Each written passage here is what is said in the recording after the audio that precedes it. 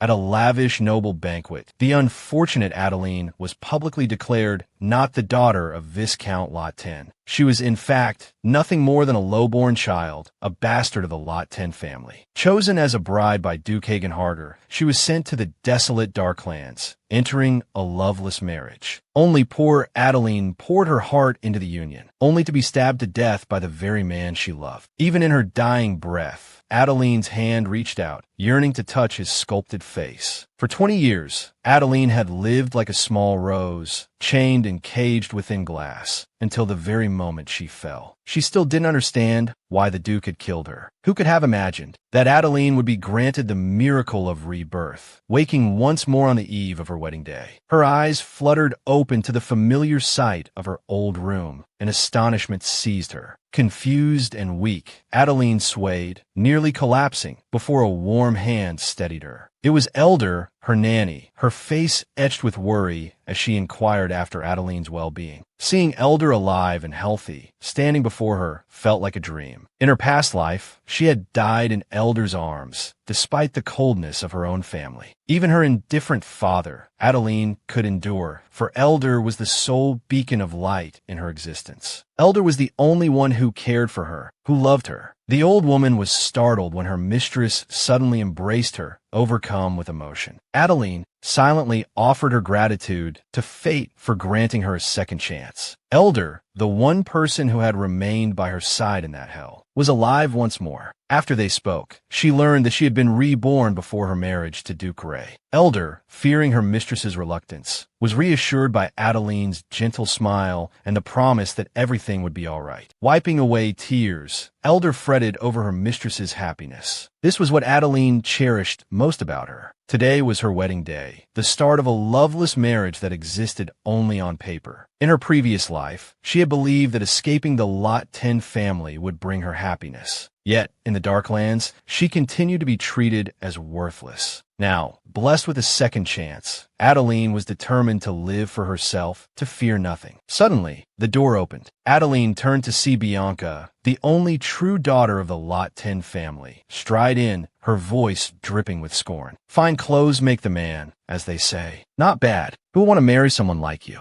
That Duke truly has no taste. Unlike her past self, timid and compliant, the Adeline who had lived through 20 years of hardship knew how to fight back. She agreed with Bianca's assessment. Indeed, a man has chosen someone like me, she retorted, tilting her head with a touch of mockery. I suppose I should be grateful for that, shouldn't I? Their gazes locked, sharp and unwavering. Elder noted with surprise that her mistress hadn't used honorifics with Bianca today. Adeline realized, too, that Elder wasn't weeping this time. It was a sign, a confirmation that she could change her future. Bianca's fury ignited. You're just marrying some low-ranking duke who doesn't care about the kingdom. Do you think I'm jealous? Adeline's reply was calm, a serene smile gracing her lips. I'm sorry, but our situations are different. You don't even have the option to choose, do you? Bianca, consumed by rage, raised her hand to strike Adeline, spitting the word bastard. Just then, a voice interrupted them. The butler announced that Duke Ray awaited Adeline in the drawing room. She swept past the still fuming Bianca, offering a parting farewell, leaving Bianca to grind her teeth in helpless frustration. All she could do was shriek Adeline's name in her wake. Adeline didn't know if her rebirth was a gift from God or some other force. She knew only that the place she was about to enter was the Darklands. It was the domain of the ruthless Duke Ray, a man obsessed with power. With a resolute push, she opened the grand doors. Before her stood the members of the Lot 10 family, their faces masks of disdain. In the distance, she saw that familiar figure, the man by whose sword she had perished. Duke Ray turned, his voice cool. Are you Adeline Lot 10? Light caught his handsome features. This was the beginning of a loveless marriage. Adeline lifted her gown slightly. I can scarcely believe I have the honor of meeting the Duke here. I am Adeline Lot 10, and it is a pleasure to make your acquaintance. Extending her hand, a smile played on her lips. Duke Ray, if you would lead the way. Ray studied the girl before him. He had been warned in a dream. The god of fate had spoken. O sea of truth, seek out Adeline Lot 10 and stand by her side.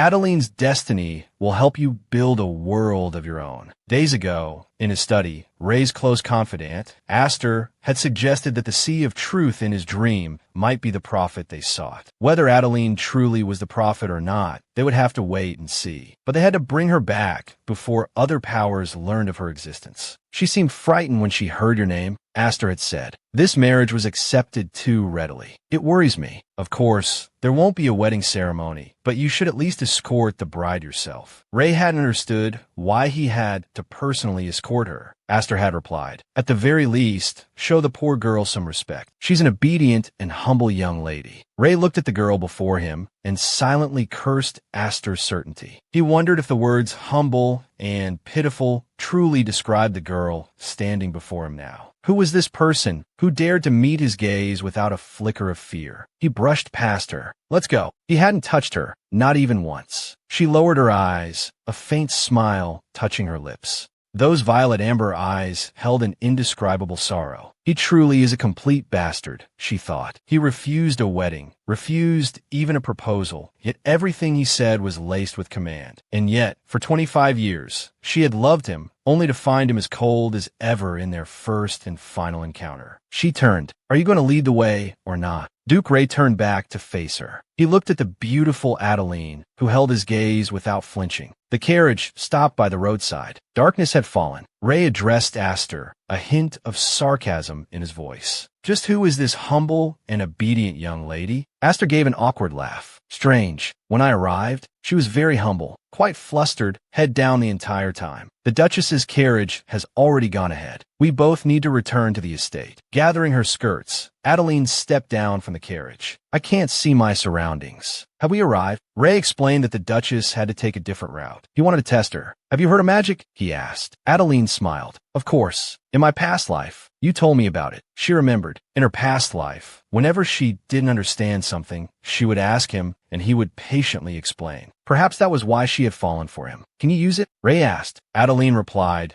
that she didn't understand it well, but she could use a little. He had taught her all of this in her past life. She hadn't been able to do anything to help him then. He wanted to ask more, but Adeline excused herself, feigning fatigue. Ray's voice dripped with sarcasm. I heard the youngest daughter of the Lot 10 family was humble, but it seems the rumors are quite far from the truth, aren't they? Adeline met his gaze unflinchingly. If you prefer that type of woman, you're welcome to find one who acts the part. Their eyes locked, a silent battle raging between them. Aster, flustered, didn't know how to interject. Ray asked Adeline if she had ever teleported before. She replied that she hadn't. Ray created a magic circle, explaining that most people felt dizzy the first time they stepped inside. He told her to be careful. The magic circle shimmered, the surrounding landscape darkening as a flash of light erupted. Silently, Adeline recalled the sensation of teleportation. In her past life, it had been familiar. Ray commented that it was usually difficult for ordinary people to withstand the first time. She smiled. I'll do my best. The three of them stepped into the shadowy realm. Ray was speaking to Aster, assuming she had already passed through. So, before he could finish, Adeline stepped out of the magic circle. Is this the Duke's domain? She asked, touching a nearby tree with delight. This row of trees is truly magnificent. This place is quite magical indeed. Both Ray and Aster stared at her, bewildered, silently appreciating her unique perspective. Adeline turned to them, her expression serious. Now, I would like to set forth a few conditions. Ray looked at Adeline coldly. Do you think you're in a position to make demands? She smiled. Why not? You want something from me, don't you? Don't tell me you intend to have it for free. Ray questioned. Adeline, are you truly a duke? I respect you. Silently, she thought, so they do believe I'm the prophet. Well, I suppose I'll live with it. No need to correct their misunderstanding. Duke Ray, she declared, I expect to be treated according to my capabilities. I will not change my last name. I will continue to live as Adeline Lot 10. He stared at the girl before him, surprised. Her confidence radiated outward, adding to her beauty. My lady, confidence only enhances your beauty. Aster offered a sincere suggestion. You are aware that you are the Duke's fiancée, correct? She smiled. If I wasn't aware, why would I be here? Aster scratched his head. But why? If you continue to use your mother's surname, other men will pursue you. It won't look good to others. Adeline countered. Are you worried about me? You should have worried from the moment this marriage was first discussed. Don't worry, I'll be fine. Ray turned around and sighed. Do as you please. This surprised Aster as well. Adeline laughed. He's just like me. Ray thought silently. Asterisk, this isn't really a demand on me. But why does it feel like a burden on my heart? It's actually a good thing, as it reduces my workload. But somehow I don't want this. It feels like she's trying to distance herself from me. Asterisk.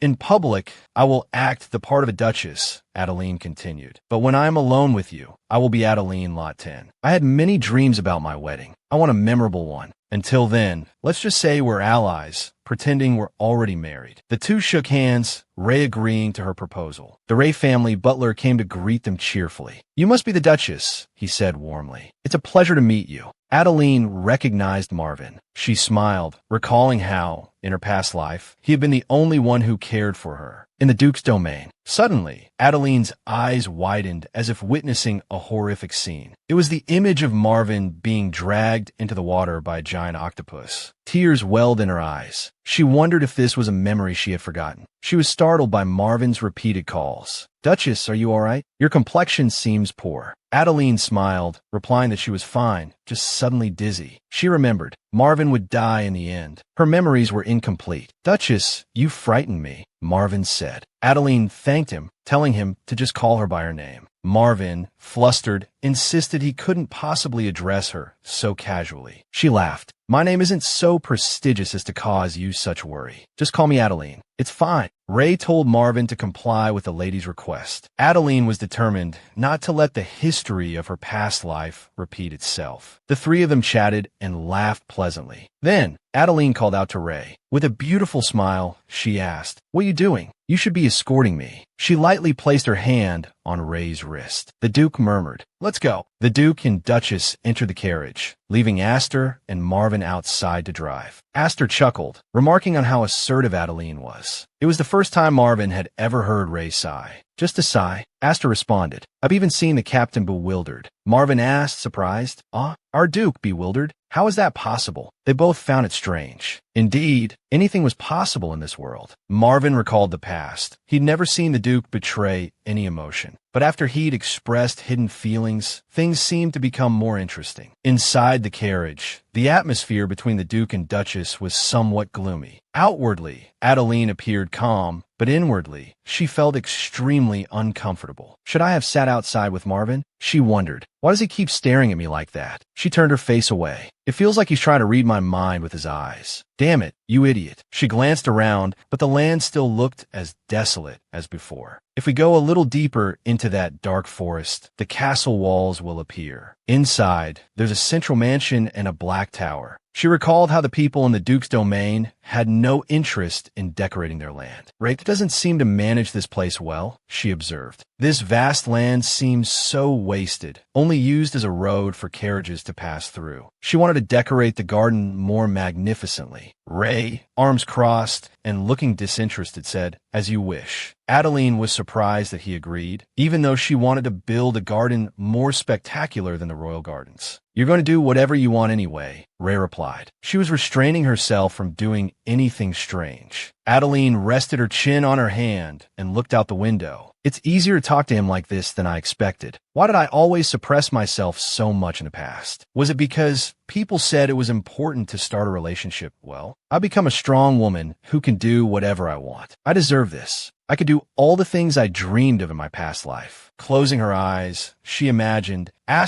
wonder what kind of plants I should grow in the garden, what flowers to plant in the flower beds. I'm looking forward to tomorrow. The servants of the Duke Castle were already waiting, bowing low. Welcome. It is our honor to serve you, my lady. Adeline walked in cheerfully with everyone, as if stepping into a new life. The butler gestured for Adeline to follow him to the Duchess's chambers. Marvin said cheerfully, The rooms on the third floor are very spacious and have sunlight streaming in. They're right next to the master's chambers, so you'll feel safe. It's so good that Marvin is alive, Adeline thought. It's reassuring to have someone in this mansion who always encourages me. The butler stood before the large doors, ready to open them. This is the room you will be using from now on, he announced. Gazing at the luxuriously decorated room, Adeline thought, finally, I've stepped into this room. In my past life, I wasn't the owner of this room. It was Hill who took my place as the mistress of this castle. When Ray, who had been missing for a long time, returned one day, he had another girl by his side. A beautiful girl with reddish-orange hair and delicate features. Adeline's privileges in the castle were naturally taken away by this girl. This time, she vowed to herself, I won't lose to them. Suddenly, Ray asked if she was satisfied with the room. If I have to say something, she replied, I like it quite a bit. As soon as she finished speaking, the two men beside her were stunned. However, Ray indifferently looked away. All right, then rest, he said. Marvin spoke up, Adeline. I'm truly surprised. She tilted her head, resting her chin in her hand. Really? Why? She asked. He replied, my master doesn't usually care about other people's feelings. Normally, he would just go straight to his own room like this. But I'm not saying he's a bad person. She smiled. I understand. If Marvin says so, then I believe you. If you need anything, just ring the bell, and the maids will come and help, Marvin reminded her. Would you like to eat something now? Adeline was surprised to realize how late it had gotten. She said she would skip lunch. I have a lot to organize while I rest. Before leaving, Marvin turned back. Then, will you be joining us for dinner? He asked. Adeline smiled. Of course, Marvin. Don't worry about me. Go and do your work.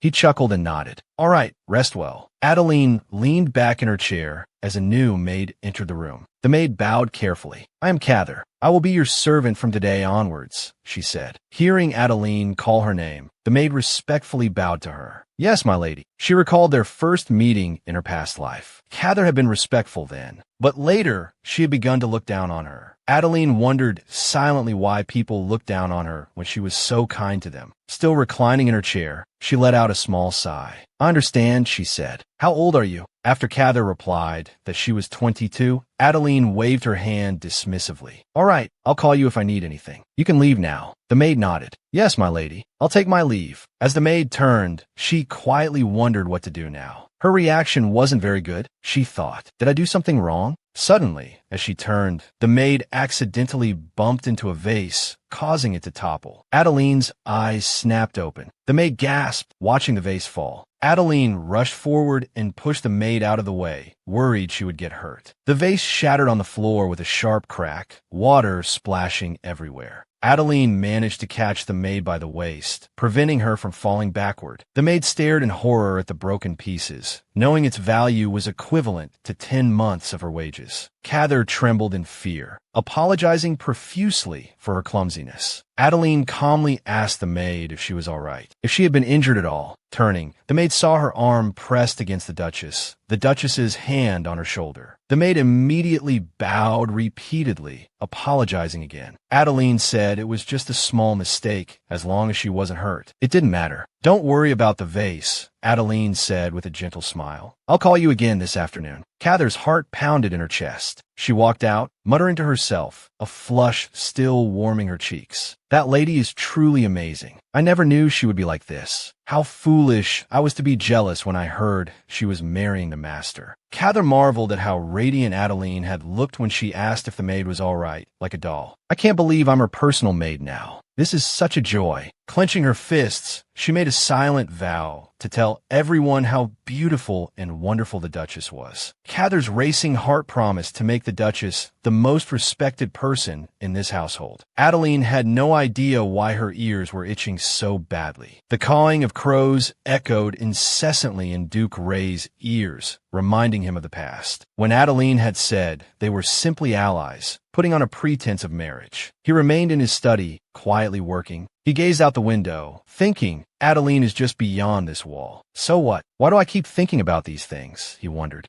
Ray rested his chin in his hand. He couldn't forget what had happened earlier. The image of Adeline saying she liked the room, that gesture of concern for a girl, it felt like an unfamiliar luxury. Why am I so bothered by this? Ray asked himself. A knock echoed at the door. Enter, he called. Aster stepped in. Has something happened? Ray inquired. I wanted to discuss our upcoming plans, Aster replied. And I was also curious about what you were thinking about. Ray responded. If you're here to chatter, leave. But if it concerns the prophecy, then stay. Aster grinned sheepishly. Oh, the prophecy, right? Ray asked. The woman said she would open my eyes. Meaning, I'll be able to distinguish the angels of the celestial realm and the demons of the demonic realm, correct? Aster raised an eyebrow. Are you still going to call Adeline that woman? She's the Duchess now. If you keep calling her that, the staff will start to disrespect her. Ray clicked his tongue. How troublesome. Our title's really the most important issue right now. I have a mountain of work to deal with. Aster persisted. No, I personally believe this is the most important issue. Adeline is a part of your family now. Perhaps you've forgotten, but humans live through relationships. They get engaged, married, have children, and then build a family with those children. You know, Ray replied, family games like that are too distant for me. After the Celestial Demonic War ended in the Celestial Realm's defeat, they've merely been scraping by for the sake of the world's recovery. It had been 60 years since Ray had awakened Ak and Quakin, but they still hadn't found any trace of the other angels, nor received any news about the Demon King or the entrance to the demonic realm. Ray rubbed his forehead in frustration. Has there been any news from Quakin? He asked. Have they found any traces of the angels entering the slumbering realm? Aster's answer was laced with disappointment. Quakin did contact us, but most of the information was useless. They did find some traces, but due to the biting cold, they couldn't stay there for long. Aster clenched his fist in frustration. See, this mission should have been given to me. Anyway, after they return, we'll be heading to the kingdom. You should come with us, Captain. Estosite. That place is so far away. If only we had a teleportation circle, it would only take a few days. Ray activated his magic, a faint glow emanating from his hand. I don't have much divine power left, he said, so I'm afraid we have no choice. What kind of magic did that woman claim to know, he thought. Can a prophet really use magic? The Celestial Realm's Tree of Life had withered, and the Demonic Realm's Tree of Life had undoubtedly weakened with the Demon King's disappearance. That was why magical beings like celestials and demons were vanishing. The sacred tree was the source of both celestial and demonic power. When it withered, the ST rate disappeared as well, as they shared the same origin, making it impossible to distinguish. Angels from demons. Adeline Lot 10. The one who sees the truth will illuminate the path. That was the prophecy. Ray didn't know what it meant. He still couldn't understand it, even now. Did it refer to her ability to use magic? Did seeing the truth refer to something related to divine and demonic power? He couldn't understand why he felt so strangely uneasy when looking into her eyes. Scene change. Adeline suddenly awoke in the bed in her bedroom. What ceiling is this? She murmured to herself. Where am I? Adeline sat up, remembering that she had returned to Duke Ray's domain. It was absurd when she thought about it. She had died at the hands of the man she loved, and then she had come back to life. Adeline's thoughts were interrupted by the voice of Cather, the maid. The maid had come to ask what she would like for dinner. Adeline was just about to call for Cather. Would you like to dine in the dining hall, my lady? The maid inquired, or here in your bedroom?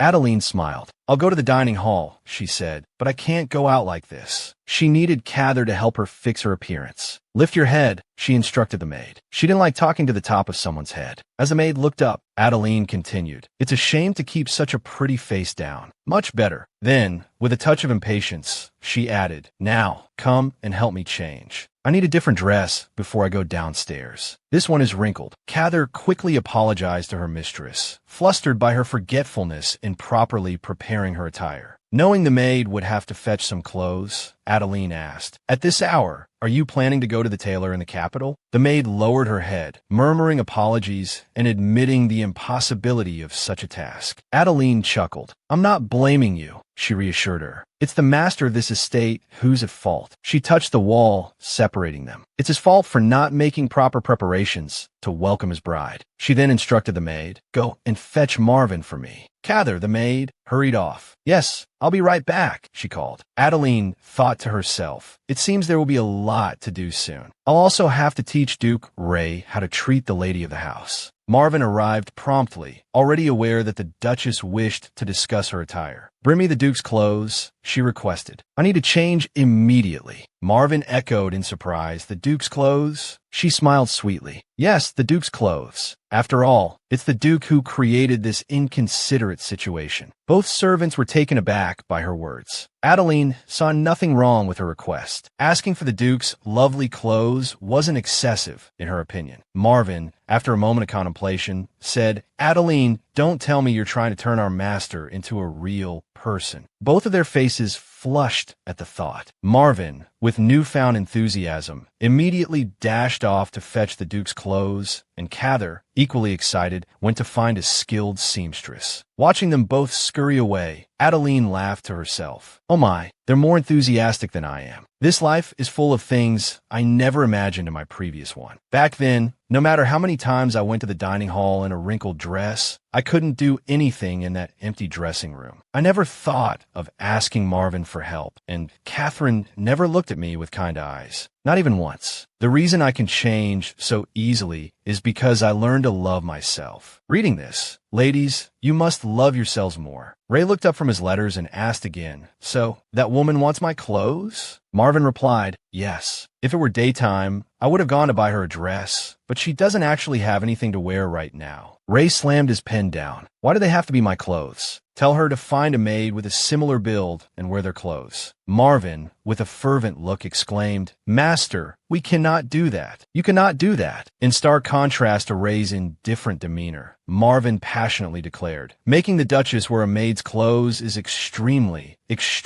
humiliating. Ray questioned, so, they're not allowed, but I am? Those are men's clothes. Marvin replied, it is often said that husband and wife resonate in soul and body. Ray thought irritably, this impudent fellow wouldn't even dare meet my eyes yesterday, and now he's not only talking back, but daring to lecture me. In his mind, Duke Ray pictured Adeline wearing his clothes. His face began to flush. It doesn't sound so bad, he thought. A while later, even Cather was blushing, her eyes sparkling as she marveled at Adeline's appearance. It really suits you, my lady. You look like a young nobleman. Adeline replied with a smile. Thank you for the compliment. Both of them needed to go to the dining hall now. She had already lingered too long. Even if I don't tailor my own clothes, she mused, there's still someone who can alter them perfectly to fit me. Things I used to do myself, I can now have others do for me. The novelty of it all wasn't entirely comfortable yet, but it felt as liberating as shedding a suffocating corset. I'm enjoying this more than I expected. Perhaps I should wear clothes like these more often. Marvin stood waiting at the dining hall entrance. My lady has arrived, he announced, welcoming her in. He looked at her, his face flushing crimson, too stunned to speak coherently. Incredibly handsome, even more handsome than Astor, he finally stammered. At the mention of Astor, Adeline laughed. When speaking of handsome men, you mention Astor before the Duke? Marvin crossed his arms and turned away. Never mind, I don't want to talk about the Duke. Astor does have a certain princely charm, doesn't he? She mused. Marvin replied, you could say he's the very picture of a beautiful man. A different kind of beauty from our Duke, though. Adeline thought to herself, is Astor really like that? I never really thought of Astor as handsome. No matter how hard I try, I can't pinpoint what it is exactly.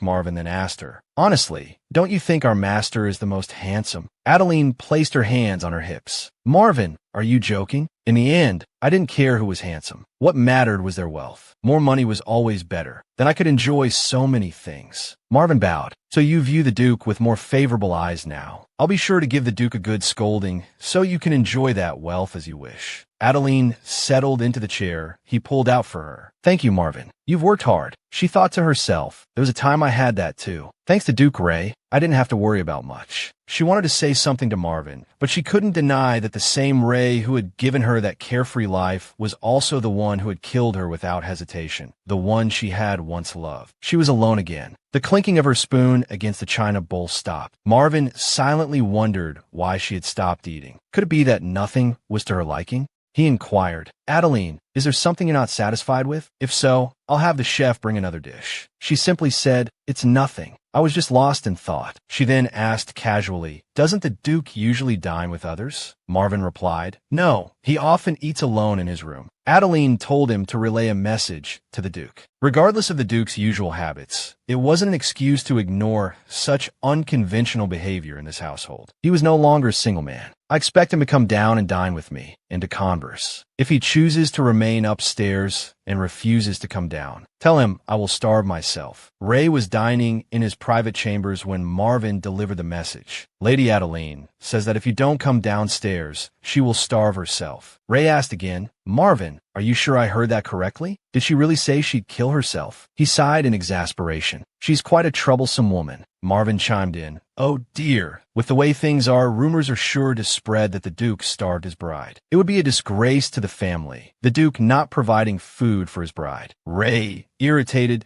said he understood and told him to stop lecturing. He stood up. "Prepare another setting for me downstairs." Marvin's face brightened. "Sir, that's an excellent choice." Ray thought to himself, "I need to let her know how much she matters to me, so this might be a good opportunity." He didn't mind sitting down for a meal with the beautiful and demanding Adeline. Adeline looked up at him, a small smile playing on her lips. "So you came after all." As they sat facing each other, Adeline tilted her head, gazing at him. "Thank you for the clothes. I'll make sure not to damage them." Ray commented, "Oh, they seem to suit you, even though they're men's clothes." Adeline asked, "Is that truly your only thought?" A silence fell between them. Ray himself didn't understand what Adeline was implying. A faint blush colored her cheeks as she said, "My lord, you are my husband now. Shouldn't you tell me how well these clothes become me, or how beautiful these clothes are?" Ray replied, "You're making quite a few demands." Adeline retorted, "If you don't like it, can I go home? You're the one who wanted to marry me. I didn't know you were so irresponsible." Ray responded, "You've been acting the part of my wife all along, even though you haven't taken my last name." Adeline, with the expression of a wife basking in her husband's praise, thanked Ray for the compliment. She then asked, "But you're still hung up on the fact that I haven't taken your last name?" Ray thought to himself, "Is it too late to call off this marriage?" Adeline giggled, admitting she was only joking. "We should start eating before the food gets cold." She mused. Did Ray ever listen to me like this before? If not, maybe I can be a little greedier. Aloud, she said, "I'll call you Ray." He continued eating, simply saying, "As you wish." Adeline felt that life might be a little different now. She told him to try calling her by her name. She guessed he wouldn't want to keep calling her this woman or that woman. Ray lowered his head, but then spoke her name. "Adeline." An image flashed into her mind, a vision of Ray in loose-fitting clothes, calling her name. It filled her with a sudden, inexplicable panic. "Adeline." Ray's voice, concerned, pulled her back to the present. "Are you all right?" She laughed again, offering an excuse. "It's nothing. The salad is just so delicious." Ray saw through the lie. She hadn't even touched her fork. Where did that voice and that image come from? Adeline wondered. If Ray had ever called her name before, she wouldn't have forgotten. She was certain that in the past 25 years, he had never once uttered her name. Even with her fragmented memories, she remembered that much clearly. She couldn't clearly recall Ray's face in that earlier image, but why did his voice sound so desperate? In the gazebo of the Council Villa Gardens, Adeline set down her teacup and turned around at the sound of Ray calling her name. "You actually call my name," she said. "I appreciate it." Ray replied, "It's what you wanted. However, there is something I want to ask you.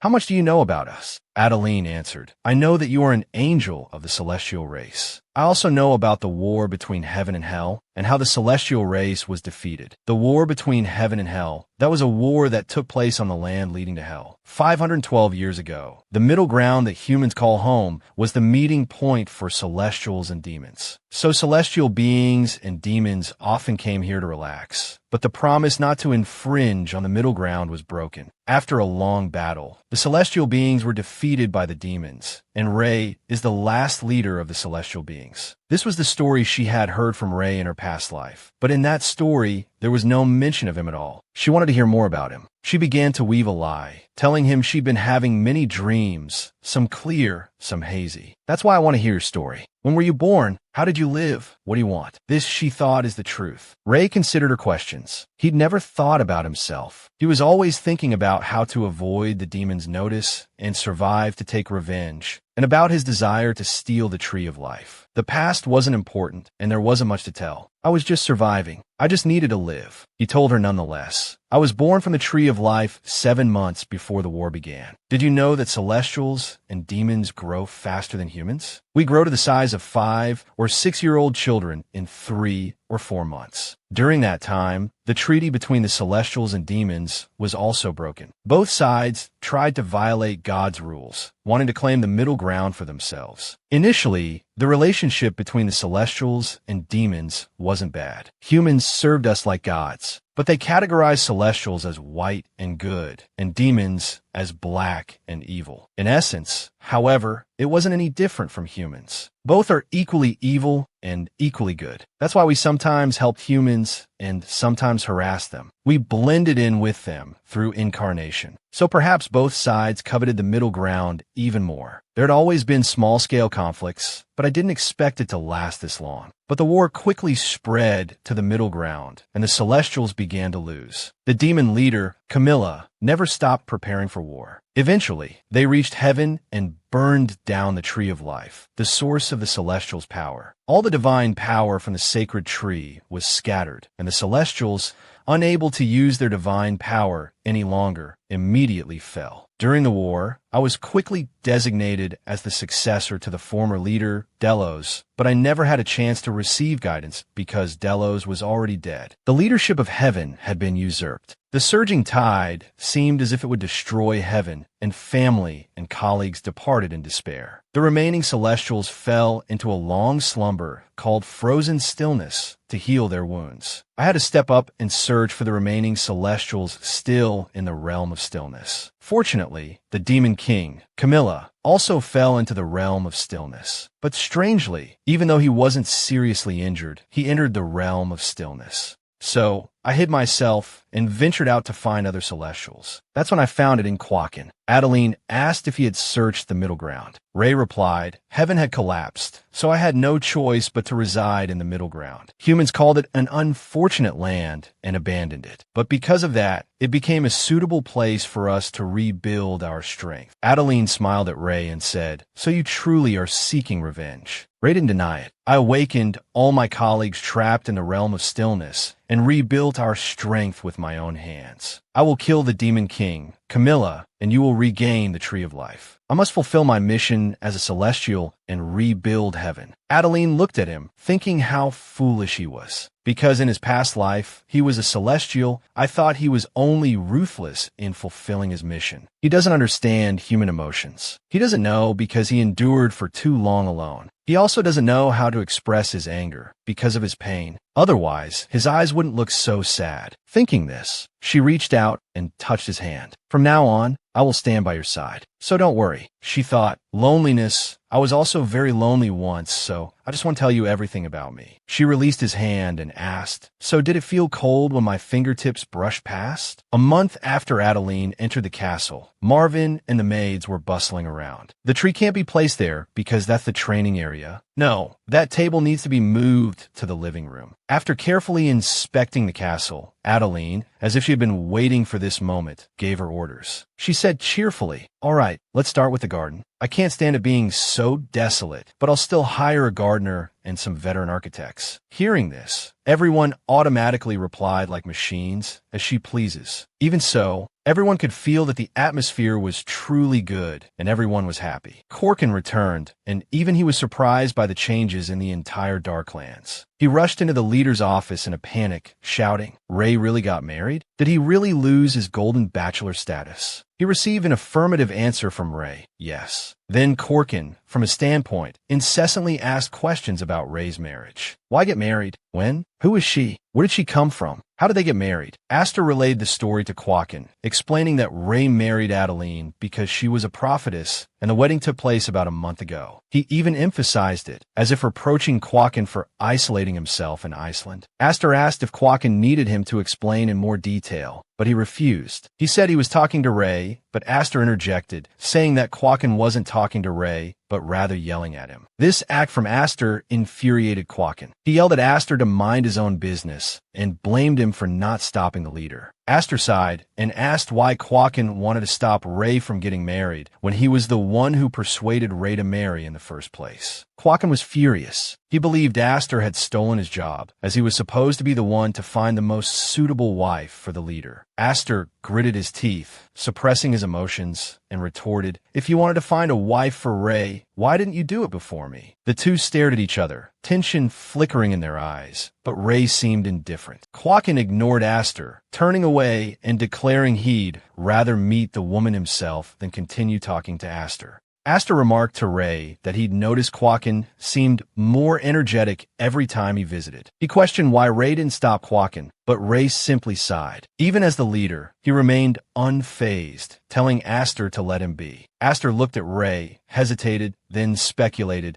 Even Quakin would have to bow down to Adeline, right? Ray agreed. Even if he did nothing, he believed Adeline could single-handedly lift someone like Quakin. But a flicker of worry remained in Ray's heart, so he thought he should talk to Quakin. Meanwhile, Quakin was searching for Adeline, still frustrated by the whole affair. Clearly, it was an important matter, but no one had told him. He fumed, wondering why Aster and Ray had handled everything while he was in Iceland. If Adeline is nothing special, he thought, I'll kick her out immediately. The moment Quakin spotted Adeline directing the workers, he barked at her to turn around. Adeline didn't turn. She asked if Quakin had a problem, stating that she was fine, so he should get on with his work. She turned to call for Cather to bring her some steeped tea. Then she continued working innocently, unconcerned by the fuming man standing behind her. Quakin demanded to know if Adeline knew who he was. Undaunted, Adeline turned and asked if Quakin knew who she was, questioning why he was so aggressive despite already knowing the answer. Quakin was taken aback. He asked how she knew his name and, more importantly, why she wasn't using honorifics. Adeline remained composed. She instructed Quakin to answer her question first, asking if he recognized who she was. Quakin scoffed, stating she was Ray's new wife, and went on to sneer that she was just an ordinary human. Adeline acknowledged that she was indeed immortal, emphasizing that she was Hydrae's wife. She pointed out that Hydrae was Quakin's master, yet he spoke as if equal to his master's wife. Wasn't he disrespecting his master? She even went so far as to ask if Quakin was planning a rebellion. Quakin flushed, speechless. He lowered his voice, insisting he'd never disrespect his leader. Adeline glanced at the sword on Quakin's back. She inquired if the sword was the divine sword, Nikajit. Quakin, fear creeping into his voice, asked how Adeline knew about his sword. Adeline smiled kindly. Did Ray not tell you I'm a prophetess? She asked. Naturally, I would know such things. Quakin grew apprehensive, cautiously asking if she truly was a prophetess. Adeline continued her taunting, teasing him for always proclaiming himself a loyal servant, yet failing to properly listen to his master's words. Adeline continued to speak about the sword, stating it was merely sleeping. She claimed she could awaken it, asking Quakin if he would then acknowledge her. If she did, Quakin remained skeptical, doubting Adeline could truly awaken the sword. He assumed she was joking, as the sword had fallen into a deep slumber after the tree of life in heaven withered. He believed the sword wouldn't awaken unless a new tree of life sprouted in heaven. He couldn't believe a human like Adeline could possibly achieve such a feat. Adeline figured there was no harm in trying. She sensed the sword wasn't all that important to Quakin. Isn't this sword Commander Fabian's? She inquired. Quakin explained that Fabian had lost the sword in battle and only recently recovered it. He declared the sword was important not only to him, but to everyone, as it had once belonged to the commander. Now starting to believe Adeline, he asked if she could truly awaken it. He explained he held onto the sword because its light had faded, and if it could truly regain its power, he wanted to return it to the leader. Then, he offered the sword to Adeline, asking if she could truly return the sword to Ray. Adeline cheerfully accepted it. She explained her reason for wanting to awaken. It was so Quakin could use the sword to protect Ray. Then, placing her finger on the blue jewel in the center of the sword, she uttered a single word in the language of the Celestials. The sword instantly transformed. This astonished Quakin. Adeline was indeed human, yet she had awakened the sword. A moment later, Adeline handed the sword back to Quakin, declaring it was his. Do you trust me now, Quakin? She asked. Quakin wondered how Adeline, a human younger than himself, could accomplish such a thing. Suddenly, an image of Fabian appeared behind Adeline. He silently acknowledged that Adeline was indeed a powerful woman. Quakin smiled, but it was a smile of respect. He thumped his chest in apology, asking Adeline to forgive his rudeness. Bowing low, he asked permission to introduce himself properly. My name is Quakin, he declared. He pledged to follow her commands and protect Ray with this sword, no matter the cost. She smiled brightly again, introducing herself and telling him to call her Adeline, hoping for a long and fruitful partnership. Later, Quakin returned to Ray's room. Aster was still mocking him, saying he looked even more foolish now than when he arrived. He asked if Adeline had hit him. Ray noticed too, as Quaken's face seemed completely frozen. Aster stared at Quaken, thinking he looked like an idiot. He wondered if the man felt no pain or if he'd hit his head somewhere. Snapping out of his astonishment, Quaken suddenly yelled, presenting the awakened sword before them both, urging them to behold the miracle. This startled Ray and Aster, who jumped in surprise, unable to believe their eyes. Quaken told them what Adeline had done to the sword and how she had awakened it. She had merely tapped the sword to make it glow. Ray was somewhat surprised that it was Adeline who had awakened the sword. Quaken was certain it was Adeline who had made it glow. At first, he thought the Tree of Life had regrown, but if that were the case, Ray would surely know. In a past life, Aster vehemently refused to let Adeline accompany the group. Didn't you almost lose your life because of her? He reminded Ray. But Ray still wanted to bring Adeline along, much to everyone's frustration. At that time, Adeline felt incredibly ashamed because she couldn't do anything to help them. She didn't know what she should do to assist. Everyone looked at her with hopeless eyes,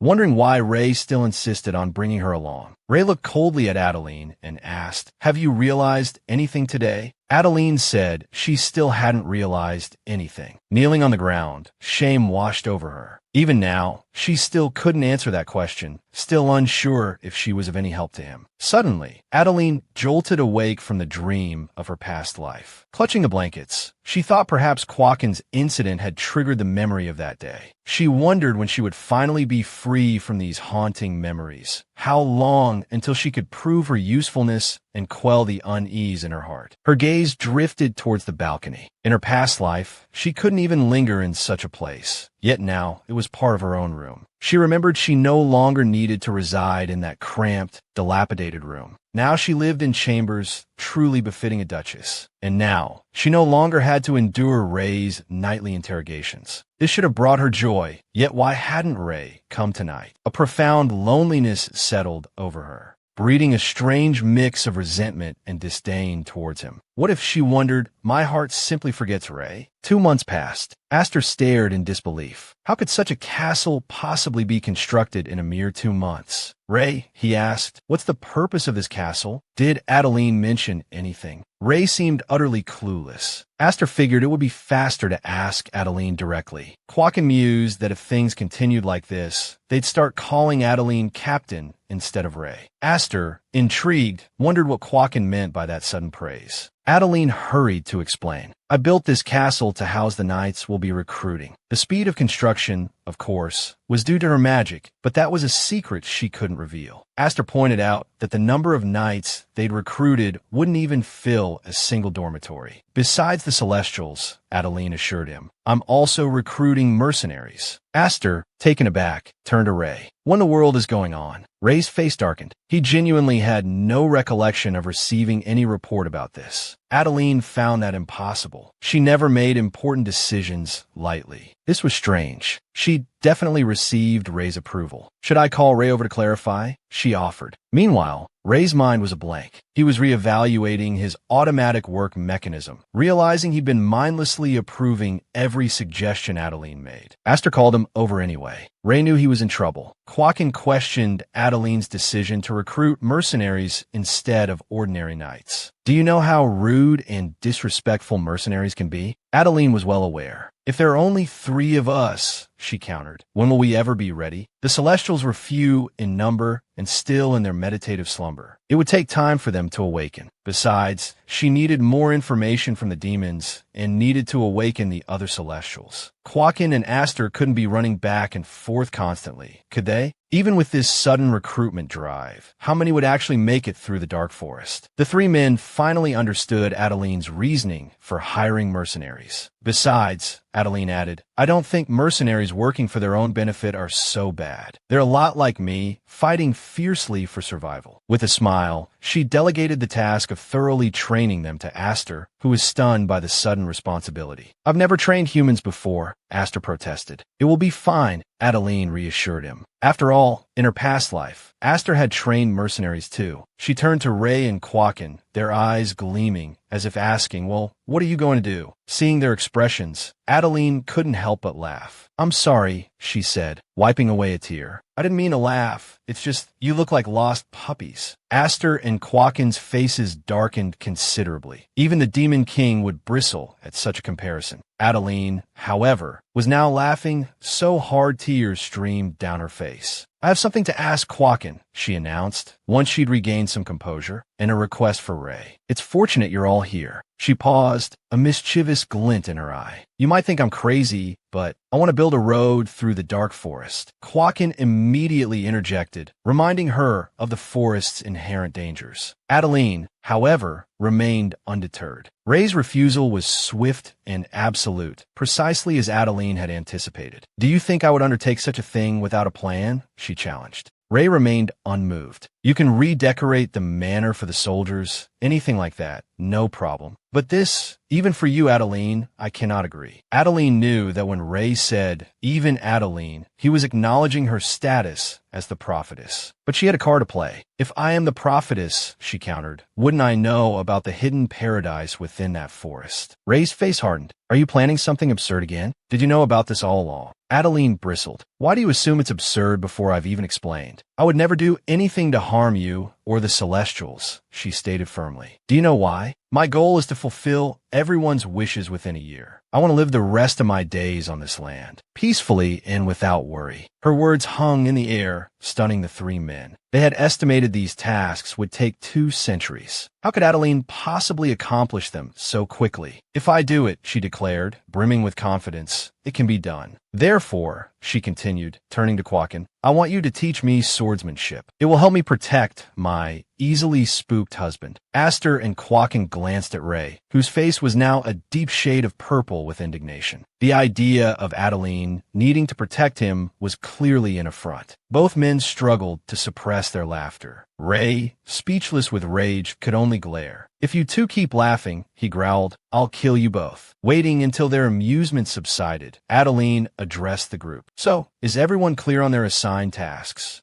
I'll explain why I want to build a road through the dark forest and how it will help us end this war within 10 years. First, Adeline announced, I'm going to Maven Island. Aster blinked, confused. Why are we suddenly talking about Maven Island? We were discussing the dark forest. Do you really intend to go there? Quakin asked, his brow furrowed. That island is too far for teleportation. It would take over a week by ship. Adeline smiled. You guessed it, she replied. I'm planning to go to Mocha City. Ray, however, seemed less than enthusiastic about this plan, his gaze fixed on her with silent disapproval. Noticing this, Aster chimed in, that city could be dangerous, Adeline. Of course, Adeline knew. Mocha City was notorious, a haven for the worst kind of criminals. The three men knew better than to argue further. Adeline was clearly aware of the risks and determined to proceed regardless. I have 3 reasons for going, she explained. As I mentioned, we'll be building a road through the dark forest, but it's more than just road construction. The angels bless this world in many ways, Adeline continued. The strange trees that blanket the forest actually originate from the celestial realm. They only grow in our homeland, but somehow they took root here. That's why they appear so twisted and grotesque. However, their power hasn't completely vanished. They're protecting Duke Ray with their abilities.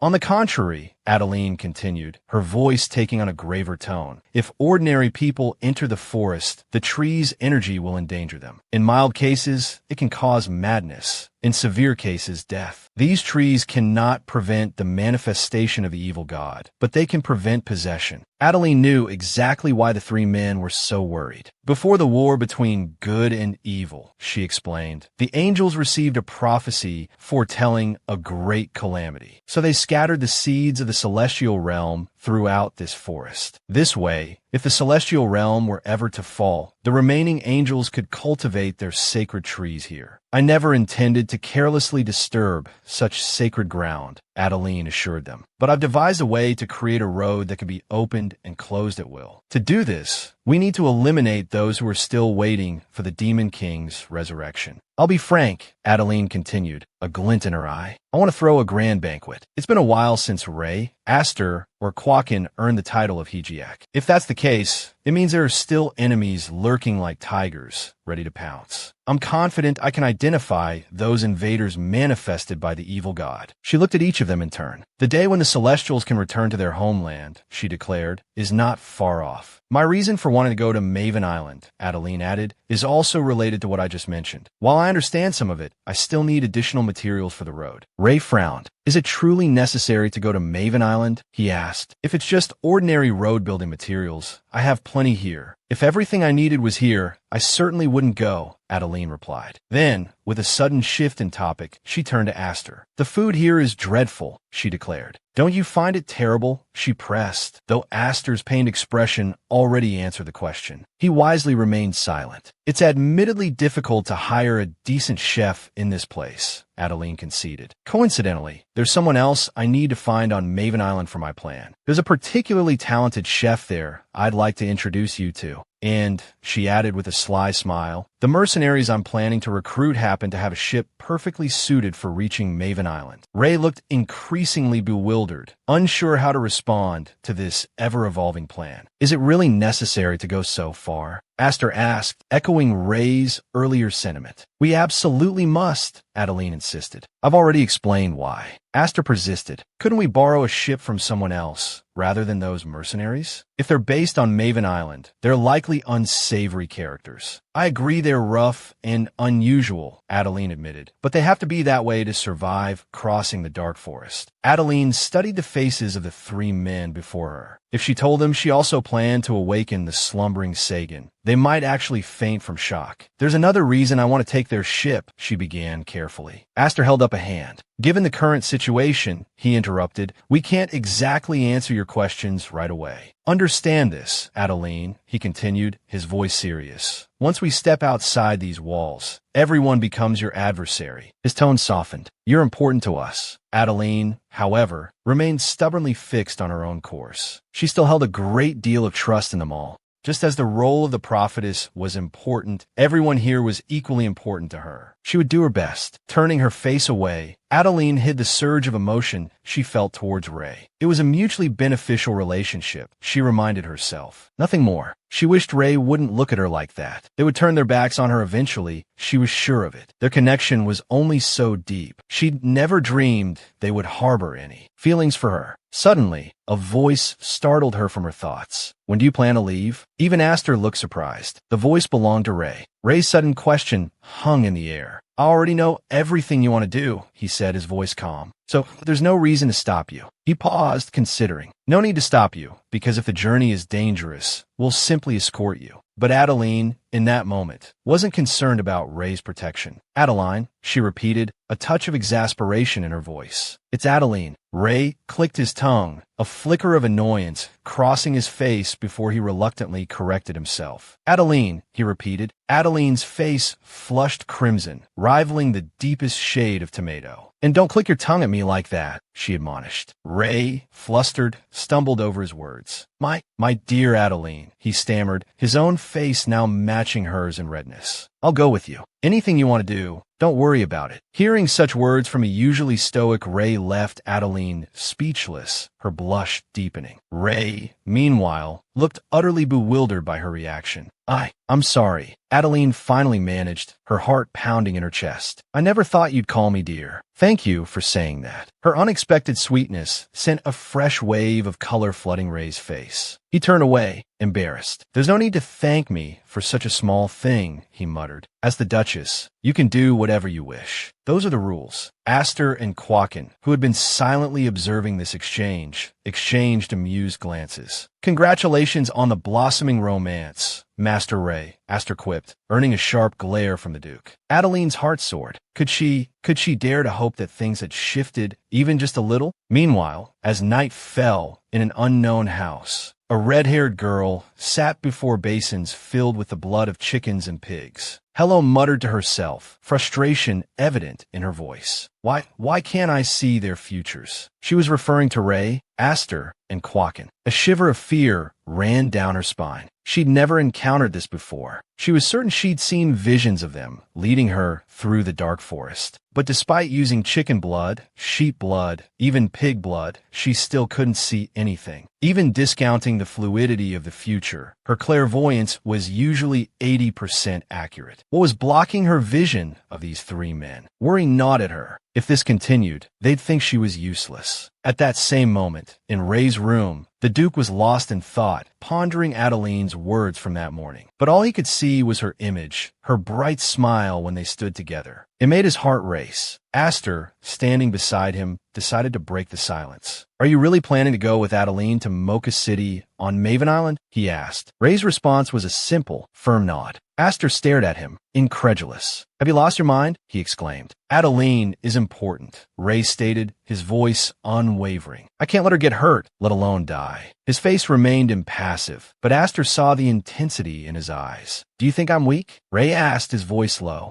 Aster sighed, realizing the issue wasn't Ray's strength. "Master," he said, "you're stronger than anyone, but protecting someone in battle is a different matter. Mocha City on Maven Island isn't an ordinary place. Even prestigious families hire numerous knights to escort them there. It's a city where robberies, murders, even worse, those things happen, and no one hears about it. It's not that I don't trust Adeline," Aster continued, "but if things go south, she can escape. You can't." Ray, however, remained unmoved. He seemed not to hear Aster's words. "Since when did you start taking orders from someone else?" Aster finally burst out, exasperated. Ray himself seemed puzzled by his own actions, this unusual concern for Adeline. When had he started obeying her every request, from the pointless to the absurd? And why did he feel compelled to carry them all out? He pictured Adeline's doll-like face, flushed with color, and wondered why his body seemed to freeze whenever he met her gaze. He beckoned Aster closer. "Aster," he began, his voice low, "my body has been feeling strange lately." Aster placed a hand on Ray's forehead, then sighed. "I'm glad you finally noticed," he admitted, but his expression suggested otherwise. "I understand," Ray said, yet he remained seated, lost in thought like a man struck dumb. Aster watched him, a mixture of amusement and exasperation swirling within him. "Are you going, no matter what I say?" he finally asked. "I know you've changed, Ray," Aster continued, a hint of fondness in his voice. "But I've kept quiet because I like this change." He paused, a practical glint in his eye. "We have those ice stones in the warehouse," he reminded Ray. "Plenty of them, actually. We should process them into magic stones and take them with us. I have a feeling this sort of thing is going to happen more often." He fixed Ray with a pointed look. "So, why are you bothering me with this now?" Meanwhile, in Adeline's room, the Duchess was fussing over her maid, Cather. "It's a bit chilly today, isn't it?" she remarked. "It is December, Your Grace," Cather replied gently. "Perhaps you should wear something warmer." Adeline shook her head. "I just need a cloak. I'm more worried about you catching a cold." This prompted another maid, Shirley, to chime in. "I'm quite all right, Your Grace." But Adeline was insistent. "I'll get you a similar one later, Cather. I don't like my people being cold." Just then, Marvin appeared at the door. "Are you two ready?" he asked. He glanced apologetically at Quakin, who had clearly been summoned to help carry things. "Sorry to call you for this, Quakin, especially with your lower saint." Quakin scoffed. "Weakling," he teased Marvin. "You need to train harder." Marvin, unfazed, shrugged. "I'm just an ordinary person," he retorted. In truth, Adeline's hasty arrangements for this trip were partly due to Marvin. He always assumed that ordinary people were just like him. In her past life, Adeline had traveled to Maven Island to slay monsters. Their resurgence was a sign of the Demon King's growing power. If the timeline of this life mirrored her previous one, Saigon would awaken in the year 517. But she wouldn't wait that long. In her past life, both Marvin and Aster, who had fought against Saigon, had perished. This was her chance. While Saigon still slumbered, she could prevent Marvin's death. Looking at him, she said with quiet determination, "I'll protect you, Marvin." Quakin raised an eyebrow. Protecting people seemed to be Adeline's new hobby. First Ray, and now Marvin. Marvin, however, deflated at her words. He hadn't realized he appeared so weak in her eyes. I'm not that weak, he mumbled, a touch of resentment in his voice. It's just that everyone around you is a monster. Adeline, sensing the brewing tension, slipped away quietly. Arguing with Quakin was pointless. Everyone exchanged knowing glances. Marvin was sulking again. Catching Quakin's eye, Adeline said, "He's not a bad person, Quakin. Stop teasing him so much." Aster, with a knowing smirk,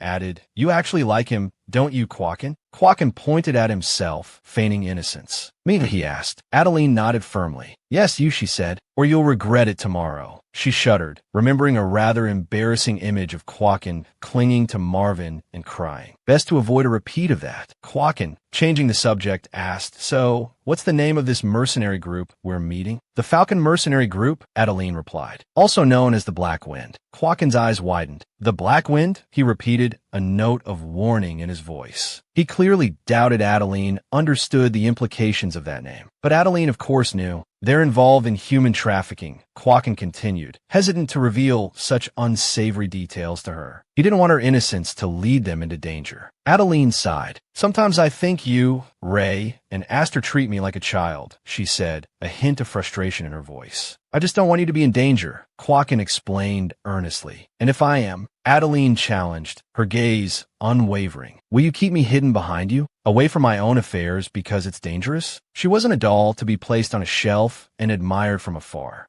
"If this happens a few more times," she continued, "I'll start to think it's because you care about me." She paused, her expression softening slightly. "Do you think my hobby is protecting others, Quakin? I know I seem small and incapable of even holding a sword in your eyes," she admitted. "But I just want you to remember it was I who brought light to the sword in your hand. And remember that I, too, have the ST to protect others." So, tired of hiding and inaction, she longed for understanding from those around her. With that, a beautiful smile graced her lips. The shimmering portal dissipated, leaving Ray and Adeline standing within a verdant forest. "Are you all right?" Ray asked, his concern evident. Adeline, taking a moment to gather herself, confirmed she was fine. Overhearing their exchange, Quakin breathed a sigh of relief. It was only Adeline's second time using teleportation magic. Quakin felt a pang of guilt. He knew Adeline was upset with him, believing he thought her weak. But she was a prophetess, capable of incredible feats and wielding a unique power to help others. After all, while humans revered celestials and demons as saints, true sanctity belonged to another entity entirely. Those blessed with divine power were the prophets, not the beings born of the life tree. Prophecy was a divine power, distinct from the life tree's energy wielded by celestials and demons. Even encounters with prophets were rare. Quakin surmised that Adeline's ability to teleport so swiftly stemmed from her prophetic gifts. A silent wave of gratitude washed over him. He was thankful Adeline had married Ray. Meanwhile, Ray gazed at Adeline's beautiful face, her name echoing silently in his thoughts. He was certain he wasn't losing his mind, a conviction solidified by his conversation with Aster. Every moment spent in Adeline's presence left him feeling like a love-struck fool. In truth, he'd felt this way since their very first encounter. As they walked, a stray branch caught Adeline's hair, momentarily tangling the silken strands. With her hair unbound, her beauty seemed to radiate even brighter. Clumsily, Ray retrieved the fallen ribbon, feeling utterly inept. Adeline, still slightly disoriented from the teleportation, watched him with a puzzled expression. A wave of nausea washed over her. The trio ventured deeper into the forest, a known haven for monsters. These creatures targeted humans, drawn to the land that was once their home. Quakin noted the heightened vigilance of the nearby city's inhabitants. Enclosed within protective walls, they lived with a constant awareness of the lurking dangers. A look of awkward concern crossed Quakin's face. He worried he might be perceived as bothersome. "Are you going to tell me to hide behind you if you think I'm in danger?" Adeline asked him, a hint of amusement in her voice. "Thank you for your concern." Ray stood there, momentarily speechless, the realization that Adeline appreciated being worried over striking him with the force of a physical blow. He made a mental note to be the first to express his concern next time. Lost in their thoughts, they arrived at their destination. The city buzzed with activity.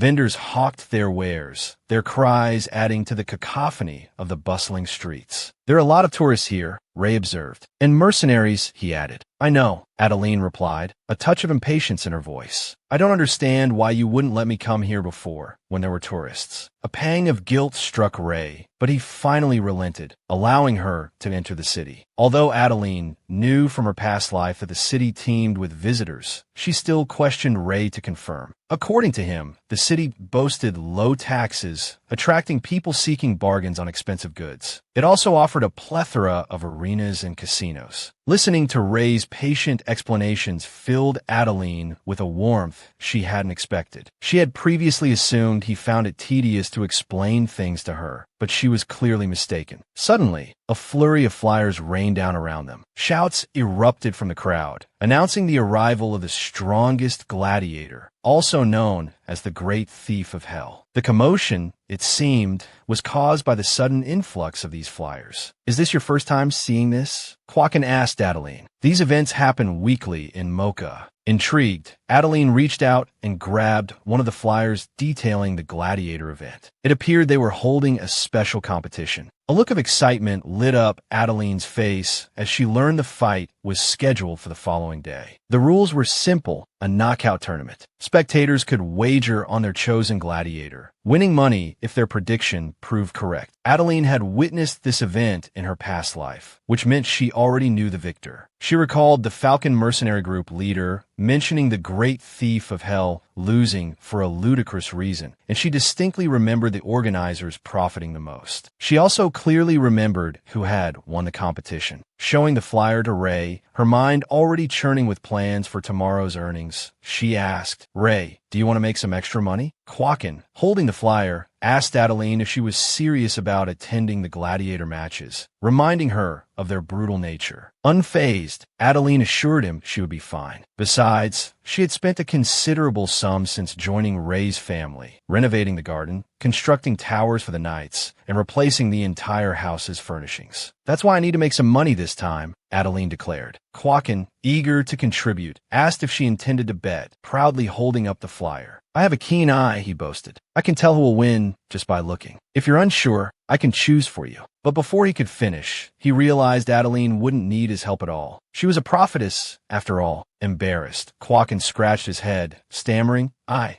suppose I could just place the same bet as you," inwardly cringing at the thought of having just offered to teach a fish how to swim. A blush warming her cheeks, Adeline turned to Ray, who had remained silent until now. "Do you want to bet with me?" she asked. Ray paused, scratching his hand, his own face flushing as he stammered, "What's betting?" Quakin and Adeline stared at him, dumbfounded. He didn't understand such a simple term. "You've lived for 500 years, and you don't know what betting is," Quakin exclaimed. "Surely you jest." Embarrassed by their teasing, Ray defended himself, claiming he had no time for such frivolous matters. Before he could finish, Quakin interrupted, "How can betting be frivolous? It's practically a matter of life and death." Annoyed by the continued teasing, Ray retorted, "How could something like this be a matter of life and death? Are you just brimming with excess energy?" Quakin, unfazed, continued to tease, "You just don't understand romance, do you?" Listening from the side, Adeline blushed, thinking Ray's expression had seemed more emotive than usual. But looking again, his face had returned to its usual frown. "I must have imagined it," she thought. Pointing at the flyer, Quakin told Adeline to keep it simple. "It's gambling, after all," he explained to Ray. "Tomorrow, the gladiators' information will be posted on a notice board. Everyone just guesses who the winner will be and places their bets." Ray considered this for a moment. "So that means the famous gladiators will have higher bets, and the lesser-known ones will have lower odds of winning," he mused. Turning to Adeline with a smile, he added, "I suppose you still have a reason to try." She wondered if he had been this gentle in her past life. Ray flicked Adeline's forehead lightly. "Don't get addicted to gambling," he warned. "Even if you don't gamble, I have enough money for us." Both Quakin and Adeline were utterly surprised by Ray's gesture. He had never done anything like that before. Is this really the Ray we know? They wondered. Ray began to recount a story about a man named Bolin who loved to gamble and how he had taken him in and mentored him. Despite ruining himself and his family, Bolin would squander any money he got on gambling given the chance. Lowering his head, Ray said, "If you and Quacken insist on gambling, I'll have to work harder, so you two won't starve if you lose your bets." Hearing this, Adeline apologized, saying she had never and would never lose a bet. "You'll have to work harder anyway," she added. "Otherwise, I'll starve." Quacken watched Ray with amusement, noting how rare it was for him to talk about his past. He'd never uttered a word when Quacken had asked before. Observing Adeline and Ray conversing, he wondered if Ray even realized how much he talked when she was around. Quacken chuckled inwardly, finding this side of Ray rather entertaining. Ray, noticing Quacken smile, asked curiously, "What are you thinking about?" Quacken suggested they head to the inn, mentioning he'd gone to great lengths to secure their rooms. At the mention of rest, Adeline clapped her hands in delight, thanking Quacken and expressing surprise that he had booked rooms himself. "Of course," Quacken replied. "I can sleep anywhere, but I couldn't let you be uncomfortable. Besides," he added, lowering his voice conspiratorially, "I was worried Ray would scold me for letting you sleep outside if I didn't book an inn." Exhausted, Adeline asked where the inn was. When they arrived, the innkeeper greeted them warmly, saying he'd heard they had reserved a royal suite and a deluxe room. Adeline gazed around the inn in awe. This was the Mayho Inn, famed for its top-tier royal suite. But then she paused, realizing the innkeeper had only mentioned one royal suite. Turning to the innkeeper, she sought clarification. "Did you just say one royal suite and one deluxe room?"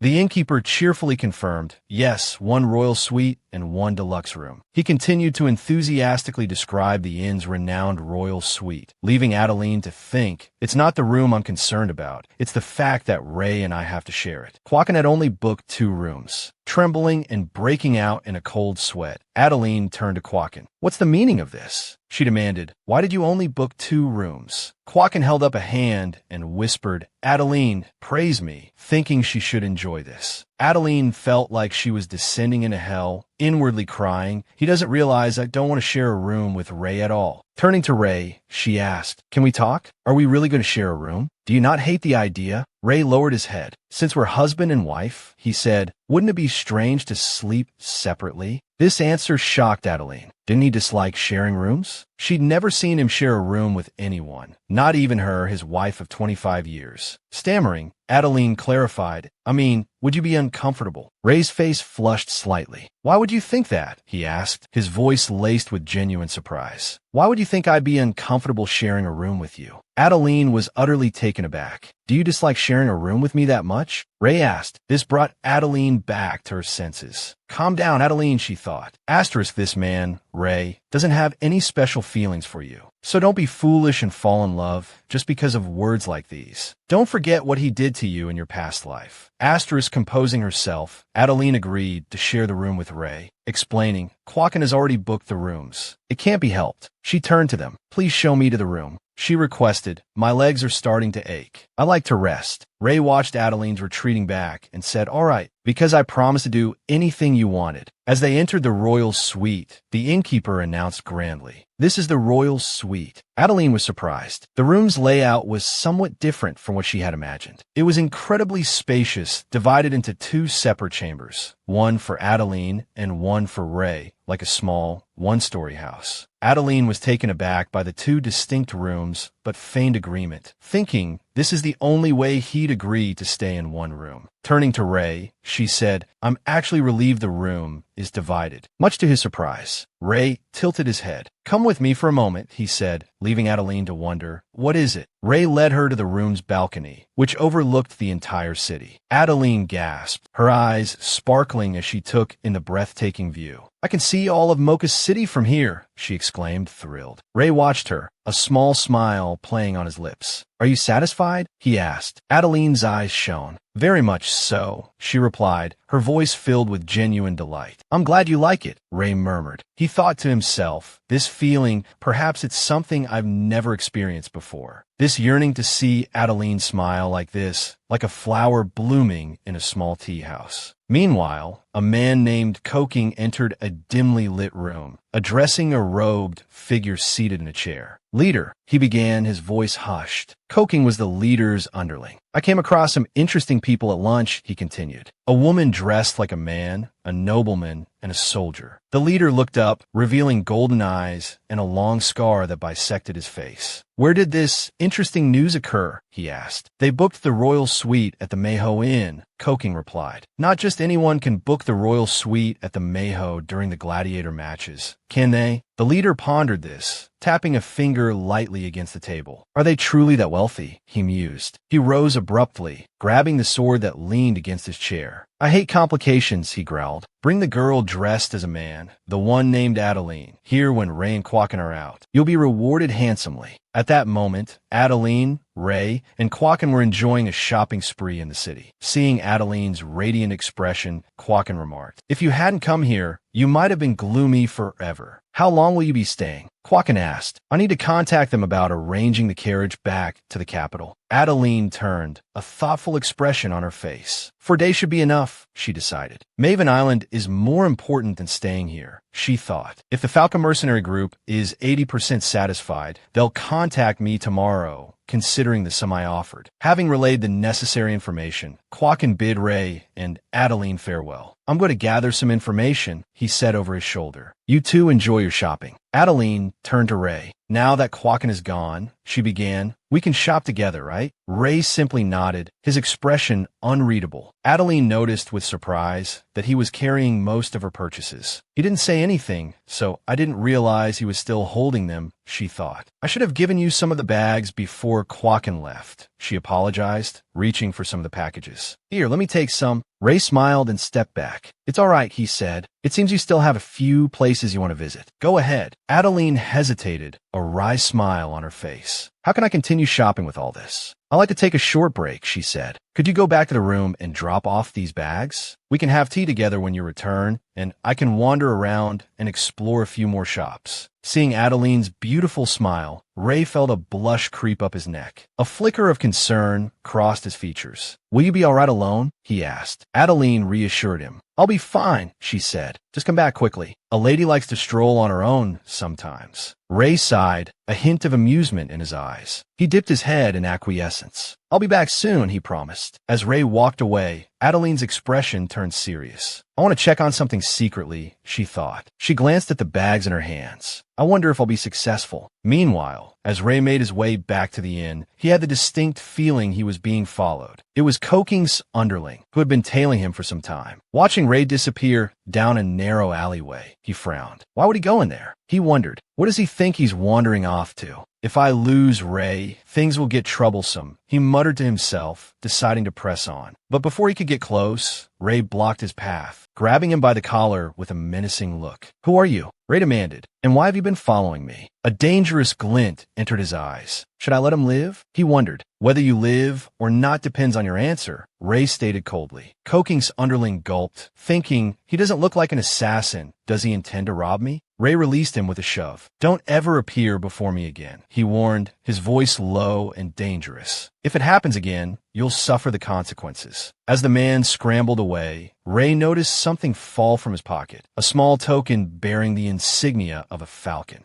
He bent to retrieve it, turning it over in his hand. This is the Falcon Mercenary Group's mark, he realized. Why are they following me? Meanwhile, Adeline was thrilled. She had successfully managed to unlock the purple pouch using her magic. She was attempting to use endless magic, a spatial magic that expanded a finite space. Adeline had heard it was a high-level spell, quite difficult to master. Based on Ray's reactions in her past life, Adeline was certain her magical abilities were beyond average. Honestly, this seems pretty good, she thought with satisfaction. I wonder when Ray will be back, she mused, having already asked the shopkeeper to direct him to the tea house where she was waiting. Suddenly, there was a knock at the door. Your drink has arrived, a voice announced. Adeline frowned. She hadn't ordered anything. She had planned to order tea with Ray. Before she could react, the door burst open and Koking rushed in, clamping a cloth over her mouth. Completely taken by surprise, Adeline's mind raced. Coking, why is he attacking me now, while Ray is away? She hadn't anticipated encountering him under these circumstances. The man holding the cloth over her mouth was Ko Kin, the vice captain of the Falcon mercenary group. What startled her even more was the realization that Ko Kin was one of her allies. In her past life, Ko Kin had always acted loyally towards her, a constant source of care and comfort. Adeline realized there were many people who had been kind to her, like her butler, Marvin. I need to find these people, she thought urgently, and protect them, even though she knew they might be far more powerful than her. She'd forgotten that.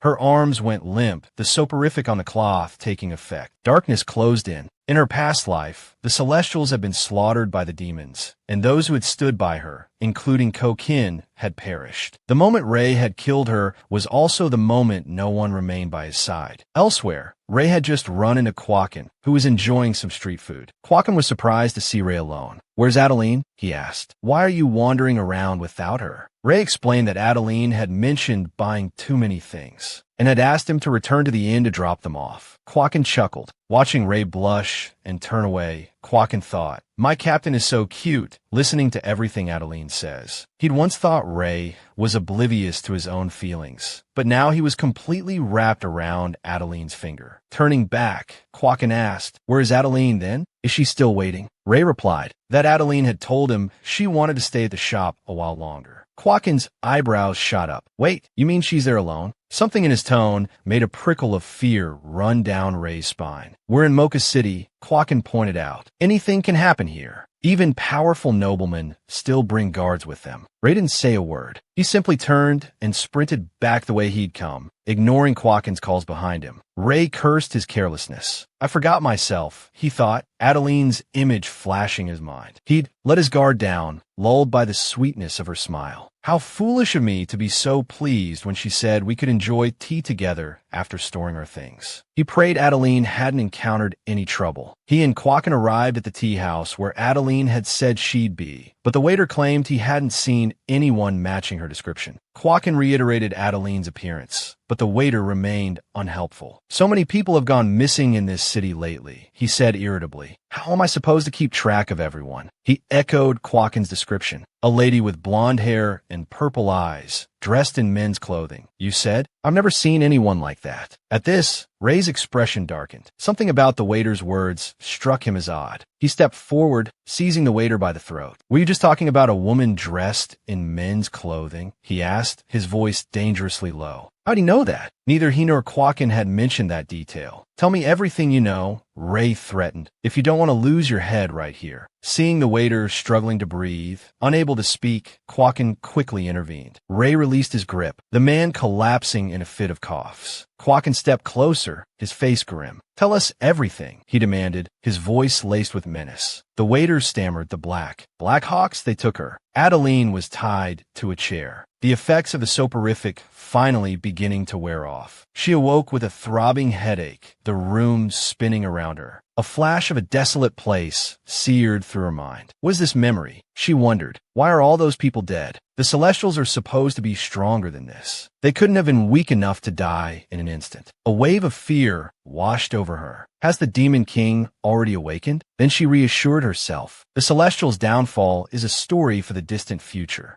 As long as my memories return, bit by bit, I can change all of this. The leader and Ko Kin watched as she stirred. "Now that you're awake," the leader said, "you should answer my questions. Don't overthink it. I need to handle this situation first," Adeline thought. "Ko Kin and the leader have already taken care of things for me," she said smoothly. "I was intending to meet with you anyway." She addressed the leader directly. "Greetings, Avid." The leader, visibly surprised, stared at her. "How does she know my name?" He drew his sword, pressing the blade against her neck. "I don't know you," he said coldly. How do you know my name?" Adeline, unafraid, pushed the sword away. "You'll regret killing me, Avid," she warned. Avid let out a harsh laugh. "You're an interesting woman," he admitted. "How many times do you think I've heard that when dealing with nobles?" he asked. Adeline shrugged, unfazed. "Do I need to know?" she countered. "Your objective is likely money. Let's save each other some time." "And why are you so certain I took you for money?" Avid questioned. Adeline explained. "I'm staying at a famously expensive luxury inn, one that even high-ranking nobles struggle to book. And alone, lone, seemingly vulnerable woman wandering this crime-ridden city without any guards presents an opportune target. Abbott crossed his arms, his earlier confidence shaken. What are you implying? I'm warning you to be careful who you deal with, Adeline stated. Some people don't have guards because they don't need them. Her voice hardened, because they are powerful enough to protect themselves. Suddenly, a loud crash echoed from outside, startling both Abbott and Ko-Kin. There's a strange man outside, one of the underlings yelled from the doorway. The door burst open, and the two impossibly handsome men strode in, each projecting an air of preternatural calm. Abbott watched, astonished. How can she remain so composed? He wondered, glancing at Adeline. I see you were relying on Ray and Ko-Kin, he remarked, a touch of disbelief in his voice. Ko-Kin rushed to Adeline's side. Are you all right, my lady? What is the situation? Adeline thought, bewildered. She hadn't expected them to come to her rescue. Her plan had been to reveal her identity as the Shadow Duke's wife and negotiate with Abbott from a position of power. Freed from her bonds, she turned to the two men. How did you know to come for me?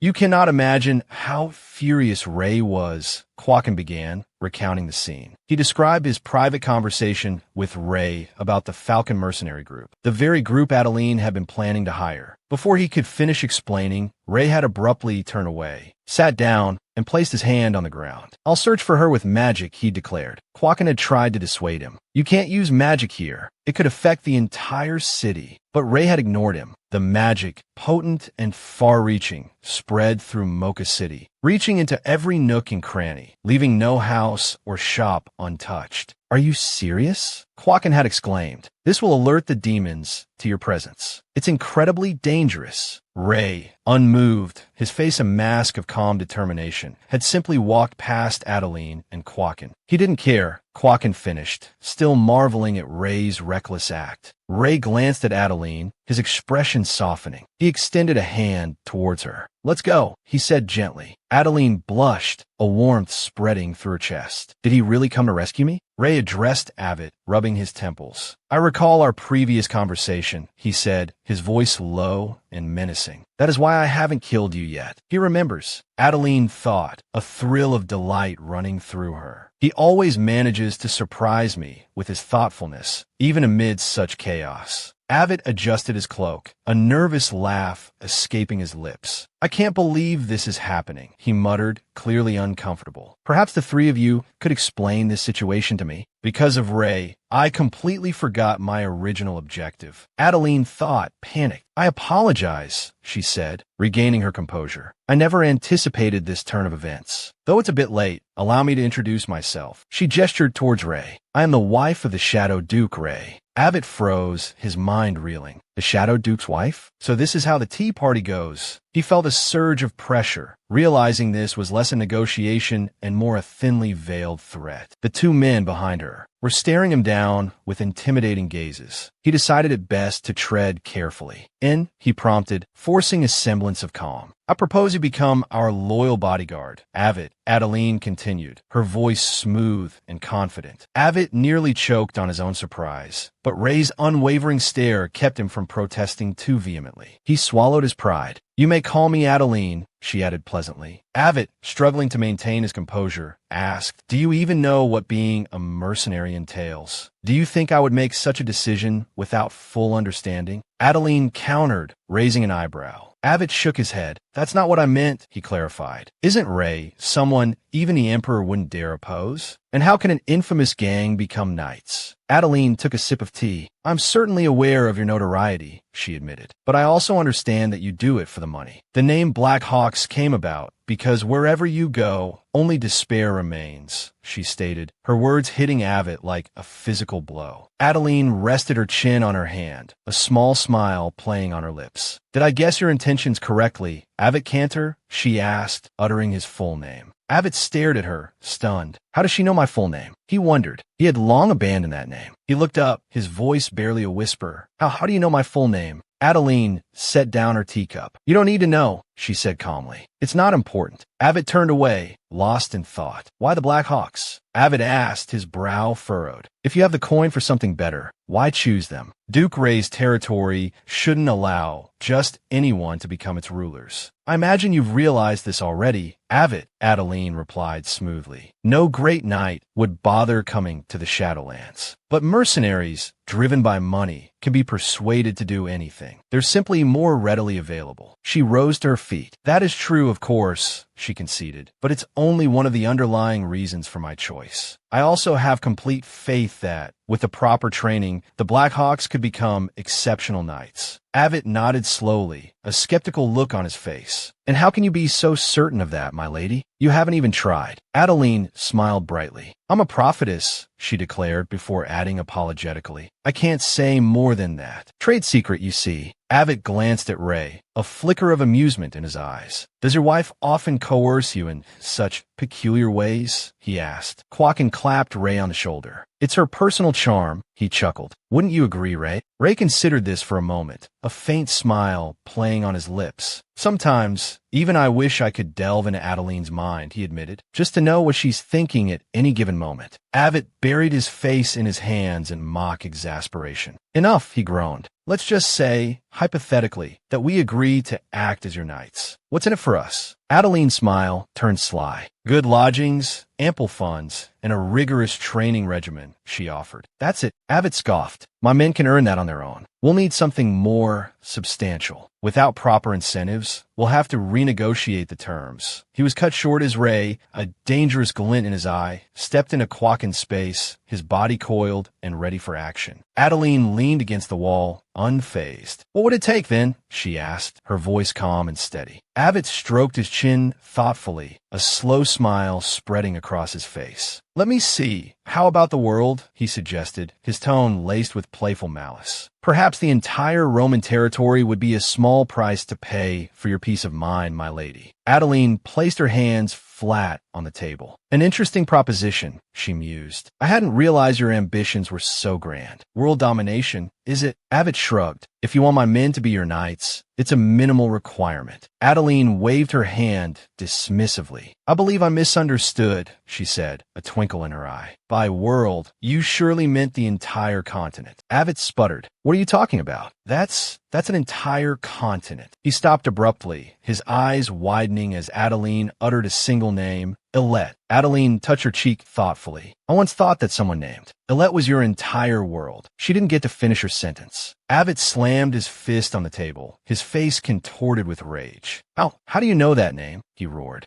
Ray stepped forward, placing a restraining hand on Abbott's arm. Lower your voice, he warned, his tone dangerously low. Compose yourself. Abbott sank back into his chair, his face pale, his whole body trembling as he whispered the name again. Illet, cocking, standing nearby, watched her leader with growing concern. Abbott's face flushed. The image of a young girl with her back turned, filling his mind. He looked at Adeline, his voice barely above a whisper. You mean you can find her? Adeline smiled gently. Yes, she said softly. I can help you find Illet. Abbott's blush deepened. He stood up abruptly, crossing his arms defensively. I don't know where you heard that name, he stammered, but I certainly won't become some knight in shining armor just for that. If you continue to refuse me like this, Abbott, Adeline said, her voice taking on a steely edge, you will most certainly regret it. I know what you fear. You fear being used and discarded, simply because you are a mercenary. That is why you hesitate to accept my offer. Abbott sighed, the fight seeming to drain out of him. That's the one thing I hate about nobles, he admitted. They exploit others, especially mercenaries. I'm tired of being used and thrown away. I understand the feeling of being abandoned, Adeline said, her voice filled with genuine empathy. But trust me, Abbott, she added, her voice rising with conviction, a noble like me would never stand for such a thing. At this, Adeline brought a hand to her face, echoing his sentiment. You're right, she murmured, then added with a touch of wistful sincerity, I pray I never feel that way in my life. Abbott blinked, taken aback by her unexpected vulnerability. But Adeline quickly recovered, her usual vibrant smile returning. Well, then, she declared, if you can't trust me, what am I even doing here? She began to pace, her mind clearly working. I'll give you 6 months to decide on your terms. She stopped and extended a hand toward towards him. I desire for the Falcon mercenary group to become the strongest knights, she stated, her gaze steady. In these next 6 months, both I and the Falcons will prove our worth to each other. Abbott stroked his chin, considering her words. So, you're saying, he began, that if Alette isn't by my side within 6 months, I can resign from my position as your permanent knights? Adeline settled back into her chair. Precisely, she affirmed. And if every single member of the Falcons doesn't improve their skills, you'll never see Alette again. If it were just me, Abbott thought, I'd accept this deal in a heartbeat. But he had his subordinates to consider. Cocking, however, had no such reservations. He stepped forward eagerly. Agree to the deal, boss, he urged. If you do, you'll find the Alette you've been searching for. The rest of his men echoed Cocking's enthusiasm. We wouldn't be here without you, boss, one of them exclaimed. Your wish is our command. As his men chattered excitedly about the prospect of becoming powerful knights, Abbott lifted his chin, a smile playing on his lips. You heard them, Adeline.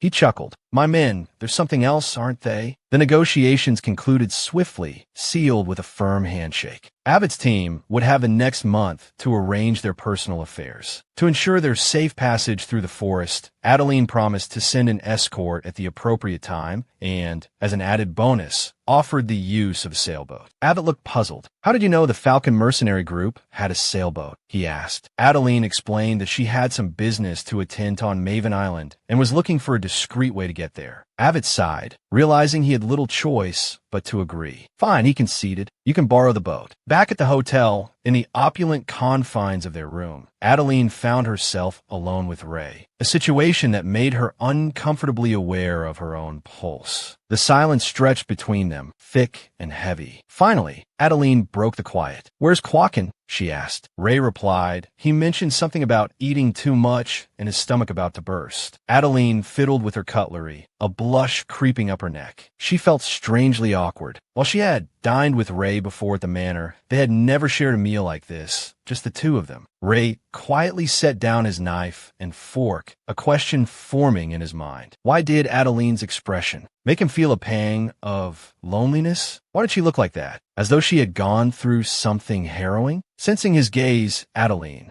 looked up. Is there something you wanted to say? She asked. Ray stood up. Nothing in particular, he said. Then, to her surprise, handed her the purple pouch she had left behind at the tea house when she was taken. Thank you, Adeline murmured, taking the pouch from him. Ray explained, Cocking took it when he abducted you. He thought it was valuable. Besides, he added, I sensed magic emanating from it. Adeline's face lit up. Yes, she exclaimed. I found it in a shop. I could put anything I want in it. Silently, she thanked the heavens that Ray hadn't pressed her for more details. He could be surprisingly incurious at times. Now, however, he was staring at her again, his gaze intense. She took a sip of wine, trying to ignore the heat rising in her cheeks. Why are you staring at me so intently? She asked, forcing a light tone. If anyone saw us, they'd think it's because I'm so beautiful. To her surprise, Ray replied, That's right. Adeline choked on her wine. What did you just say? She asked, her voice slightly strained. Ray repeated himself, his gaze unwavering. I'm looking at you because you're beautiful. The way you blush reminds me of a peach. Adeline's eyes widened. He's lost his mind, she thought, momentarily speechless. Ray, oblivious to her inner turmoil, tilted his head. Do you dislike being called beautiful? He inquired. A blush deepened on Adeline's cheeks. Flustered, she fumbled with her cutlery, setting it down with a clatter. It's just unexpected, she stammered. It's not unpleasant. She hesitated, gathering her thoughts. However, she continued, her voice soft, I still can't escape the past. It wasn't just that Ray now found her beautiful. She could still see the ghost of the man he used to be, the man who had shunned her. Any flicker of affection she felt for him was overshadowed by the memory of his past disdain. Internally, Adeline wrestled with conflicting emotions. She didn't want to be hurt again. She couldn't quite believe that Ray's affections were genuine. Unlike before, when his attempts to do something for her had been met with indifference. Now, they brought a mixture of pleasure and unease. Shaking off her reverie, Adeline offered Ray a shaky smile. "It's nothing," she said, trying to sound nonchalant. "You're certainly fulfilling your promise as a husband. Even calling me beautiful. We almost look like a real couple." Ray's brow furrowed. He looked displeased. He slapped the table lightly. "You are my wife," he stated, his voice firm. Adeline's expression remained carefully neutral. "I'm merely pretending to be your wife," she replied, "for both our benefits." A wave of sadness washed over Ray. Was that truly all she thought of him? Adeline rose to her feet, a sudden wave of nausea churning in her stomach. "I apologize," she murmured. "I seem to have lost my appetite. I'll excuse myself," she added, already turning towards the door. Ray stood up abruptly, reaching out and grasping her wrist. He hesitated, as if searching for the right words. "Adeline," he began, his voice low, "you call me husband.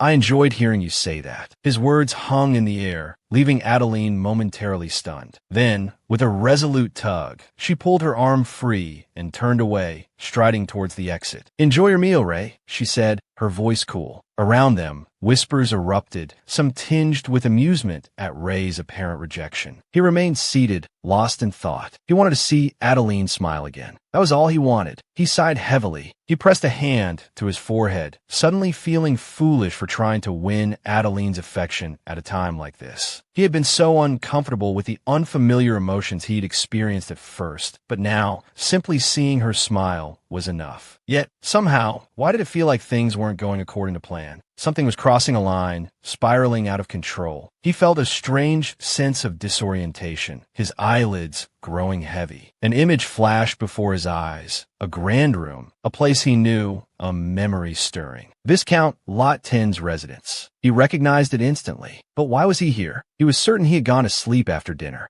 Something seemed to be holding him captive, preventing him from moving. The seamstress, he thought. This must be her doing. He heard Viscount Lot 10's voice. "I regret letting Adeline meet Duke Venzak," the Viscount was saying. "She's still lacking in many ways." Ray's mind reeled. This was the day he had first met Adeline. He couldn't understand what was happening. This unsettling sensation, his soul and body fell out of sync. He clutched his head, a wave of dizziness washing over him. What was happening to him? Was what he had just witnessed a dream? No, it couldn't be. David never dreamt. A prophecy, then? But if it was a prophecy, it felt more like the past than the future. He saw his past self acting on Esther's orders. He even heard his past self wondering if he truly had to marry her, to marry Adeline. He had even considered capturing and imprisoning her. Why? He wondered. Why would I have thought that? His present self couldn't fathom such a thought. Watching this phantom of his past, Ray understood Adeline's distance. His past self truly had been despicable. He would never forget the moment he was told Adeline had arrived, the moment he first laid eyes on her. A beautiful girl with golden hair, captivating everyone's attention. The shy way she had looked at him when they first met. Viscount Lot 10 had to gently prod his daughter to greet him. Ray, his expression cold, asked, "Are you Adeline Lot 10? Adeline, in this memory, curtsied respectfully. "It is an honor to meet you," she murmured, her voice barely above a whisper. I am Adeline Lot 10. These glimpses of the past felt alien to Ray. He recalled Adeline adding, with a nervous tremor in her voice, "I hope we get along." Adeline's shy, timid face, her avoidance of direct eye contact, made it hard for Ray to believe she had been like that when they first met. He told himself she must have been more confident than this. Adeline's gaze, surely, must have met his with a spark of defiance. Yet, he couldn't understand why, in this phantom of the past, Adeline appeared so timid, even though he had acted with utter coldness. Barely glancing at her as he brushed past, he distinctly remembered seeing the shimmer of tears in her eyes as he walked by.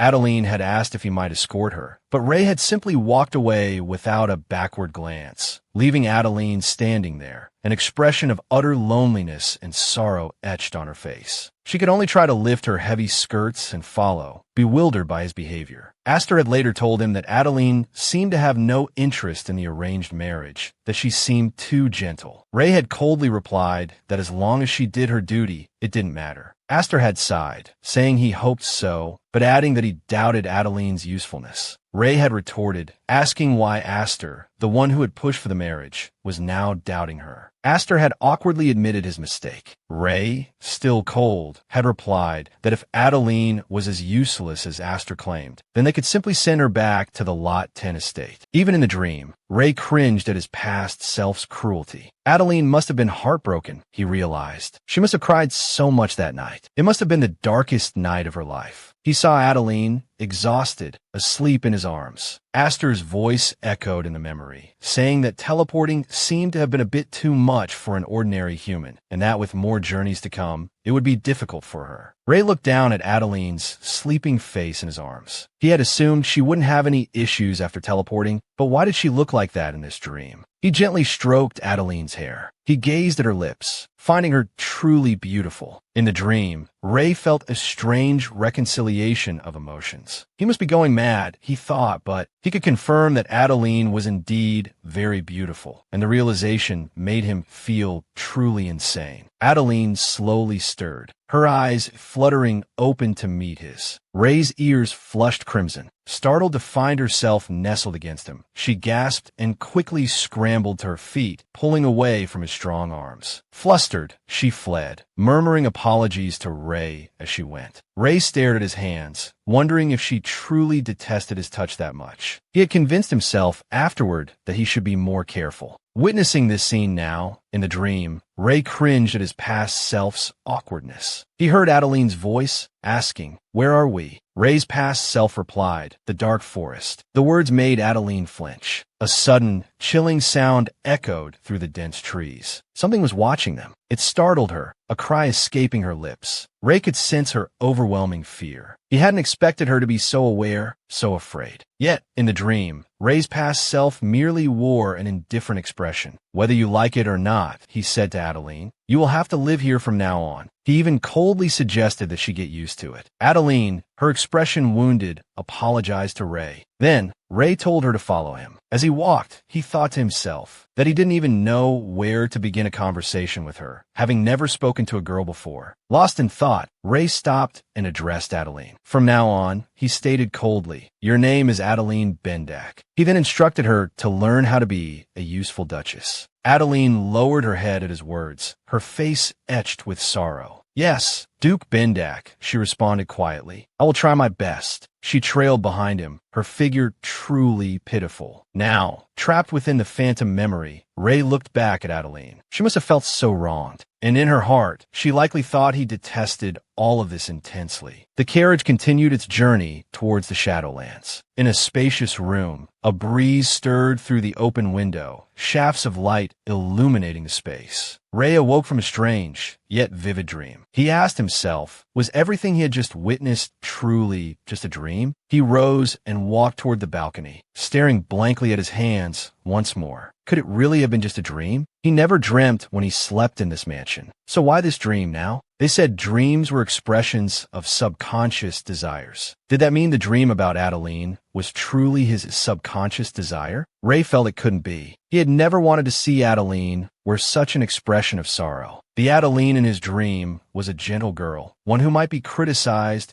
as useless and dull, just as Aster had described her before their marriage. Or in other words, it was a loveless marriage between the gentle Adeline and the Ray of the dream. The expression on Adeline's face in that dream remained etched in Ray's mind, an expression he had never seen on her before. Meanwhile, the real Adeline was in a completely different state. She berated herself, unsure what to do now. Having abruptly left Ray alone at dinner, he must have been incredibly uncomfortable, she worried. Although he had changed significantly from the past, perhaps he was still deeply disappointed by her earlier behavior. Lost in thought, Adeline worried that the dreadful past might repeat itself. It was this fear that seeped into her consciousness. Then, she decided to get up. She should go and apologize to Ray. As she walked briskly, she thought to herself she was terrified of falling in love with him again, but she also didn't want to feel this awkwardness between them any longer. The name Ray echoed in both her past and present. Adeline was still lost in her thoughts when Ray suddenly appeared before her. "You're already up?" he asked, surprised. "I was just about to ask you something." Adeline's eyes widened in astonishment. Looking at the man with dark circles under his eyes, she exclaimed, "Oh my, what happened to your face? Did something happen? Ray hesitated for a moment, then replied, nothing in particular. He then asked Adeline, did you have those dreams, my Duchess? Adeline blinked, surprised. Dreams? Doesn't everyone dream? Suddenly, something occurred to her, and she chuckled. Oh, right, unlike prophetic dreams, David doesn't dream. But why are you asking about dreams? Ray continued to stare at Adeline. I'm still curious if you had any dreams last night, he said. Adeline thought for a moment,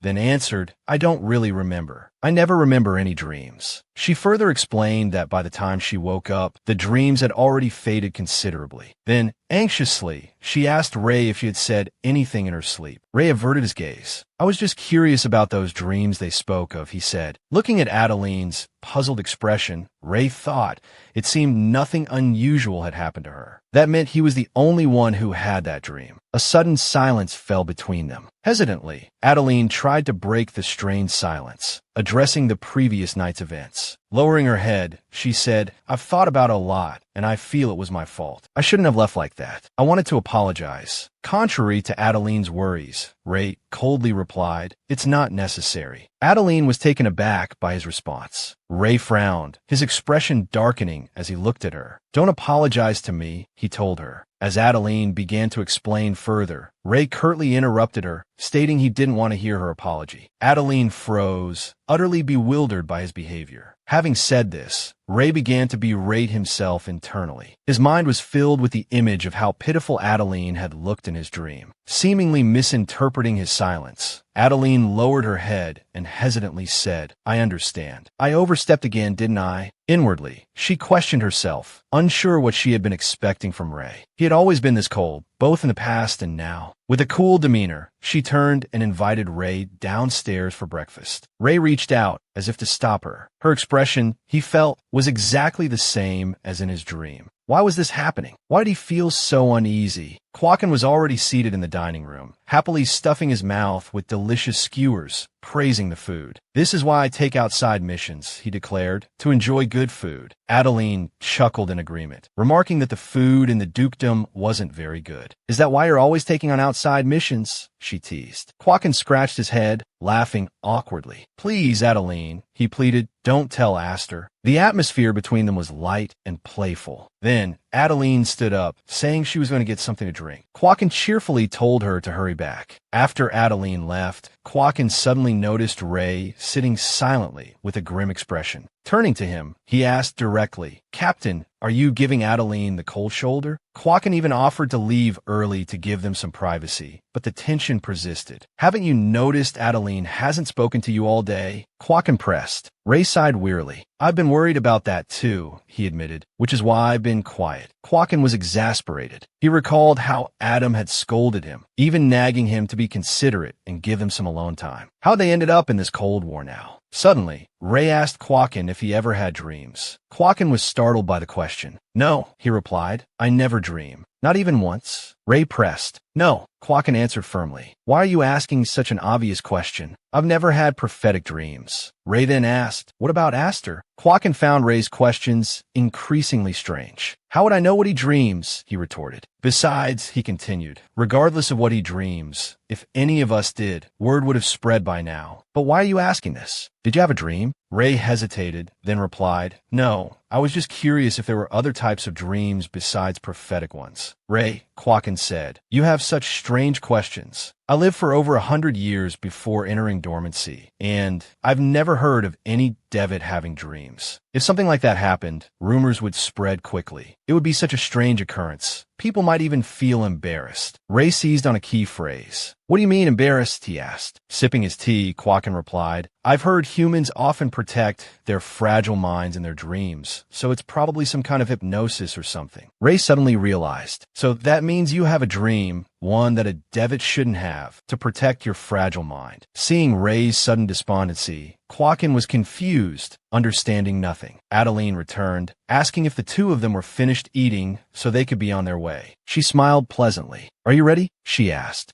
We should get going. Adeline announced. Quakin looked up in surprise. Where are we going? He asked. Adeline smiled. Did you forget? She replied. We're going to the gladiator arm wrestling match to make some money. So, she continued, how much money do you have on you right now? Quakin emptied his pockets, revealing a total of 10 gold coins, 50 silver coins, and approximately 655 talent coins. Excellent, Adeline exclaimed, her eyes sparkling. Now, hand it all over. Hand it over, she repeated, extending her hand. With the transaction complete, they set off together for the arena where the gladiator arm wrestling matches were held. As expected, the place was teeming with people. Adeline, Ray, and Quakin squeezed through the crowd to check the gladiatorial schedule. The person we need to keep an eye on is Hellraiser, Adeline reminded Quakin and Ray. Turning to Quakin, she asked, You know who he is, right? Quakin stroked his chin. I'd wager everyone knows that name, he replied. He always wins the gladiator matches. That's why so many people bet on Hellraiser. Exactly, Adeline agreed. And there are a lot of people who only bet on Hellraiser. Like her, she thought to herself. However, Adeline had one question. How were they going to win all the money from the people betting on Hellraiser? After a moment of thought, Quakin proposed a plan. We need to bet on Hellraiser's opponent, he said, and then somehow make him miraculously lose. He paused, realizing the sheer impossibility of the idea. However, Adeline seemed to think Quakin's answer was correct. In the final match, she said with a mischievous grin, we'll bet all our money on Hellraiser's opponent, not on Hellraiser. Ray looked at her, stunned. Adeline's playful smile widened. Looking at Ray, she asked, Do you want to see the results for yourself? A few hours later, the manager of the gladiatorial games held a betting slip in his hand, his expression one of utter astonishment. The name on it was Adeline Lot 10, and she had bet all of Quakin's money on someone named Wolf Fawn. Who in their right mind would bet this much money on such a lowly contender? The manager wondered aloud. He turned to a young man sitting in front, reading a newspaper. Are you sure you stamped this yourself? He asked. It's genuine, sir, the young man replied. When she wanted to bet that much, we had no reason to refuse. The manager conceded the point. By the way, he asked, what's the status on Hellraiser? He made it to the semi-finals unscathed, the young man replied. The manager then inquired about the Wolf Fong fellow Adeline had bet on. He looks like a weakling, the young man answered casually. Probably just got lucky to make it to the finals. I'll watch the guy closely, the young man emphasized as if to prove his point, because I couldn't understand why that girl bet so much money on him. But he's nothing to worry about. Just then, the manager realized the final match was about to begin. A roar erupted from the arena. Let's go collect our winnings, the manager said confidently to the young man. Inside the arena, Hellraiser had entered the final round. The match had officially begun. A bag of gold coins, the culmination of everyone's bets, shimmered before them. Quakin held the heavy bag, his eyes wide with disbelief. This, Adeline announced, is the 2,000 gold coins you won today. Quakin was astounded. Just a moment ago, it was only 10 gold coins, 50 silver coins, and some talent, he stammered. How did it become 2,000 gold coins? Adeline beamed. That initial amount, she explained, has now grown to 2,000 gold coins. Quakin, still reeling, began to calculate carefully. 1 gold coin is enough for 2 commoners to live on for a lifetime, he murmured. So how much would 2,000 gold coins be? Let's go, Adeline urged, herding them forward. We've achieved our goal. There's no reason to stay any longer. However, it seems someone wasn't quite ready for them to leave. Hearing her name called, Adeline turned around. A man with the air of a nobleman approached, flanked by 2 guards. Are you Adeline Lot 10? He inquired. Adeline eyed him suspiciously, a flicker of unease in her gaze. The timing, coupled with the guards escorting him, could he be the owner of the arena they just left? Yes, Adeline replied calmly. And you are? I hear you placed a rather interesting wager, the man responded coolly. News travels fast, doesn't it? Adeline said, feigning modesty. He fixed her with a sharp stare. I hear your bet went entirely against the grain, he said, his voice laced with sarcasm. What trickery did you employ? Instead of shrinking back, Adeline met his gaze head on. A natural smile played on her lips. Oh my, she replied, her tone light. You make it sound as if I cheated. Besides, I hardly think such a small sum warrants this kind of investigation. The man's face hardened. If it looks like cheating, he said stiffly, it warrants investigation. Otherwise, the game isn't fun. Unfazed by his words, Adeline's smile widened, taking on a sharper edge. Fun, she echoed, her voice dripping with irony. I suppose that kind of fun only applies to you. You remain silent when the arena wins all the spectators' bets.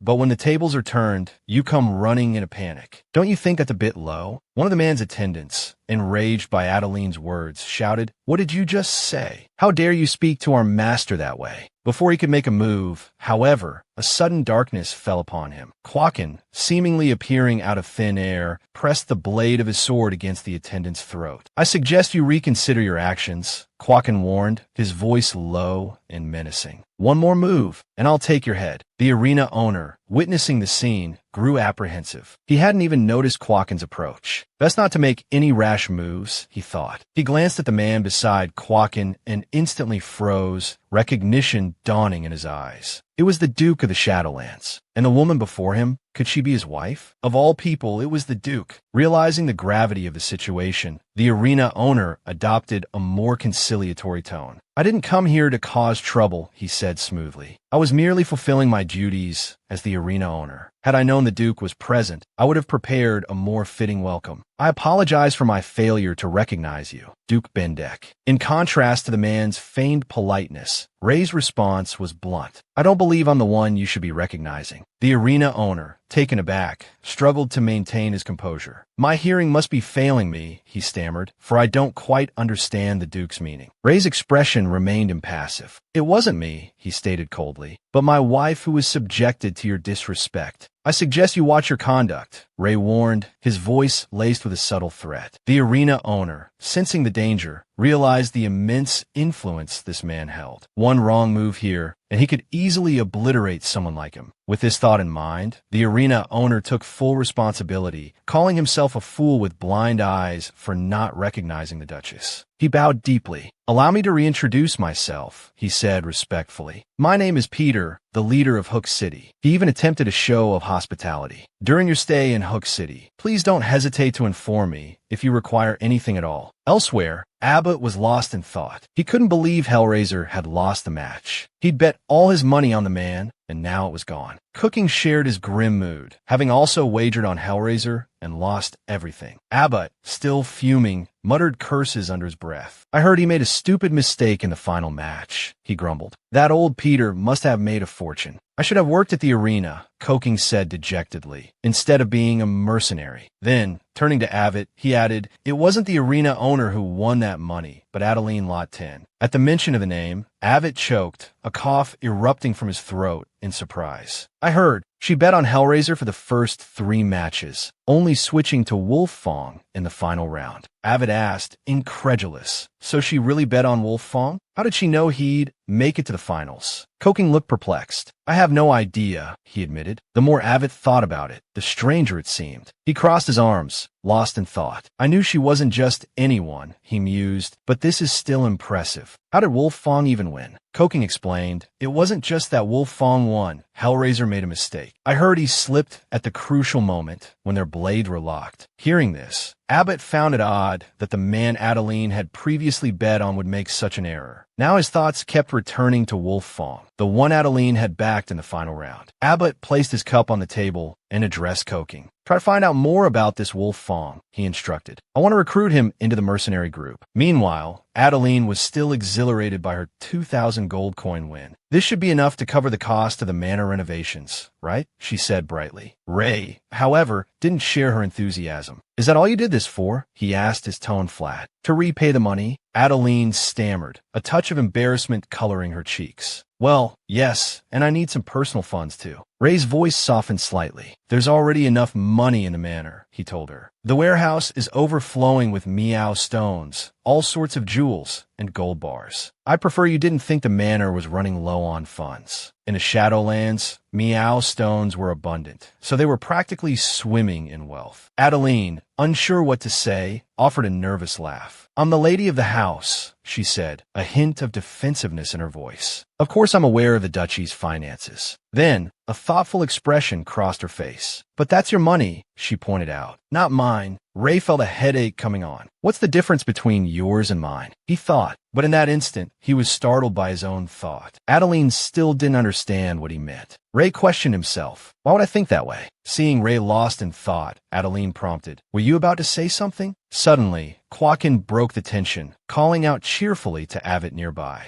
Abbott turned, looking puzzled. He approached the group. "What are you all doing here?" he asked. Is it because of the rumors? I thought no one would care, since you've already made a fortune, haven't you? Adeline questioned him in return. What's going on? Abbott didn't hold back. 5 monsters just appeared in the forest, he revealed. Quaken's eyes lit up at the news. I thought they were extinct, he said, since I haven't seen them in ages. But this could be a good opportunity to earn some coin. Adeline's face fell, remembering the heavy losses the mercenary groups were suffering. It takes 4 or 5 strong knights working together to barely defeat one of those monsters, she said worriedly. Abbott grinned. That's right, he agreed. But that's how we make our living. Just demoralizing them is enough to earn us a decent sum. Suddenly, Koken came looking for Abbott, urging him to hurry before other mercenary groups got there first. I'm coming, Abbott called back, already on his feet. Adeline spoke up impulsively. I'm going too, she declared. Let's go together. But Ray's hand shot out, stopping her. No, he said firmly. It's too dangerous. Those are Richter monsters, created by the Demon King. I know, Adeline insisted, her voice laced with anxiety. That's why ordinary mercenaries can't handle them. Ray's expression darkened. I don't care whether others can handle it or not, he said sternly. You're staying out of this. Adeline bristled at his tone. Quaken, standing beside them, sensed the tension. Why is the captain speaking like this? He wondered. He rushed to smooth things over, placing a hand on Ray's shoulder. The captain means that it's a dangerous place, he explained with a forced smile, so we should leave it to the mercenaries and move to a safer area. Orcs and monsters usually operate alone, but if there really are 5 of them together, wouldn't that be strange? Quaken mused, his brow furrowed. Ray sighed heavily. It's very possible the Demon King has awakened, he said grimly. Quaken's concern deepened. This is serious, he agreed. We don't even have enough holy water to purify those monsters. If they keep awakening and causing trouble, many ordinary people will lose their lives. Ray nodded in agreement. Since the city is in danger, we must leave immediately, he decided. Let's return to the inn first. However, Adeline immediately objected, her expression resolute. We can't leave Abbott and the others alone, she insisted. I need to go help them. Ray, caught between anger and exasperation, suddenly grabbed Adeline's arm, startling her. His face was dark as he raised his voice. Please, he pleaded, I told you to leave this to the mercenaries. Why are you defying me? If there's any indication the Demon King is awakening, that's all the more reason we need to patrol, as that could put you in danger.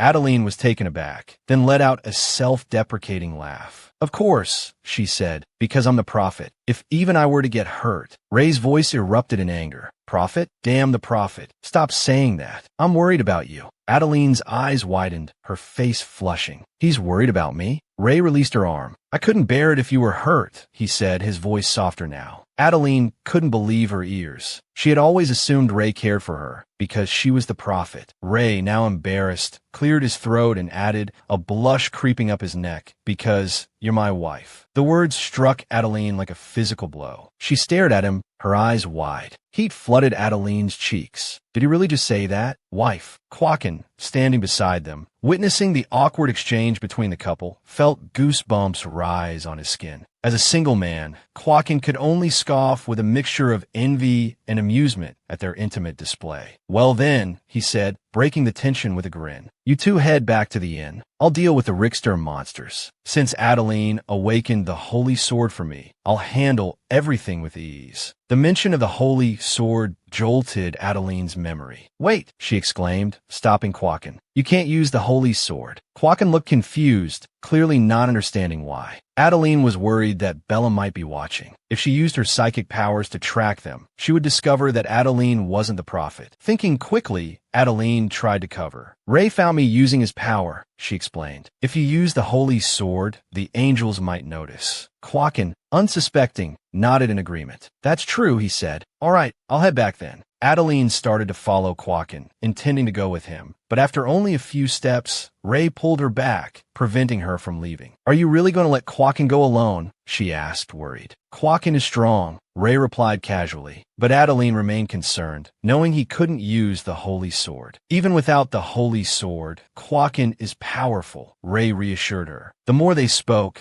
the redder Adeline's face became, acutely aware of Ray's hand resting on her stomach. I understand, she mumbled, so please let go of me. Are you uncomfortable? Ray asked, his brow furrowing. No, Adelinian sertschidi. Ray looked perplexed. Then why do you look like that? He asked. Adeline didn't know how to respond. It's because you suddenly grabbed me, she thought, but she didn't dare say it aloud. Averting her gaze, she murmured, I was just a little surprised. Deep down, Adeline thought, even if you were to kill me, I would love you enough to deceive myself into believing you had a justifiable reason for doing so. Then, a disquieting thought surfaced. Have I fallen for him? She immediately dismissed the idea, telling herself she hadn't fallen for him again, but rather that she still loved him, repeating the mistakes of her past life like a fool. If he treated her like he did in her past life, she wouldn't be struggling so much. She sensed that Ray was very different now, a difference so endearing it ached. Even though the current Ray had changed because of Adeline's different actions compared to her past life, she still couldn't stop loving him. Humans, with their fleeting lifespans, shone brightly. They sought to fill their brief time with intense, complex emotions. Angels and demons would never understand how beautiful those emotions could be. Would the day ever come when Adeline could articulate the feelings she held for Ray? Was it wisdom or foolishness that guided her heart? Shaking off her melancholy, Adeline responded to Ray simply, expressing her worry that Quakin might get hurt. You don't need to worry, Ray reassured her. But Adeline insisted on going with Quakin. I'm strong too, she argued. I can fight. Ray, of course, disagreed, but Adeline persisted. Why not? Then we should go together. No, Ray said firmly. I'm too weak. Adeline, bewildered, pressed him. What makes you so weak that you can't go? Ray sighed and said, I can't fight because I'd be too worried about you. Then, before Adeline could react to his surprising confession, he reached out and brushed a strand of her golden hair from her face. You're my weakness, Adeline. The words were so unexpected, so potent, that Adeline could only stare in disbelief, a small gasp escaping her lips, loud enough to startle the birds in the nearby trees. Meanwhile, in the shadowy depths of the forest, Quakin had just felled an Oryxen monster. Seeing Koking reach towards the creature's remains, he quickly warned him not to touch it. Koking recoiled instantly, while Quakin, gazing at the gruesome sight of the dead creature, wore an expression of fierce exhilaration. That look on Quakin's face sent a shiver of hero worship down Avit's spine. Quakin, he breathed, his eyes gleaming with admiration, is the very embodiment of the rogue I've always strived to be. He went on, almost as if talking to himself, picturing Quakin devouring the monster. His avarice makes him desire everything, down to the last drop of Oryxen blood. He nodded emphatically. That's the kind of role model our mercenary group needs. Koking, listening to this effusive praise, felt too exhausted to even retort, thinking to himself, isn't that just because Quakin is strong? Avit, too, was filled with admiration for Quakin, deeming him extraordinary for defeating the Oryxen monster with a single blow. He recalled the moment their mercenary group had faced that enormous beast, and Quakin had simply scoffed, telling them to move aside. Then, with a single devastating swing of the holy sword, he had cleaved the Oryxen monster, 10 times their size, clean in two, killing it instantly. Avit knew that because Quakin had helped them, they probably wouldn't earn as much as they'd hoped from slaying the monsters. But without him, their mercenary group wouldn't have survived. Just then, Ray and Adeline appeared, Ray remarking, it seems everyone is safe. Quakin looked surprised. Shouldn't you two be at the inn? Ray seemed slightly uncomfortable, so Adeline answered for him. I initially wanted to come because I needed something from the Oryxen monster corpses, she explained, but Ray said I could only come after Quakin had dealt with them. Avit and Koking's mercenary group could only sigh in frustration, thinking how true the saying was, the rich tend to be cowards. They lamented the possibility of losing all their hard-earned rewards. Suddenly, Adeline continued, saying she only needed one Oryxen monster heart, so Avit could have a rest. Upon hearing this, Avit immediately rushed towards Adeline, asking, really? He hurriedly reminded her not to go back on her word. Still unsure, he asked, you won't change your mind, will you? Adeline, a bead of sweat trickling down her temple, responded, all right. She turned to Quakin.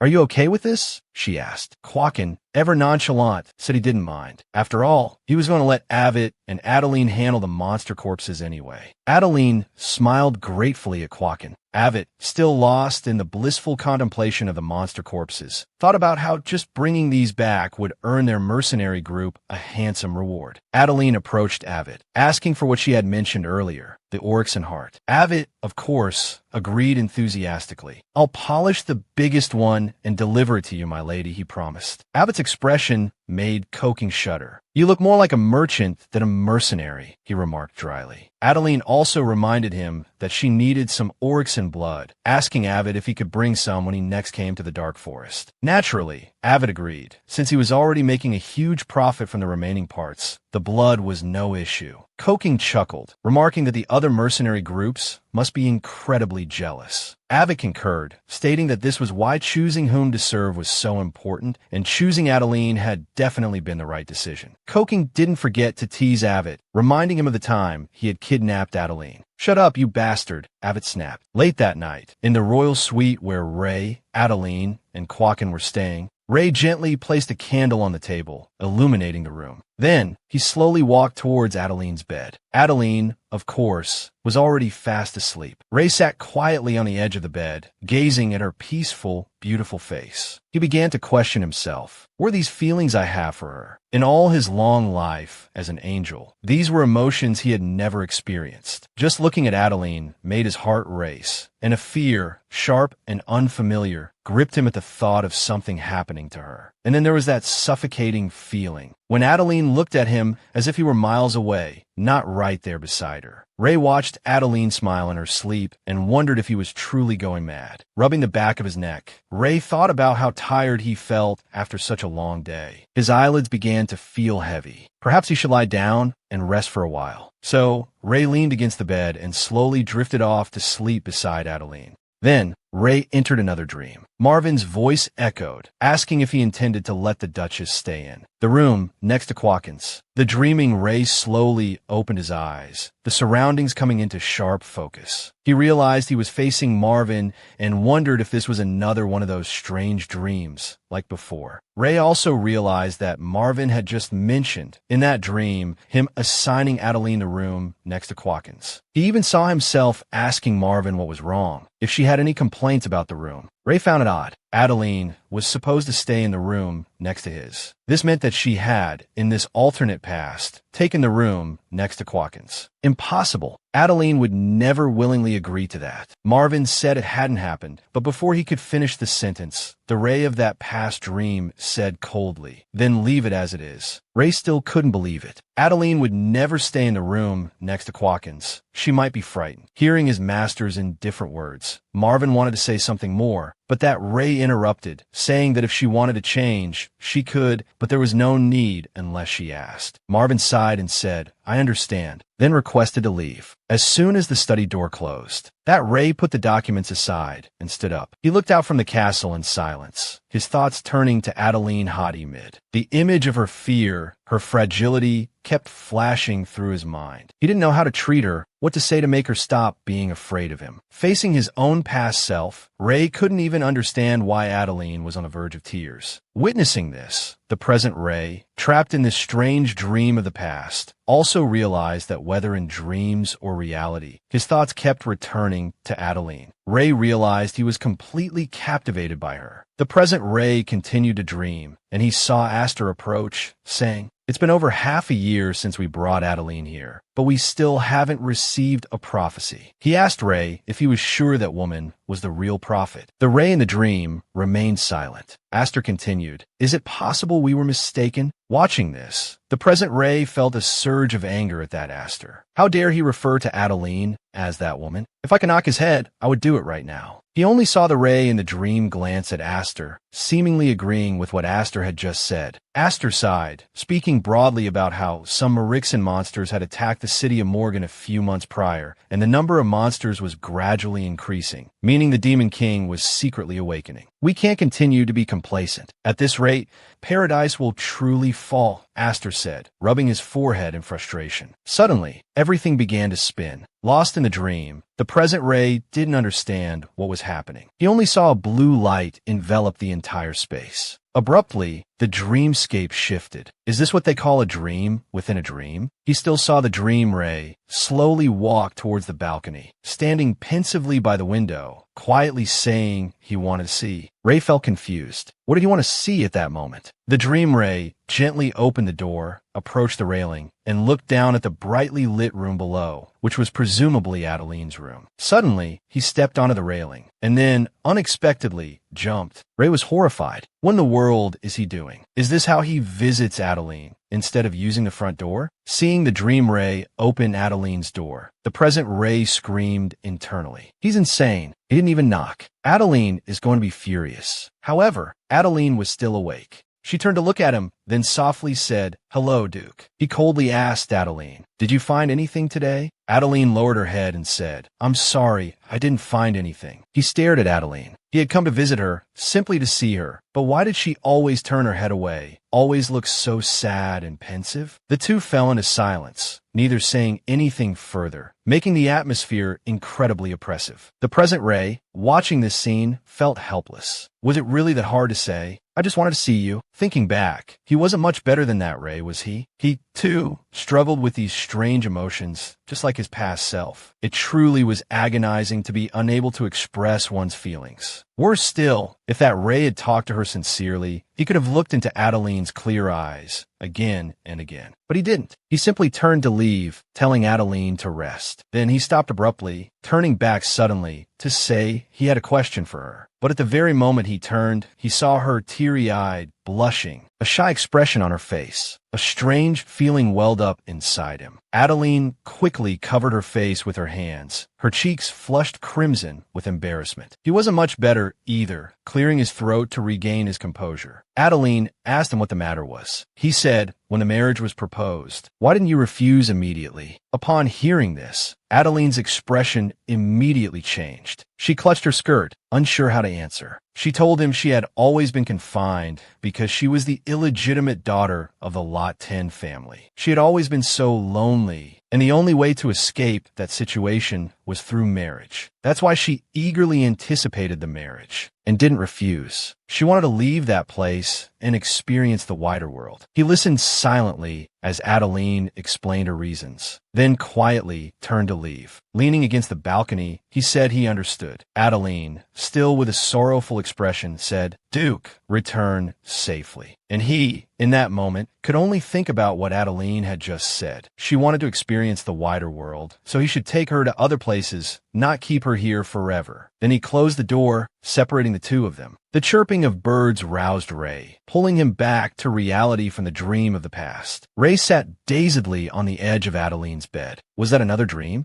Ray wondered why he kept having these dreams. He covered his face with his hands and sighed. This anxiety made him feel as if the dreams would consume the present. In that dream, Adeline didn't seem to dislike him, but that man, who was supposed to be him, was truly foolish. If he had just told her he wanted to see her eyes, she would have looked up, but the me in the dream couldn't even utter such simple words. Now that Ray thought about it, it had always been Adeline who made the first move. She was the one who first looked into his eyes, even the first to call his name. What would he have done if Adeline hadn't approached him first? At that moment, Adeline, awakened by the sunlight streaming in, slowly opened her eyes. Startled to see Ray staring blankly at her, she quickly sat up. "What are you doing here so early in the morning, Your Grace?" Adeline asked, bewildered. Ray stared at Adeline, his lips slightly parted, and then finally spoke the words he couldn't in his dream. "Adeline, I wanted to see you." As Adeline blushed in surprise, Ray reiterated, "I wanted to see you." Adeline, seemingly in disbelief, asked again, "What?" Ray calmly replied, "I came here because I wanted to see you." Adeline felt as if she'd been struck by lightning, unsure if she was dreaming. What was going on? Then, snapping back to reality, she exclaimed that Ray must be lying, or that the Ray she remembered would never say something like, "I wanted to see you." Ray was stunned. Why was she suddenly shouting like this? Judging by her reaction, he couldn't tell her he'd been there since last night. Suddenly, Ray realized something. He stared at Adeline's slightly parted pink lips, his gaze drifting down to her delicate collarbone. and soft curves, finally taking in her entire form. Adeline's sweet, fresh appearance, having just woken up, immediately caused Ray's face to flush crimson. He hurriedly covered his face with his hands, thinking that the feeling he just experienced was too dangerous and that he needed to leave the room immediately. Meanwhile, Adeline was still asking, bewildered, if he was truly Duke Ray. Ray abruptly stood up and turned around without a word, his face growing redder, but not forgetting to firmly reply, "That would be me." Adeline asked, confused, "Where are you going, Your Grace?" Ray, trying to suppress the blush on his face, said he was returning to his own bedroom. Before leaving the room, he told Adeline she should sleep a little longer, then slammed the door shut, leaving Adeline utterly perplexed and wondering what had just happened to Ray. Lying back in bed, she wondered if it had all been a dream. It couldn't be real. There had to be another reason for Ray acting that way. Recalling memories of her past life, Adeline became convinced he was there to confirm whether she was truly the prophet. With that thought, Adeline sat up,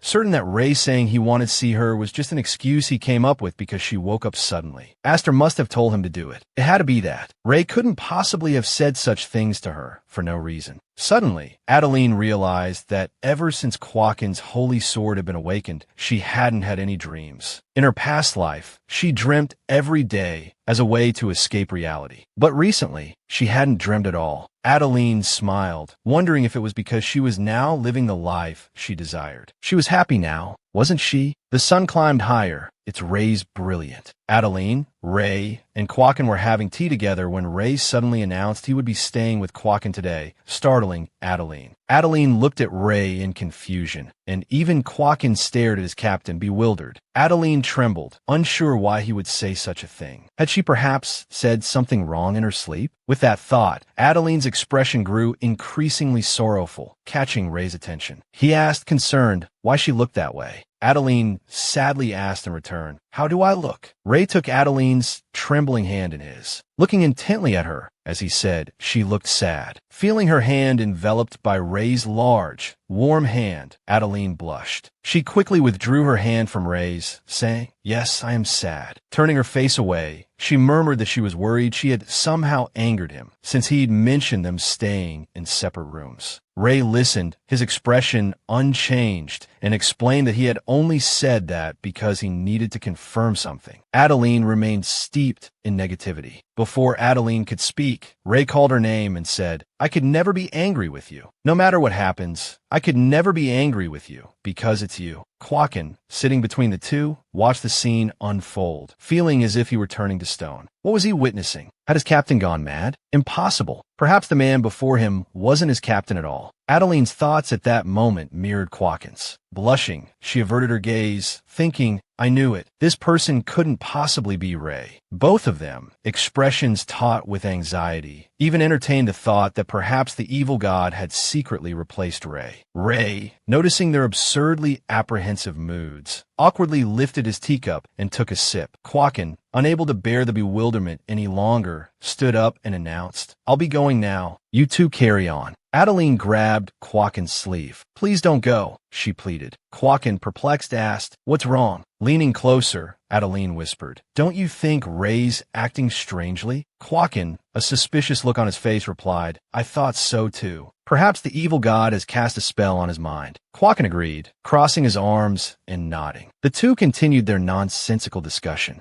right in front of Ray. Feeling utterly helpless, Ray stood up and declared he had something to do and would be leaving first. Then he turned and walked away. Adeline stood there, staring blankly after him as he departed. As for Ray, once back in his room, he carefully reconsidered everything that had happened the previous night. He had never dreamt before, but ever since sharing a room with Adeline, he had experienced dreaming for the first time in his life. So, had sharing a room with Adeline created the conditions for those strange dreams? The next morning, the three of them went to a weapons shop. Quakin and Adeline busied themselves, selecting a suitable sword for her. Finally settling on one she liked, the two reported to the shopkeeper. Looking at Adeline before him, Ray recalled his speculation from the previous day. Sure enough, he hadn't dreamt last night. This meant that as long as he shared sleeping quarters with Adeline, he would dream. He still couldn't understand the reason why. Looking at the innocent Adeline before him, Ray speculated, could it be because Adeline is the prophet? Just as he was thinking about sharing a room with Adeline more frequently in the future, he suddenly heard the innkeeper's shocking words. The innkeeper said he would show them to their separate rooms. Ray snapped to attention. Separate rooms? He quickly turned to Adeline. Weren't we going to stay together, Adeline? Adeline, slightly flustered, explained that while they'd had no choice in Gutso City, there were plenty of rooms here, so they didn't have to. Wouldn't you prefer to have your own room? Ray sighed dejectedly. I was just checking. Never mind. Feeling a bit rude, Adeline apologized to Ray for not informing him beforehand, explaining that she had some things to prepare during this time, which was why she had suggested separate rooms. Then, to ease the awkward atmosphere, she asked if they should go and see the rooms now. Feeling disheartened, Ray agreed. All right. He was about to tell Quakin to bring some of their belongings over, but when he turned around, Quakin was nowhere to be seen. In his place stood a true Gutso native, dressed in unbelievably skimpy beach attire. Quakin awkwardly apologized to his captain, explaining that there were too many interesting things around that had caught his attention. Speechless and exasperated, Ray roared at Quakin. Are you here to play? Quakin quickly apologized. Afterwards, Quakin, likely having received some form of punishment from his captain, they began their journey to Muvian Island as planned. In her private room, Adeline gazed at the battle maps spread before her, reflecting on their departure from Gutso City and the imperative to destroy the siren at all costs. Adeline quietly studied the battlefield. She wouldn't allow Marvin to die in this lifetime. A glint of steel flashed in her eyes as the painful memories of Marvin's death in her previous life surfaced. It was Quakin's voice, laced with shock. What did you just say? Marvin's dead. Astor, his head bowed in grief, confirmed the devastating news. The siren's song killed him. By the time we reached him, alerted by his screams, he had already breathed his last. Grief overwhelmed Quakin. He roared at Astor. Didn't you bring enough restorative potions? How could you let Marvin die like that? Astor closed his eyes. Even if we had, it wouldn't have been enough. If Riley had been there, we might have saved him, but our divine power alone couldn't. In her past life, Astor had witnessed the depths of Quakin's anguish. He had raged at Astor, insisting that Marvin couldn't have died so easily. Then, he had even turned on Adeline, shouting, "Aren't you the prophet?" demanding that she find Riley immediately if she truly was the prophet. But in that past life, Adeline could only lower her head in sorrow and apologize to Quakin. All she could hear was Quakin's furious cry of her name, Adeline Bendak, regarding Riley. They believed her to be an angel born with incredible healing abilities, capable of wielding almost all healing magic without the need for the Tree of Life. Indeed, Riley was the only one who could do so. Adeline, you must find Riley in this lifetime. But since you haven't found Riley yet, you need to figure out where the siren sleeps. In her past life, they had said they encountered the siren, newly awakened, by chance as they passed the island. Adeline didn't expect a similar scenario, the siren suddenly awakening, because the timing of her, Riley, and Quakin's presence was different from when Astor's group passed the island in her previous life. This meant they would have to force the siren to awaken. In her past life, they had said they encountered the siren on the third day of their sea voyage by speedboat. Pointing to a protruding point on the map, Adeline mused, so the location she needs to be wary of is around this point. But there are too many deserted islands and reefs there.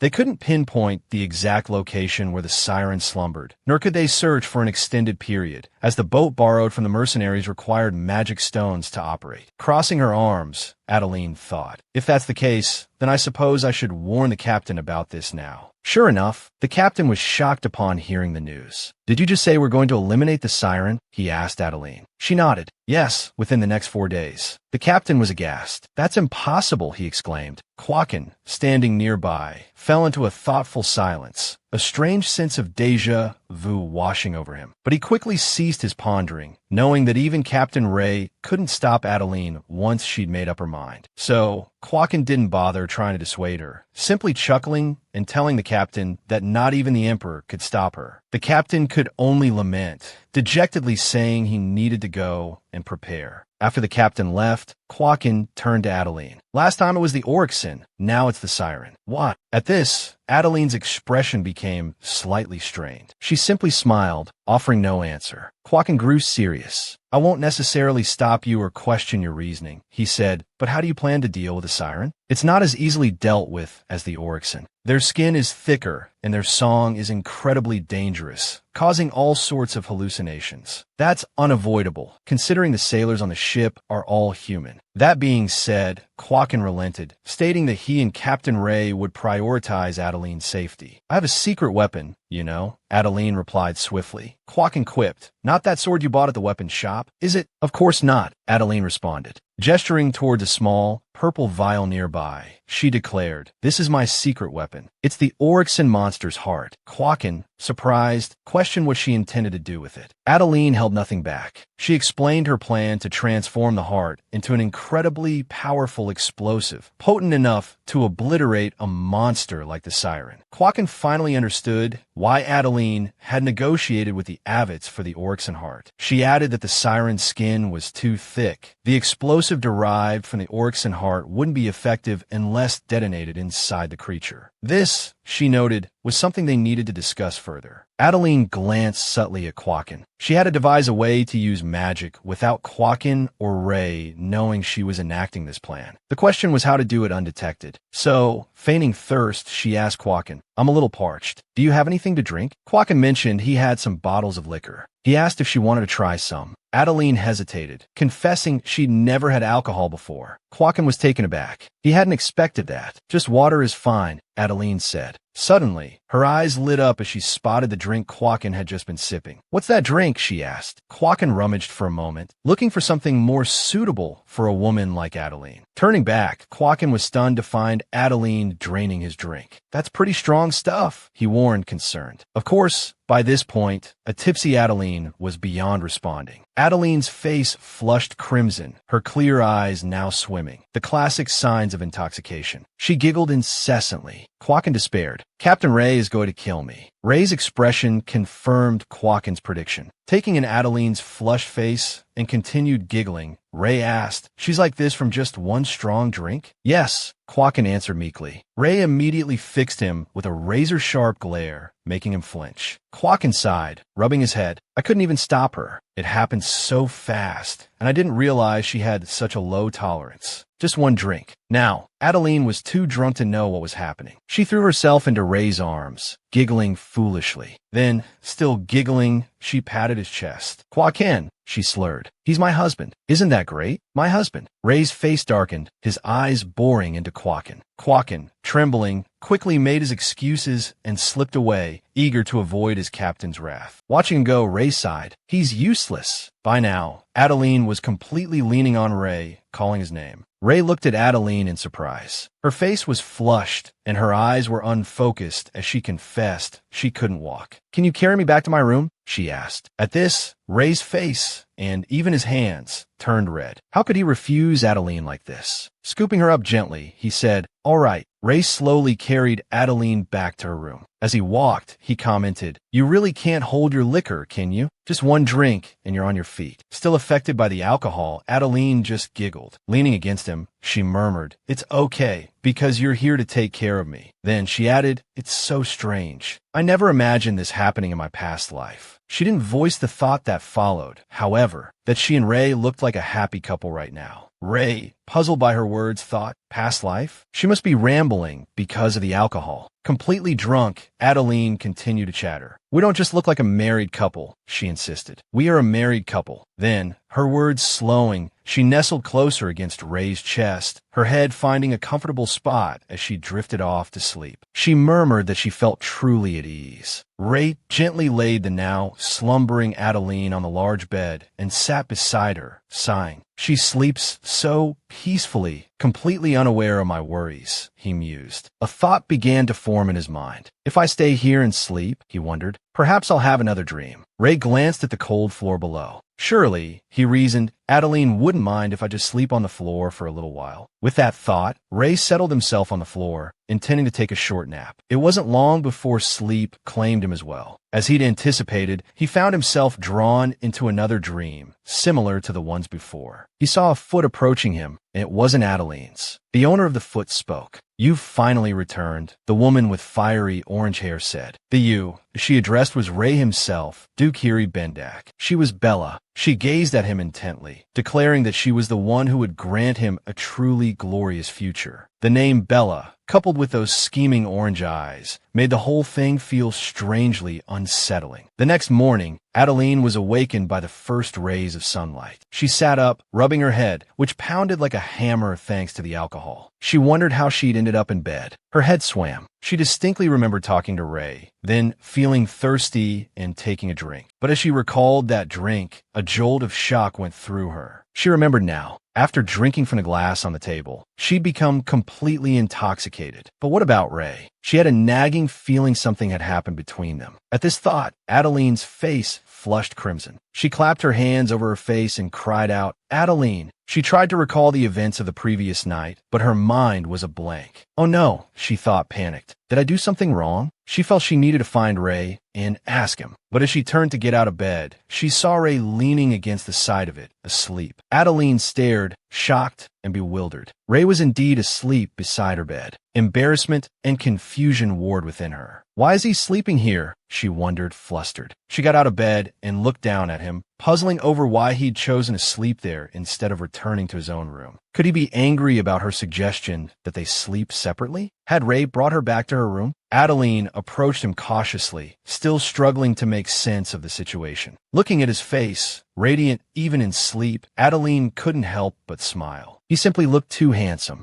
Emboldened by his slumber, Adeline softly called his name. To the sleeping young man before her, she dared to voice her feelings. "The first time you called my name," she whispered, "I couldn't forget your deep, warm voice. It's strange. I can't even remember when I heard those words, but your voice was filled with such affection." Adeline reached out, wanting to touch his exquisite face. "So, I want to understand," she murmured, "why you called me that way." But before her fingers could brush his skin, Ray's eyes fluttered open, his gaze meeting hers. Adeline froze, her arms suspended mid-air as their eyes locked. Suddenly realizing what she'd almost done, Adeline recoiled in surprise, wondering when he'd woken up. But Ray swiftly caught her wrist, pulling her towards him and enveloping her in a warm embrace. Ray looked at Adeline with an intense tenderness, a palpable intimacy surrounding them. Adeline blushed involuntarily. Flustered, she pushed herself away from his embrace. "I was a bit startled," she stammered. "I didn't expect you to suddenly open your eyes." Ray continued to gaze at her, and she asked him why he'd slept on the floor. But Ray didn't answer her question. There was something else he needed to clarify.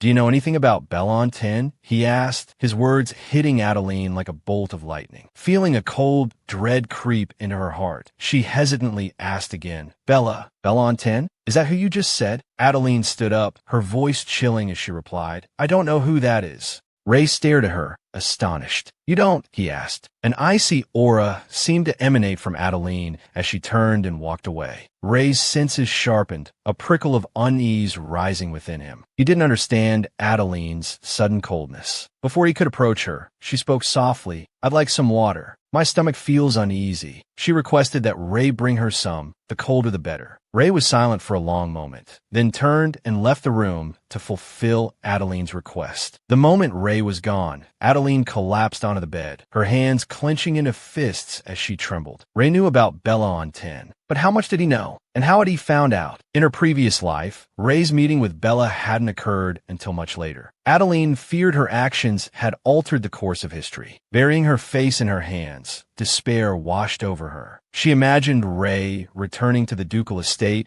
and immediately beginning his investigation into Bella. The outcome would be the same as before. Bella would arrive at their estate, for she was the true prophet. The scenes from her past life flashed before Adeline's eyes. Would Ray slowly begin to distance himself from her, just like before? And then, just like before, Ray would look at her with those cold, sharp eyes. The thought of these terrible things happening again made Adeline tremble so violently she could barely breathe. She couldn't move, paralyzed by the memories of her past life. She had finally grown closer to Ray, but if things continued down this path, their loveless marriage would crumble, just as it had before. Adeline jolted, tears streaming down her face. She could only laugh, a hollow, tearful sound. She had tried so hard to live a different life, but it seemed everything had been predetermined from the start. Perhaps she couldn't change anything at all. Everything would repeat itself. Adeline wasn't the true prophet. Bella was. Meanwhile, Ray, too, was consumed by suspicion. He knew Adeline was lying to him. The moment he mentioned the name Bella on 10, she had averted her gaze. Ray pondered this, the feeling that Adeline was hiding something growing stronger. And then there was the dream, the woman named Bella on 10 who had spoken of a glorious future. Could it be a resurrection from the heavens? Ray wondered what this woman, Bella on 10, truly knew. If Bella on 10 really existed, did that mean the dream was real too? Even if the dream wasn't a prophecy or some kind of truth, it had felt incredibly real. If that dream reflected the real world, what was Adeline hiding from him? The sound of Quacken munching on fruit pulled Ray back to reality. "Captain," Quacken asked, "are you here for a snack too?" Ray, still lost in thought, mumbled that he'd only come because Adeline had said she was thirsty. Quacken responded suspiciously, "I didn't know you had it in you." Then, Quacken enthusiastically gestured towards a spread of delicacies on the table, encouraging Ray to help himself. The chef here was quite skilled. Quacken even considered bringing the chef back to the estate. Suddenly, Ray asked, "Quacken, have you ever told a lie?" Quacken stared at Ray, bewildered. "You want me to answer that out of the blue?" he asked. Ray nodded seriously. Though unsure why Ray was asking, Quacken answered honestly. "Well, I've told plenty of lies, like when I'm in a tough spot or when I want to hide something." Ray seized on this. "So you lie when you want to hide something?" Quacken thought for a moment. "Yeah,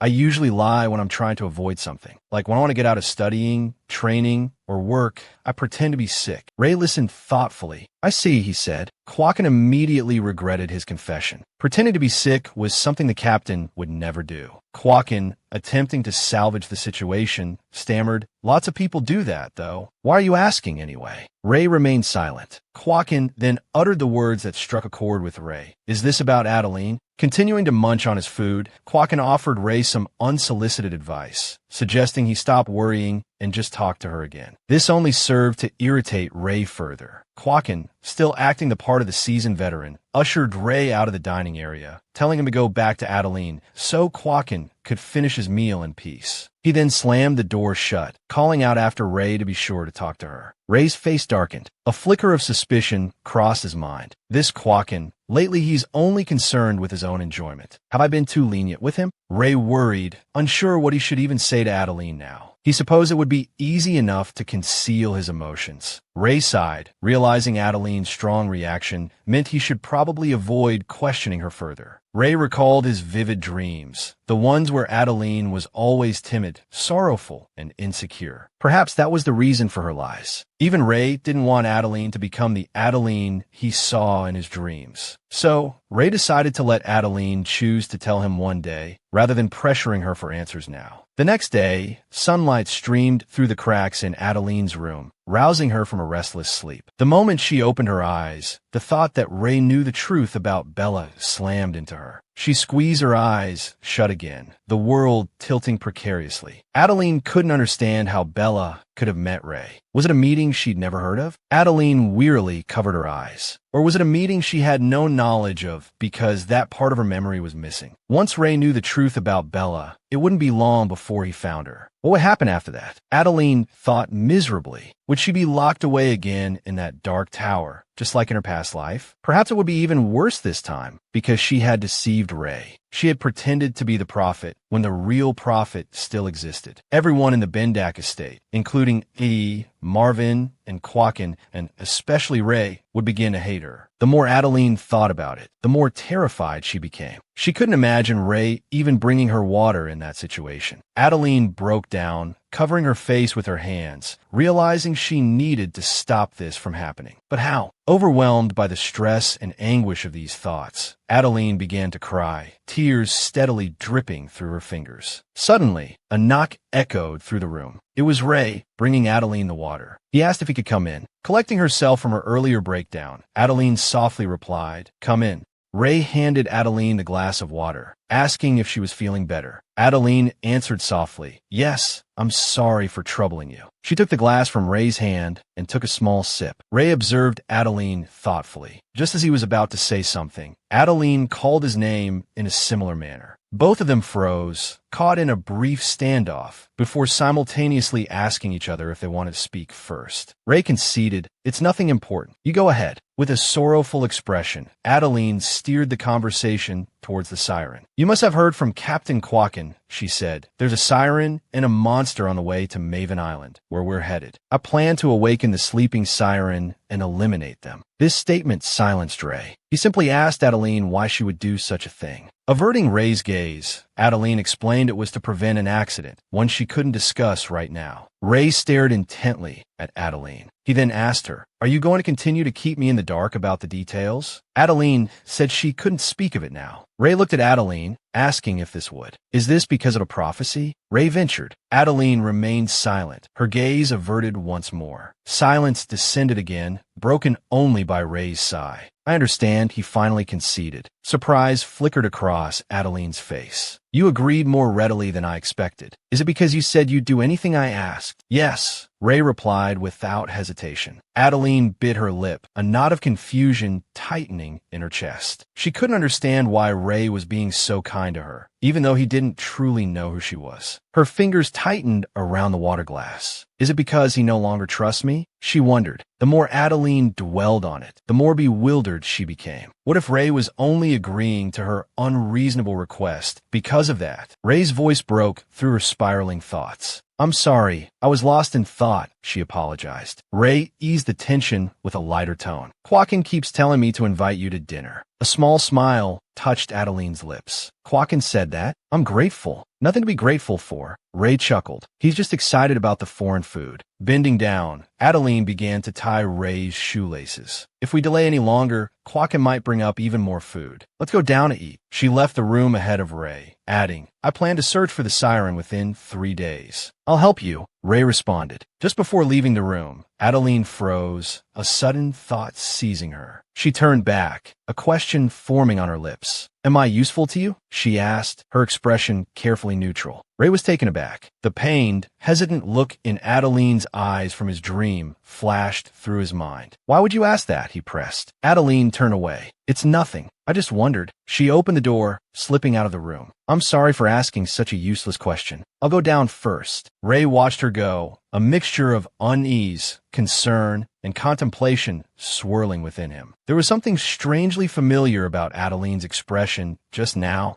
almost identical to the one from his dream, an expression tinged with loneliness and sorrow. Pushing the thought aside for the moment, 3 days passed. The morning arrived, finding them on a ship bound for Maven Island. Ray and Quacken had just surfaced from a dive, searching for the siren. "Did you find anything?" Adeline called down from the deck. "Sorry, we found nothing," Quacken and Ray replied. A flicker of disappointment crossed Adeline's face, her expression thoughtful. She had anticipated this, but it was proving difficult to locate the siren's hiding place. Sirens often created lairs within rocks and coral formations, so searching for them in a place like this, riddled with islands and reefs, was like searching for a needle in a vast ocean. Adeline continued to ponder. She'd never heard of sirens in her past life because Hela and her team had always handled them. Just as Quacken had said, she had been superfluous in her previous life. Suddenly, the ship's captain approached Adeline. "We're running low on the magic stones that power the ship," he informed her. "We can't keep wandering aimlessly like this." "I understand," Adeline acknowledged, "but those words won't make me give up. We'll continue searching until tomorrow. If we still find nothing, we'll set course for Maven Island." As night began to fall, the ship continued to drift amongst the maze of rocks and reefs. When everyone was presumably asleep, Adeline slipped quietly out of her room, carrying a lamp. She moved stealthily through the ship, thinking to herself, everyone must be asleep by now. Her expression was serious. She hadn't wanted to resort to the method she was about to use. It was too dangerous. But now, she truly had no other choice. It was time to use Search Magic. Search Magic was one of the advanced spells Ray had privately taught Adeline in her past life. The spell was so difficult that when he first taught her, she never imagined she'd ever use it. But now Adeline believed she could do it. Reaching the ship's railing, Adeline took a deep breath, steeling herself before invoking the magic. Adeline placed her hand on the deck and began to cast, a whisper of uncertainty echoing in her thoughts. "I don't know if this will work," she told herself, "but I have to focus." Slowly, a a magic circle began to materialize beneath her palm. A surge of blue light erupted from the unleashed magic, bathing the entire ship in its ethereal glow. The light was so intense that it startled Quacken awake. Disoriented, he blinked, wondering what had happened. Was that a falling star? He mused groggily. Dismissing the strange occurrence, Quacken drifted back to sleep.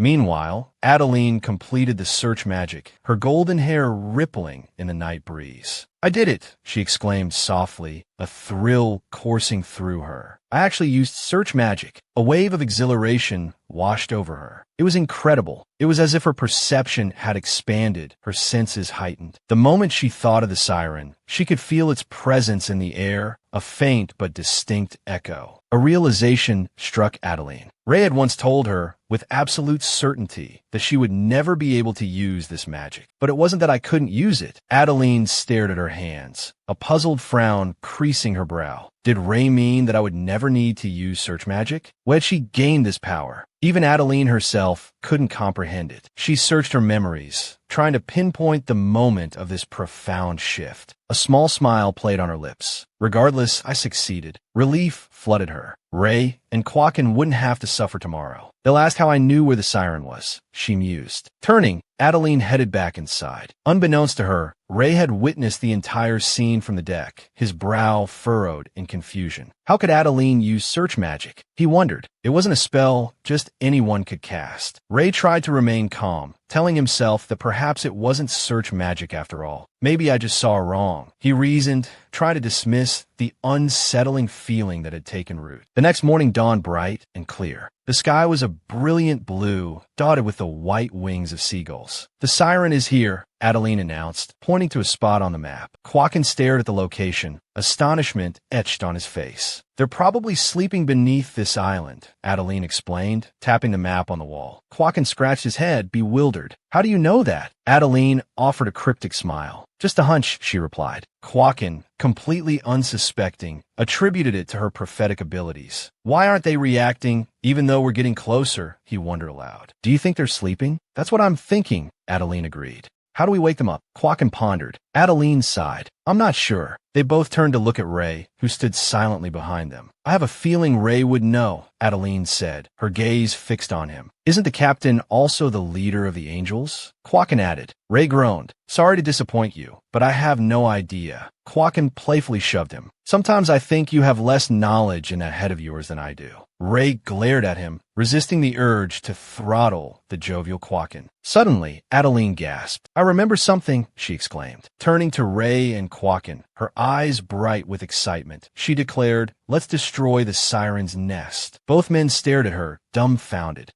Let's blow up the whole island." Adeline clarified, a mischievous grin spreading across her face. "Don't I have a bomb made from the Oryx's heart? If we destroy their home, they definitely won't be able to keep sleeping, right?" she continued, her enthusiasm bubbling over. Adeline retrieved the bag containing the Oryx heart and handed it to Quacken. "I'll make this quick and be right back," Quacken assured her, fastening the bag to his waist. He winked at Ray. "The captain probably won't come, too worried about Adeline." Ray played along, his voice dry. "If anything happens to you, you're fired. Then I'm heading to Mouvain Island." Quacken feigned offense. "How can you say such a terrible thing?" he exclaimed, before turning and heading toward the edge of the ship. Without hesitation, Quacken plunged into the deep blue water. The moment Quacken plunged into the water, he sensed the situation might be advantageous. Though the depths were murky, obscuring his vision, he could still wield his magic. He'd hoped to avoid using it so close to the volatile siren, but it seemed he had no other choice. With the aid of his magic, Quacken felt confident he could locate the siren in these waters. Suddenly, something caught his eye.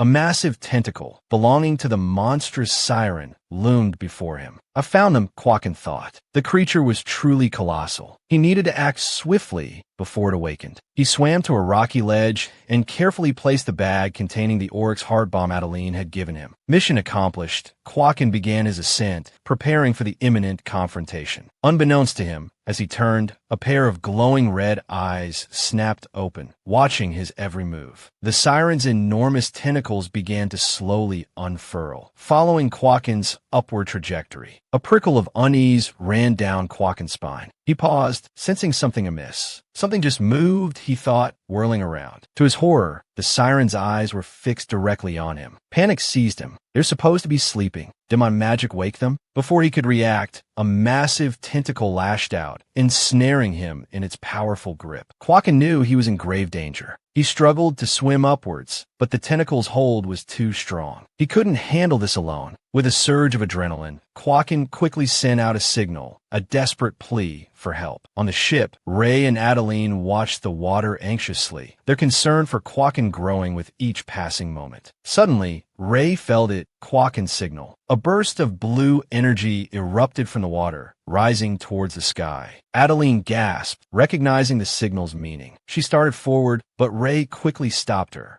"Something's wrong," Ray said grimly. "I think Quaken's been caught by the siren." Adeline froze, the words hitting her like a physical blow. Ray turned to her. "Go back to your room," he urged. But when he looked back, he saw the stark terror etched on Adeline's face. Has fate shifted to someone else again? She questioned herself, her voice a silent scream in her mind. If my attempt to save Marvin cost Quaken his life, if that destined death has transferred to him, what do I do? Despair threatened to consume her. "Adeline, calm down," Ray shouted, his own voice tight with tension. "Go back to your room," he pleaded. "With Quaken captured, there's no one to protect you." But Adeline refused. "I'm not someone who always needs protecting," she retorted, her voice trembling but firm. "I can use magic too, at least enough to protect myself." Ray clenched his jaw, his anger flaring. "Magic," he spat. "That magic again." He rounded on her, his voice rising. "That kind of magic is completely useless." Adeline flinched. "Why are you always so reckless?" Ray raged. "Are you trying to get yourself killed?" Consumed by his anger, Ray paused, a flicker of doubt crossing his face. "Why am I so angry?" He wondered. "Is this really what I want to say?" Adeline's voice cut through his turmoil, cold and sharp. "Duke Bendak, do you remember what you said to me?" she asked, her eyes blazing. Ray suddenly realized the terrible mistake he'd made. "You promised to give me anything I wanted," Adeline continued, her voice eerily calm. "You said you would never be angry with me." Panic welled up inside Ray as Adeline's voice cracked, tears beginning to stream down her face. "Were all those things you said to me lies?" Ray stood frozen, wanting to deny it, to take it all back. He wasn't angry with her. He was terrified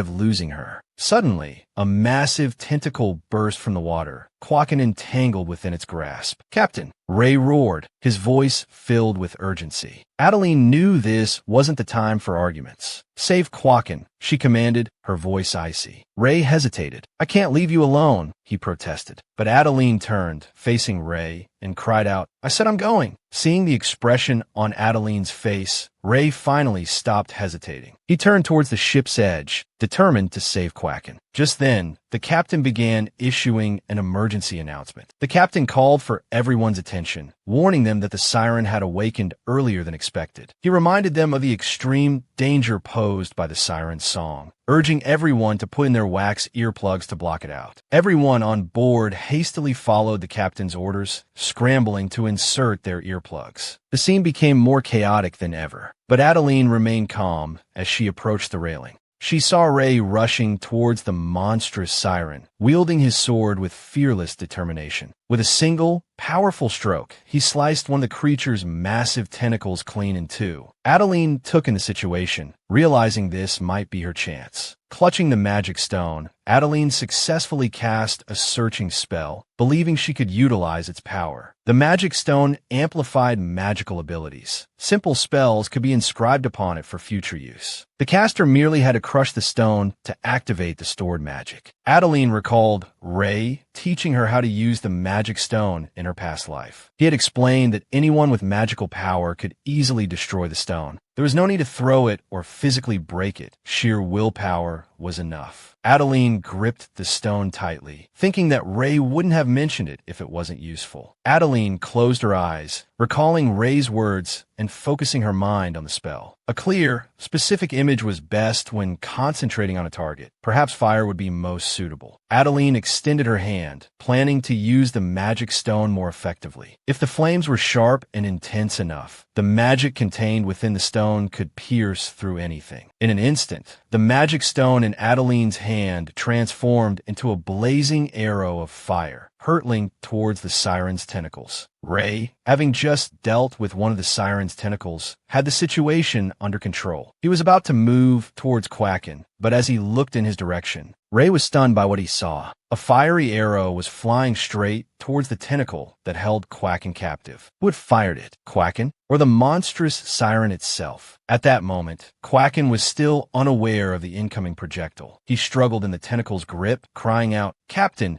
I can't hold on any longer." Ray immediately dashed towards Quacken. Judging by the trajectory of the fiery arrow, Quacken was in grave danger. Just as the arrow sliced through the enormous siren tentacle, Ray managed to pull Quacken from the brink of death. Ray quickly cast a spell, conjuring a solid, magical circle on the surface of the water. He placed the nearly unconscious Quacken onto the circle. Quacken abruptly sat up, coughing uncontrollably. If it hadn't been for Ray's magic, he would have been in serious trouble. Suddenly, Ray's voice became serious. His eyes fixed on the ship's railing. He urged Quacken to go to Adeline quickly. Quacken looked in the direction Ray indicated, and immediately realized the urgency of the situation. Adeline was nearing the edge of the ship, as if something was drawing her towards the water. Was she under the influence of the siren's song? Panic gripped those around them. Quacken rushed towards Adeline, but at this pace, he wouldn't reach her in time. Adeline clutched the magic stone, muttering to herself. As Quacken drew closer, he finally heard what she was saying, and to his astonishment, Adeline wasn't under any magical influence at all. She was actually fighting off the other crew members, telling them to go to sleep. Quacken froze for a few seconds, bewildered by what was happening. Seeing the other crew members around Adeline collapse unconscious, he couldn't help but ask her what had happened. Adeline, overjoyed to see Quacken safe, cried out, "Quacken, you're all right." Quacken, still bewildered, replied, "Thanks to the captain, I'm fine now. But more importantly, what happened here?" Adeline approached him, explaining, "I just used the magic stone I'd prepared earlier to put them to sleep. But I didn't know how to use it properly, so I just waved it around, and somehow they all fell asleep." Quacken scratched his head in confusion, pondering how a magic stone could possibly negate a spell. Then, Adeline voiced the question that truly weighed on her mind. "Ray sent you, didn't he?" Quacken's expression sharpened with alertness. He was about to explain the situation when suddenly, something terrifying surged from beneath the waves. Adeline's face darkened, a sense of foreboding washing over her. Large chunks of rock hurtled towards her and Quacken with terrifying speed. Just as the danger was upon them, a magical array shimmered into existence, forming a protective shield around the ship, deflecting the debris. Quacken stared in astonishment. Did a shield just cover the ship? He looked out across the churning water. The hideous Leviathan, now awake, was rising from the depths, ready for battle. Was that Captain Ray's doing? Lost in thought, Quacken was startled by Adeline's sudden call. She smiled at him reassuringly. "We're safe here. Go to Ray." Quacken hesitated, worried about leaving her alone, especially after Ray's explicit instructions.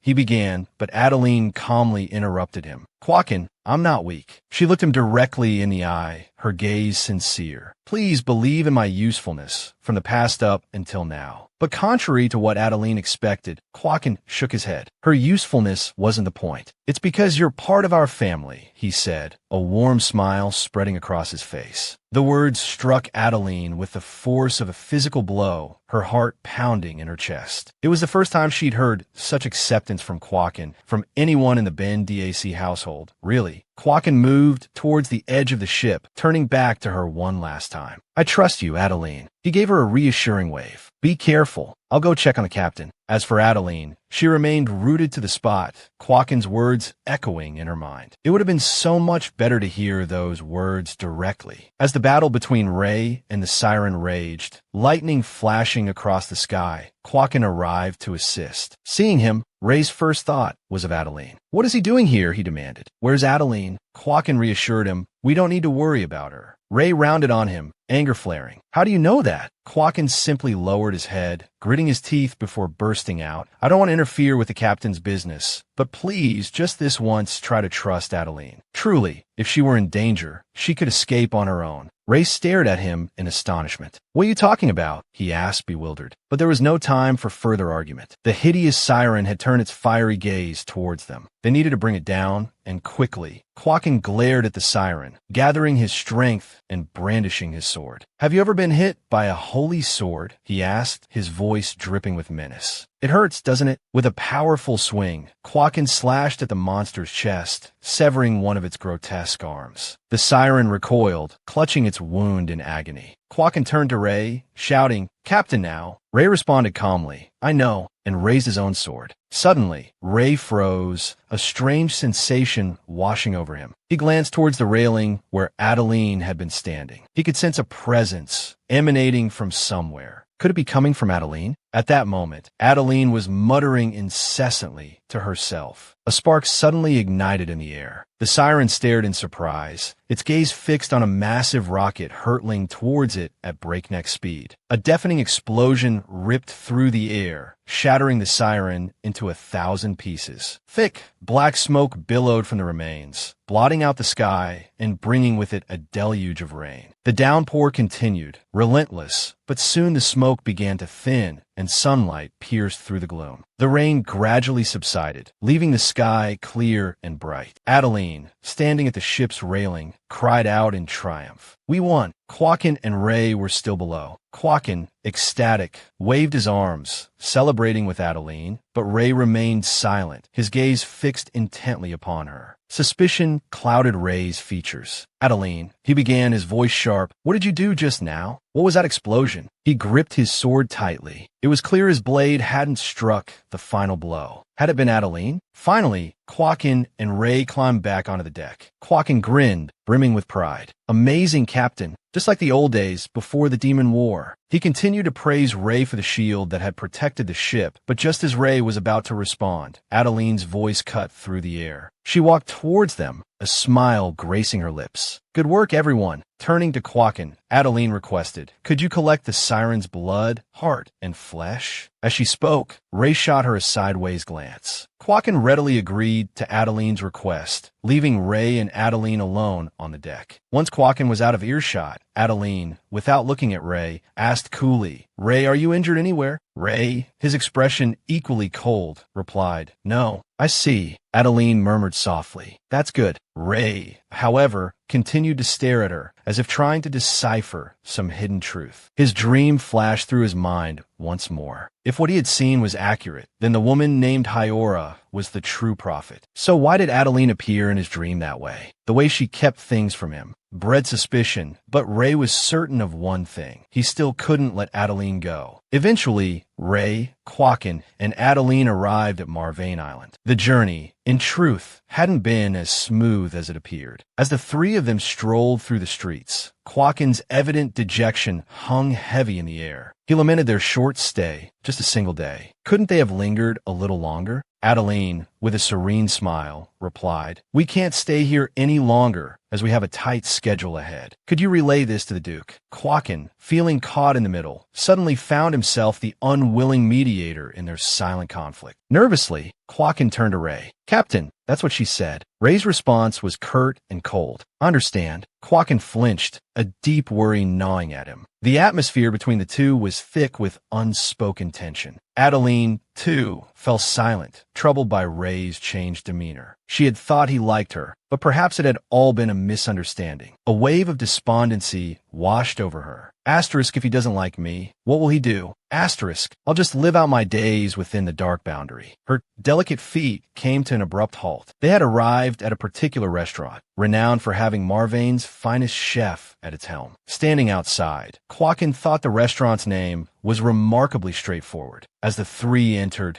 the interior opened up into a grand and magnificent space. The towering platters of food equally impressive. Quakin, already full, felt that one more plate might cause his stomach to burst. His eyes crinkling with pleasure, Quakin declared, "This is the most delicious food I've had since the Demon War." Adeline responded cheerfully. "Then let's bring the restaurant's chef back to the ducal residence, shall we?" Naturally, the gluttonous Quakin readily agreed. Only after agreeing did he realize Adeline's intention was to actually bring the chef back. While he was still reeling from the surprise, Adeline raised her hand to summon a waiter. "Could I meet Chef Addo?" she inquired. The courteous waiter replied, "Please allow me to show you the way." Adeline rose and followed the waiter, leaving Ray and Quakin behind, still bewildered. "That's the chef they're talking about, right?" Ray nodded in confirmation. Quakin, pushing aside any lingering questions, grinned. "Well, whatever the case, this food is incredibly nostalgic. What do you think, Captain?" Ray, clutching a napkin in his hand, was lost in thought. "It reminds me of someone," he murmured softly. Quakin chuckled, knowing exactly who Ray was referring to. Raising his glass of water, he added, "He was an eccentric fellow, but when it came to cooking, he was second to none." Suddenly, a voice boomed, "I can't believe you'd speak of me in such a way, you oaf." Quakin choked, spraying water across the table. Both he and Ray stared, dumbfounded, at the newcomer. It was Chef Addo, the restaurant's owner. He addressed Quakin directly. "So, you admit my cooking is excellent, then?" Folding his arms across his chest, he challenged, "And why exactly do you call me eccentric?" The moment they saw Addo's face, both Ray and Quakin exclaimed, "Bruno!" Almost instantly, Quakin surged forward, engulfing the chef in a hug. "You're alive!" he cried, overjoyed. Tears welled up in Quakin's eyes. "Why do you look like this, Bruno? And why are you calling yourself Addo?" Bruno laughed. "No matter what I look like, I'm still the best chef in Marvain." He puffed out his chest proudly. "I adopted a convincing alias because I didn't want to use my real name." Quakin teased. "And you gave the restaurant this rustic name?" Bruno bristled. "Rustic? I named it this way so you could find me easier." A wide grin spread across his face. "I'm the best chef, after all." He turned and gestured towards Adeline, who stood behind him. "This lovely lady told me she'd arrange for me to meet someone as a reward for my exceptional culinary skills. So it was you all along." He then eyed Quakin suspiciously. "Who is this woman?" "A friend." Before he could finish the word girlfriend,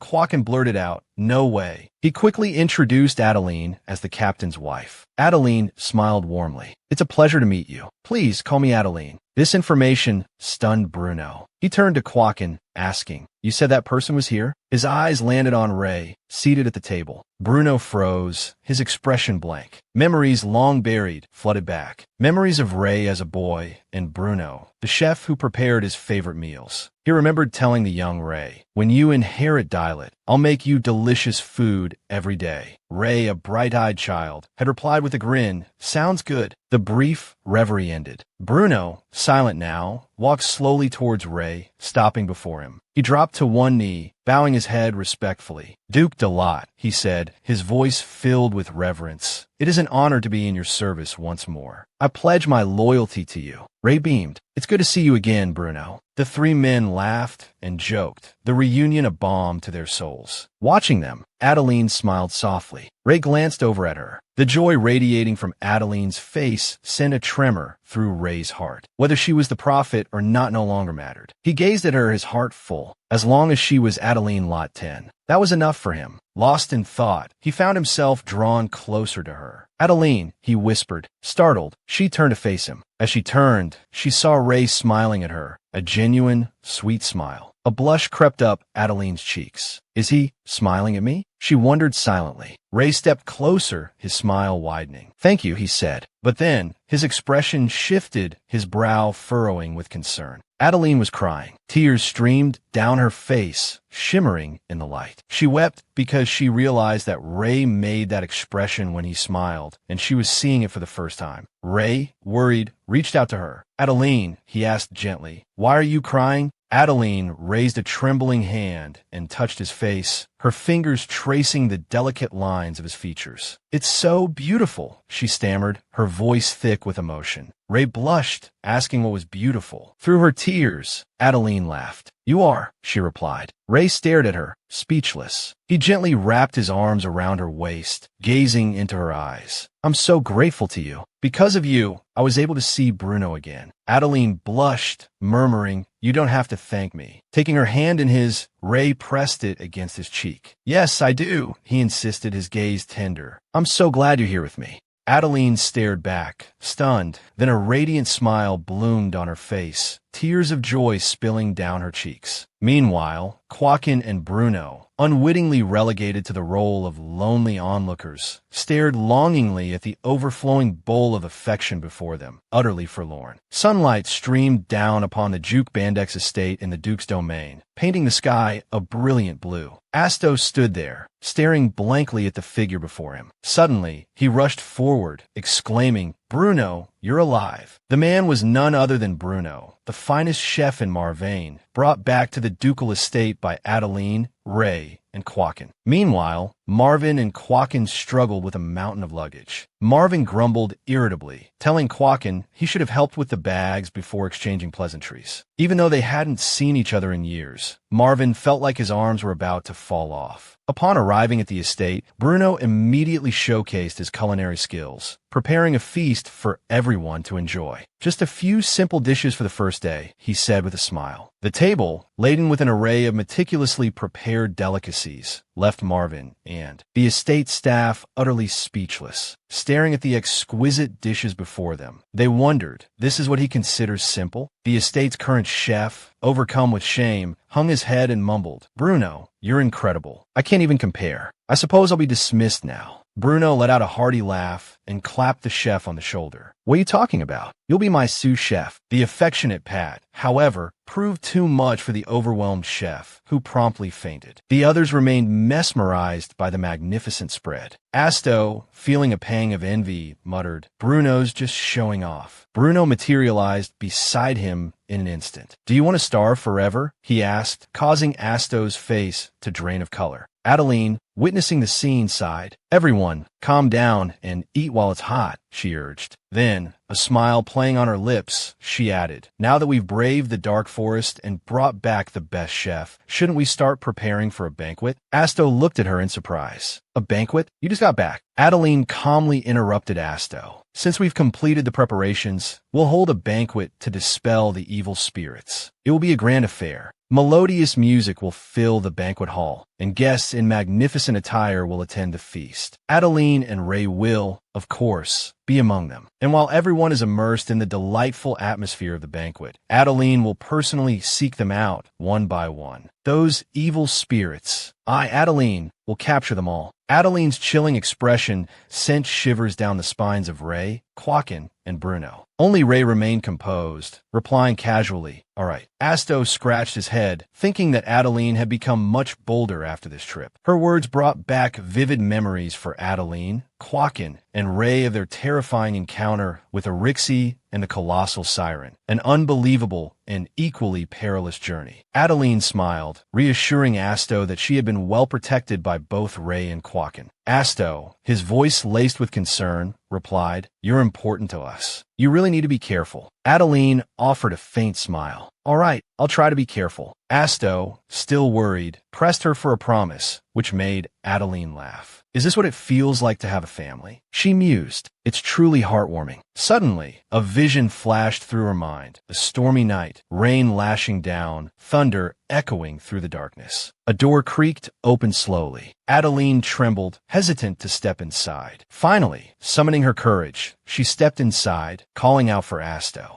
Outside, ancient trees groaned and crashed to the earth, twisted by an unseen force, creating a scene of desolate terror. Inside, Adeline continued to call for Asto. Where was he? But as she entered another room, about to call his name again, Adeline was met with a sight so horrifying it stole her voice. Adeline's face drained of all color. The impaled figure before her was Asto. Her eyes widened in terror, and suddenly, a flash of magical light. Asto, covered in blood, told Adeline that the Duchess needed to hide somewhere safe to stay hidden no matter what. The captain isn't here right now. I can't protect the Duchess. Asto's words echoed in her ears, fragments of a forgotten memory. You're precious to us, Duchess. No matter what happens, you must stay safe. You absolutely must not come out. Then, Asto turned to leave. Adeline chased after him, crying out his name. But the figures stubbornly left the room, leaving only Adeline's screams echoing Asto's name. Another voice startled Adeline from the horrific vision. Adeline froze, turning towards the sound. It was Ray, his face etched with concern. "Are you all right?" he asked. Adeline, flustered, couldn't comprehend what had just happened. Was it a piece of her lost memory? Or a hallucination? What was it? Confused, Adeline stammered, saying she must be tired. She stood, saying she would go back to her room to rest, but Adeline's mind raced. That vision was entirely different from when she'd witnessed Marvin's death. In that moment, she realized it was a fragment of her lost memory, and she also realized she had no memory of Asto's death. A wave of fear washed over Adeline. If her memories returned this slowly, she wouldn't be able to protect anyone. But then, Adeline lowered her head, biting her lip. She made a silent promise to herself. She would never leave Ray alone. Ray had been following Adeline, his eyes filled with worry. Noticing his gaze, Adeline softly told him not to worry. Turning back to him, she offered a small smile. "I will protect you until the very end," she said, "and I will save everyone too." The words were meant only for herself. Lifting her skirts, Adeline returned to her room, leaving Ray standing there, speechless. Ray was bewildered by Adeline's words. It all seemed so strange. When Adeline said she would protect him, even though she was smaller than him, Ray felt a strange sense of comfort. Elsewhere, at the Filbert estate, a man with long hair sat in his study. His butler respectfully addressed him as Marquis Filbert. The Marquis was engrossed in the documents he held. The butler continued his report. They hadn't done anything particularly unusual, but there was one peculiar thing. They had brought a famous chef with them. It must have been Adeline's group. "A chef?" Filbert questioned, surprised.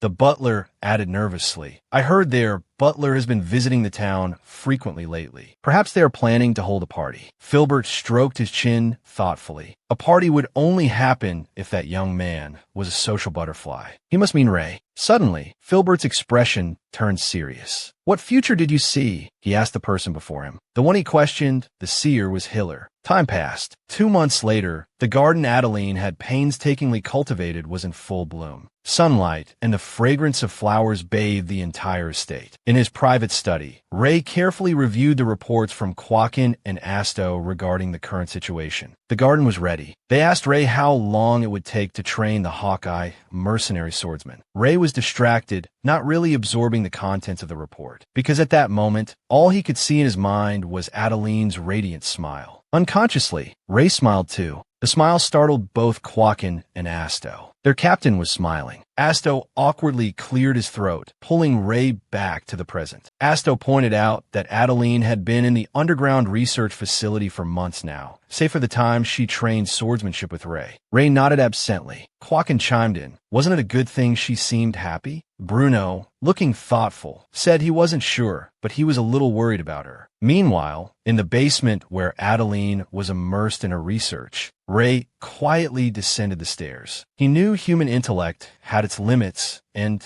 pushing past those boundaries could sometimes drive a person mad. Their concern for Adeline's well-being wasn't unfounded. Ray reached out and pushed open the door to the underground laboratory. But the moment his hand touched the door, a sweet fragrance wafted out, surprising him. He opened the door and called Adeline's name. Almost instantly, Adeline rushed forward, a look of pure elation on her face, and embraced him. She excitedly told Ray she had succeeded. Clinging to him, she kept repeating, "I did it," leaving Ray flustered, his face flushing crimson. He understood how overjoyed she must be. He wrapped his arms around Adeline's slender waist, looked into her eyes, and praised her. "Well done." Adeline, startled by the realization that she had just hugged Ray, blushed and quickly pulled back. "Adeline Lot 10, why did you do that?" She screamed internally. "You were just so happy you hugged him." But now, for some reason, she didn't want to let go. But romantic moments are often interrupted by unwelcome guests, and the ones to break the spell were Quakin, Asto, and Bruno. Adeline's face burned with embarrassment. Adeline told them to stay where they were, and they stood there, bewildered, unsure if she was asking them to continue watching. Adeline showed everyone what she held in her hand, a black gemstone. Smiling, she announced, "Now I can open the dark forest anytime. I want you all to witness this with me. When they all arrived at the dark forest, Asto asked Adeline if this power was created by the siren's blood. Adeline, not hiding anything, confirmed that it was, then asked Ray to throw the black gemstone to a wide area where a large group could pass through. Ray immediately threw the stone far into the distance. Adeline hoped the path would be magnificent, so grand that everyone would want to walk on it, even if they feared the dark forest. She hoped that once they walked through, they would want to do so again and again. Adeline fell into thought. The holy blood of the unicorn ruled the plants, its horn making the plants obey its master. Therefore, she usually needed the unicorn's horn and blood, but this time Adeline could use the siren's blood because the siren used black magic through sound. Once the black pearl was thrown, a magnificent path like the one before them would appear, so dazzling that everyone would be overwhelmed by it. Adeline asked everyone what they thought, laughing happily. "Isn't it amazing?" she said. The next day, Adeline sat in her study, reviewing documents, thinking that this must be the first party held as a duchess. In her hand, she held the guest list for the party, which included nobles from various kingdoms and empires. Members of the Count Lot 10 family, specifically Baron Simone Hetzer and Baroness Lillian Hetzer, were to attend. From Adeline's previous life, the Baroness's words were a lingering memory. She had stared at Adeline and said that her husband was the incarnation of a Sarah, not even just an incarnation, but the true one. Did she realize this reality? The thought filled Adeline with a deep sense of dread and anxiety. She abruptly stood and told Marvin to give the guest list to Ray, not herself. Then, Adeline strode towards the greenhouse, seeking solace amidst the blossoms and fragrance of the garden she herself had cultivated. Shaking off her earlier disquiet, she smiled at the maid. "Isn't this a wonderful place?" The maid, Cather, replied sincerely, "It truly is wonderful, madam. I've worked at the Duke's estate for 5 years and never imagined it could be so amazing." Adeline's thoughts drifted to her past life. She wondered if she had seemed like a true duchess back then. Would people have respected her when the maids treated her with coldness and discomfort, rather than the gentle respect Cather now showed? Suddenly, Adeline called out to Cather. She invited her to sit, for despite her thoughts, she had no intention of making enemies at this moment. Cather responded awkwardly, "No, madam. How could I dare sit in your presence?" Adeline smiled at Cather and told her to sit. "My neck aches from looking up at you from my chair." At that moment, Adeline noticed someone in the distance.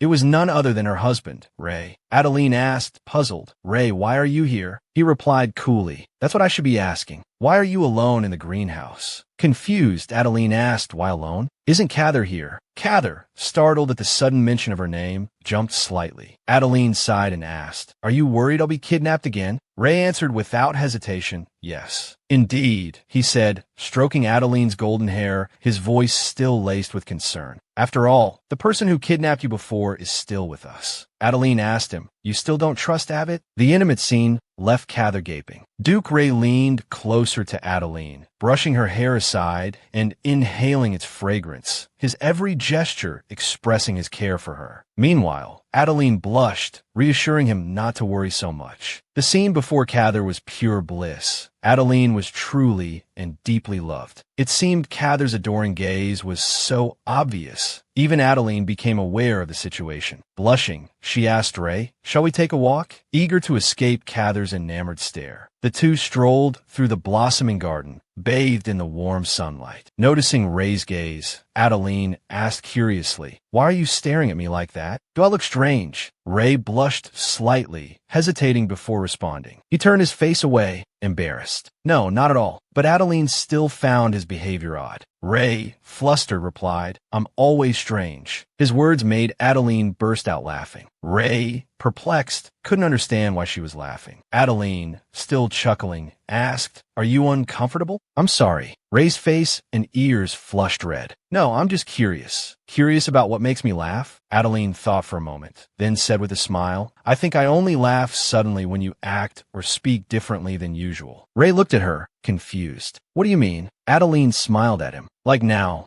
Adeline continued, her voice light and happy. "You just asked me why I was laughing. Like now, You're starting to ask questions you wouldn't normally ask. That's why I laugh. Ray, blushing, asked, do my questions make you laugh? Adeline chuckled softly. Sometimes. Ray, still gazing at her, asked, what else makes you laugh? Adeline didn't answer immediately. She wondered if she should tell him what she was doing now, but wasn't sure he would understand. In truth, the very act of walking with Ray in the greenhouse at this moment was what made her smile. Adeline closed her eyes briefly, lost in thought, but she figured Ray wouldn't notice. He surely couldn't recognize this. She hoped that one day, Ray would understand the feeling of simply being near him, bringing a smile to her face. She hoped he could experience that feeling too. That night, Ray once again dreamt of that strange past. In his dream, Adeline was relentlessly berated by Baroness Lillian. Why can't you do your job properly? The Baroness sneered. The Duchess is utterly useless. In the dreamscape, Adeline was forced to submit to her, even though it should have been the other way around. She silently accepted the false accusations, tears tracing paths down her cheeks. Ray simply stood by, watching Adeline's humiliation unfold before him, silent and unmoving. He wondered why this dream always surfaced after they were intimate. He recalled the crescent moon shape of Adeline's eyes when she laughed freely, a stark contrast to the image before him. In this recurring nightmare, Adeline was looked down upon and mistreated by all the servants of the ducal estate. Even he, in the dream, merely observed Adeline's suffering, making no move to intervene. Suddenly, a voice pulled Ray from the lingering unease of his dream. It was Avet, who had successfully managed to make his sword shimmer with magical light. Ray stated coldly that it was only temporary. He then conjured some magic in his palm, explaining to Avet that he needed to restrict the power to control the sword's aura or magic. To achieve this, Avet needed a strong core. As Ray finished speaking, the magical glow on Avet's sword vanished completely. Avet turned, thanking Ray. Thanks to you, I'm starting to figure it out, he admitted. He hadn't expected Ray to help him. Why wouldn't I? Ray questioned. Avet chuckled. Don't you hate me for kidnapping Adeline? The memory sparked a flicker of anger in Ray. I haven't forgiven you yet, he replied. Avet still couldn't understand why Ray would help him if he hadn't forgiven him. Ray answered softly, the stronger you are, the happier Adeline will be. Is that the only reason? Avet looked at Ray intently, a flicker of understanding in his eyes. You must love Adeline very much, Lord Ray. Avet's words sent a blush creeping up Ray's face. Avet laughed casually. I knew it from the moment I first met you. Ray's blush deepened. That's not true, he stammered. Avet chuckled again. Ray, you're even helping me to make Adeline happier when you should be tearing me to shreds. If that isn't love, what is? Ray was silent for a moment, then replied coldly, I don't have time to waste on such useless emotions. Hearing this, Avet stroked his chin thoughtfully. Could it be that Ray hasn't realized his own feelings yet? Or is Adeline his first love, so he hasn't figured it out? Suddenly, Avet told Ray that he had once been a knight of Marquis Koala. Ray looked slightly surprised. You mean Marquis Koala? Avet had protected Lady Alias, the Marquis's daughter. The name Alias sparked a memory. Adeline had mentioned to Avet that she would be looking for her in Gallstone City. Lost in recollection, Avet confessed that he and Alias had fallen in love at first sight, but Alias already had a fiancé chosen for her. That's why we ran away together, he sighed, though we were caught soon after. After Avet's capture, Alias had been forced to go through with the arranged marriage, while he endured brutal torture. Then Alias disappeared. It was 10 years ago, Avet said sadly, and I still don't know if she's alive or dead. Though Avet smiled, his heart seemed to be bleeding. I can't forget her. I tried to erase her from my memory, but that's love. You can never let go. He looked at Ray. Even so, I don't think loving her was a waste of time. Then he asked, you must really want to see Adeline right now, don't you? Ray's face flushed crimson. Avet's voice continued to echo in his ears. Seeing Adeline's happy smile makes you even happier. You would do anything to see her smile. Embarrassed beyond endurance, Ray finally shouted, Enough, Avet! Undeterred, Avet continued, You don't recognize your feelings because it's the first time, but what you're feeling is love. A wild, consuming love. The word sent Ray's heart into an uncontrolled flutter. That night, Ray tossed and turned in his bed, questioning himself. Love? Am I in love? As Ray wrestled with his newfound emotions, unbeknownst to him, heaven itself was being torn asunder. His mission was to lead the Dilloff faction in governing heaven, for he was Diloff. Wasting time on something like love was not permitted. Ray slept soundly until the light filtering through the curtains stirred him awake. A strange feeling crept into his heart. It was because Adeline was standing before him, his beautiful Adeline. Realizing this, Ray panicked, leaping up and pushing her away. Then, as if realizing he'd overreacted, Ray asked Adeline why she was there. "You didn't have dinner," she replied innocently. "I thought you were ill. I even knocked." Seeing her like this, Ray felt a pang of guilt for treating her so roughly. He fell into silent contemplation. If he loved Adeline, and she loved him, then she would become his weakness. The Ashura faction would attack her instead of him. It was the only way to destroy Diloff, to destroy him. The horrifying scenario played out in his mind, and understanding dawned. He finally understood why he was so cold to Adeline in his dreams. Simply standing there and watching her was all he could do, because even in that dream, Ray still wanted to protect Adeline, for no other reason than that she was also his present self. The realization struck him deeply. He turned his face away coldly. "Leave," he commanded. Adeline was momentarily stunned. "Are you angry with me, Ray?" she asked. Ray sat up, his voice cold. "It's not like that. I just want you to leave this place." Adeline sensed something was wrong. In her past life, she would have left without question, but now she needed to understand. "Did someone say something bad about me behind my back?" she asked, trying to determine if she had done something wrong. Ray, his face flushing crimson with frustration, masked his expression and repeated his demand for her to leave. But Adeline refused. She took his hand. "I came to take care of you because you seemed unwell," she said softly. Ray fought against his own emotions, gritting his teeth. "I'm not sick," he insisted. "So please leave." "I don't want to," Adeline said stubbornly. But her words were cut short as Ray suddenly rolled over, pinning her beneath him. He propped himself up on his arms, staring down at her. As Adeline gazed up at him in surprise, Ray spoke slowly. "I told you to leave." Though his mind screamed that Adeline was someone he shouldn't love, his body and emotions refused to obey. He looked at her with a burning intensity. "This is your fault for disobeying," he murmured, and then, passionately, he kissed her.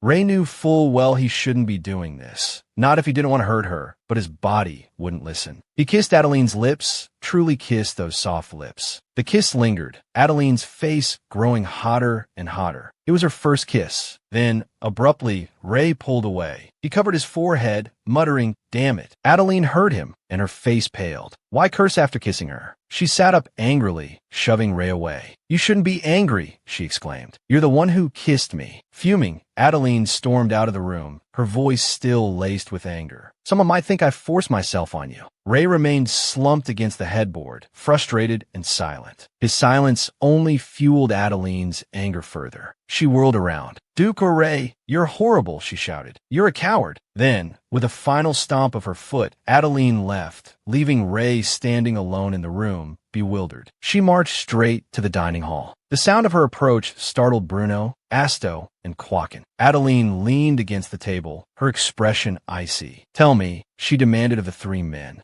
The three exchanged glances, waiting to see what the problem was. Adeline crossed her arms. "Do the Diloff family mate seasonally?" The question caused Bruno to spurt out the water he'd just taken a sip of. Asto and Quakin stared at Adeline in disbelief. Asto gave an awkward laugh, urging Adeline to calm down, sit, and explain what had happened. It was then that Adeline realized, mortified, that she had blurted out something ridiculous in her anger. Her face flushed crimson, and she cringed inwardly, unable to believe what she'd just said. She covered her face with her hands, the heat intensifying. What had she said? Quakin, Bruno, and Asto were still looking bewildered. "I'm tired and need to sleep," Adeline mumbled, mortified. "I'm going to bed. Please don't follow me." Then, she practically fled the room. Asto watched Adeline's hasty retreat, a chuckle escaping his lips. But then his expression turned serious. Had Ray done something to Adeline? Quakin, still irritated from being sprayed with water by Bruno, complained without thinking. Why was Adeline so angry this time? Asto, ever the thoughtful one, cautiously analyzed the situation. It must be because the captain tried something without being mentally prepared, he deduced. Because she mentioned something about seasonal mating. Quakin's face paled. The captain's inexperienced in love, he worried aloud. Asto adopted a lecturing tone. "Quakin," he said, "no matter how impatient he is, he shouldn't forget to be gentle gentle with a woman. Should we apologize to her on the captain's behalf? Quacken asked. Bruno thought that wasn't a good idea. It would only confuse Adeline more. Finally, they decided they needed to talk to Ray about this. The moon climbed high in the sky, and the night deepened. Meanwhile, another person felt a deep and abiding embarrassment. That person was Adeline. Adeline buried herself under the covers, wondering how she could face them now. Should she just run away from the Shadowlands? Suddenly, a knock at the door startled her. It was Ray. He was dressed as if he were going somewhere and kept asking if Adeline was already asleep. When Ray said, "Please open the door," Adeline's beautiful face appeared. "Are you going somewhere?" she asked. "There's somewhere I need to go," Ray confirmed. At this, Adeline seemed to turn cold, turning back into the room. Ray, realizing he was being given the cold shoulder, asked, "Are you angry?" "Why would I be angry?" Adeline replied frostily. "It seems like you're the one who's angry." "I'm not angry at all," Ray said softly. But Adeline retorted coldly, "Yes, you are." Then, blushing, she accused him. "You kissed me first, but then you cursed after you kissed me." Ray was at a loss for how to explain. He stammered, "Adeline, I didn't mean to be so rude. I apologize for kissing you without your consent. Those curses were directed at myself." Looking at Adeline's back, Ray opened his heart. "I truly don't understand human emotions, so I didn't even consider that my actions might hurt you." He reached inside his jacket, searching for something as he continued to express his feelings. "I want you to always smile, but I truly don't know how, and I don't know how to apologize to you properly." With that, Ray pulled something out and held it out to Adeline. "I just hope you like this," he said. Adeline looked, and in Ray's hand was a beautiful ring, the so-called mark of love. Giving a ring to a loved one had been a tradition for centuries, a way to strengthen the bond between a couple, a promise for the rest of their lives. Adeline had dreamed of such a romantic scene, and now, receiving the ring herself, she still felt like she was dreaming. Ray sighed. Quakin, Asto, and Bruno, all three of them, suddenly came to talk to me, he explained. "You must have heard what Adeline said," Asto had pointed out. At the time, Ray hadn't even known Adeline would be hurt by it. He'd been genuinely confused. Bruno had sighed in exasperation. "You didn't realize because you're still so young and naive," he'd said. "So you should apologize to Adeline," Asto had advised. "At the very least, you should give her a gift and apologize sincerely." So Ray had gone to a jewelry store and asked the owner for the best ring, and now it was in Adeline's hands. Looking at the exquisite ring in her palm, Adeline finally spoke. "Ray," she asked, "do you know the meaning of this gift?" "What does it mean?" Ray asked, perplexed. "If you don't like it, I can buy you another one." Adeline sighed. "It's not that," she explained patiently. "I just wanted to know why you chose a ring instead of something else." Looking at the purple stoned ring in Adeline's hand, Ray replied, "Just because I thought it would look beautiful on you, and it's more durable than a necklace or a bracelet." But there was one thing Ray hadn't realized. The ring didn't fit Adeline's finger. It was a subtle reminder that they weren't quite fit to be husband and wife yet, a nuance only Adeline understood. Still, she was touched by the gesture. "Thank you," she said, a soft smile gracing her lips. "It's beautiful. I love it." "I'm glad," Ray responded. But as Adeline looked into his eyes, she froze, utterly stunned. Ray's eyes were shimmering with a strange blue light. A wave of dizziness washed over Adeline. She was certain she had seen Ray's eyes like this before. In some half-forgotten moment, she couldn't quite grasp. Strangely, she felt like she didn't know him at all. "Are you all right?" Ray asked, his hand resting on Adeline's shoulder, concern etched on his face. Adeline blinked, snapping out of the strange, almost hallucinatory experience. Steadying herself, she stammered, "I'm just a little tired. I need to sleep." But in truth, she needed time to think, to try and remember. "I understand," Ray said, turning to leave the room. "I came too late. You should rest." Adeline wished him good night as well. But sleep wouldn't come easily. All night, she tossed and turned, clutching her head, plagued by a nagging feeling. Why couldn't she see him anymore? It was as if she didn't want to see, and she couldn't understand why. Where had she seen those blue eyes before? Adeline couldn't recall. Time drifted by until the evening of March 1st, the night of the banquet. Guests began to arrive, following the path through the Shadowlands forest. A dark-haired young man, Count Koha, was among the first to arrive. "Long time no see," He greeted Baron Simon with a smirk. How's life in the human world? Is being a baron and baroness all you ever aspired to? Your abilities must be quite mediocre. Baron Simon scoffed. Shut up, he retorted. I'm not interested in power like you.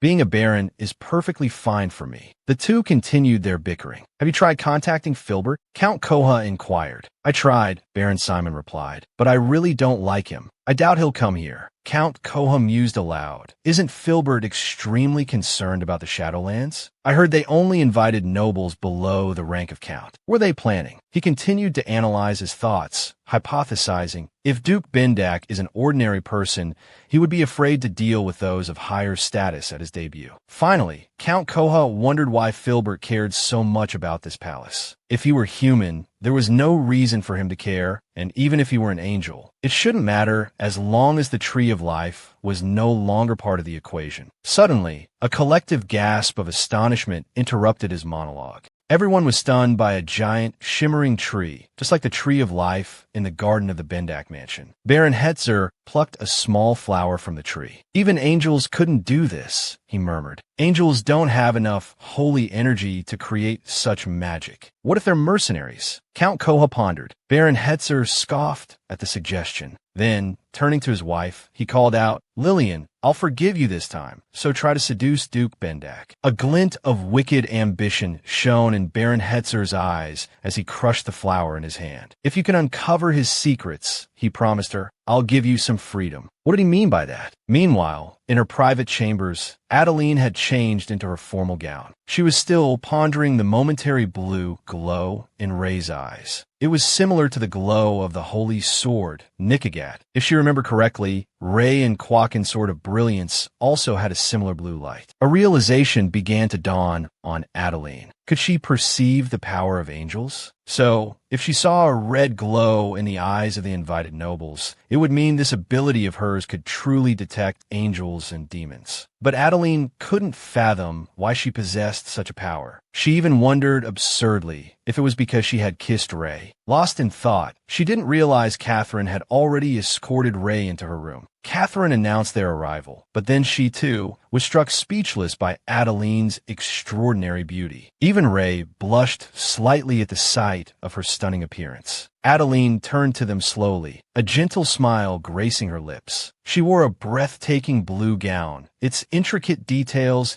and embroidered flowers only enhancing her radiant beauty. Together, they descended the stairs to join the party. The grand hall buzzed with distinguished guests, the melodious strains of piano music filling the air. Yet, for some reason, Adeline's expression seemed tinged with annoyance. Suddenly, Ray drew Adeline close, his hand encircling her slender waist, poised to begin a dance. Adeline looked at him, surprise flickering in her eyes. Were you planning to pretend you didn't know anything until Aster intervened? She asked coolly. Ray frowned. I see you figured it out, he admitted. It's just, dancing isn't my forte. As they began to move together, Adeline murmured, low enough for only Ray to hear, that this party needed to be a success. The rumors circulating amongst the guests were crucial. They both needed to put in more effort. Less than 20% of the invited guests had arrived. Even Count Lothan's family hadn't shown up. If they perceived Duke Bendak as dull and aloof, they would all leave disappointed. Finally, Adeline fixed Ray with a pointed look. It seems those adjectives describe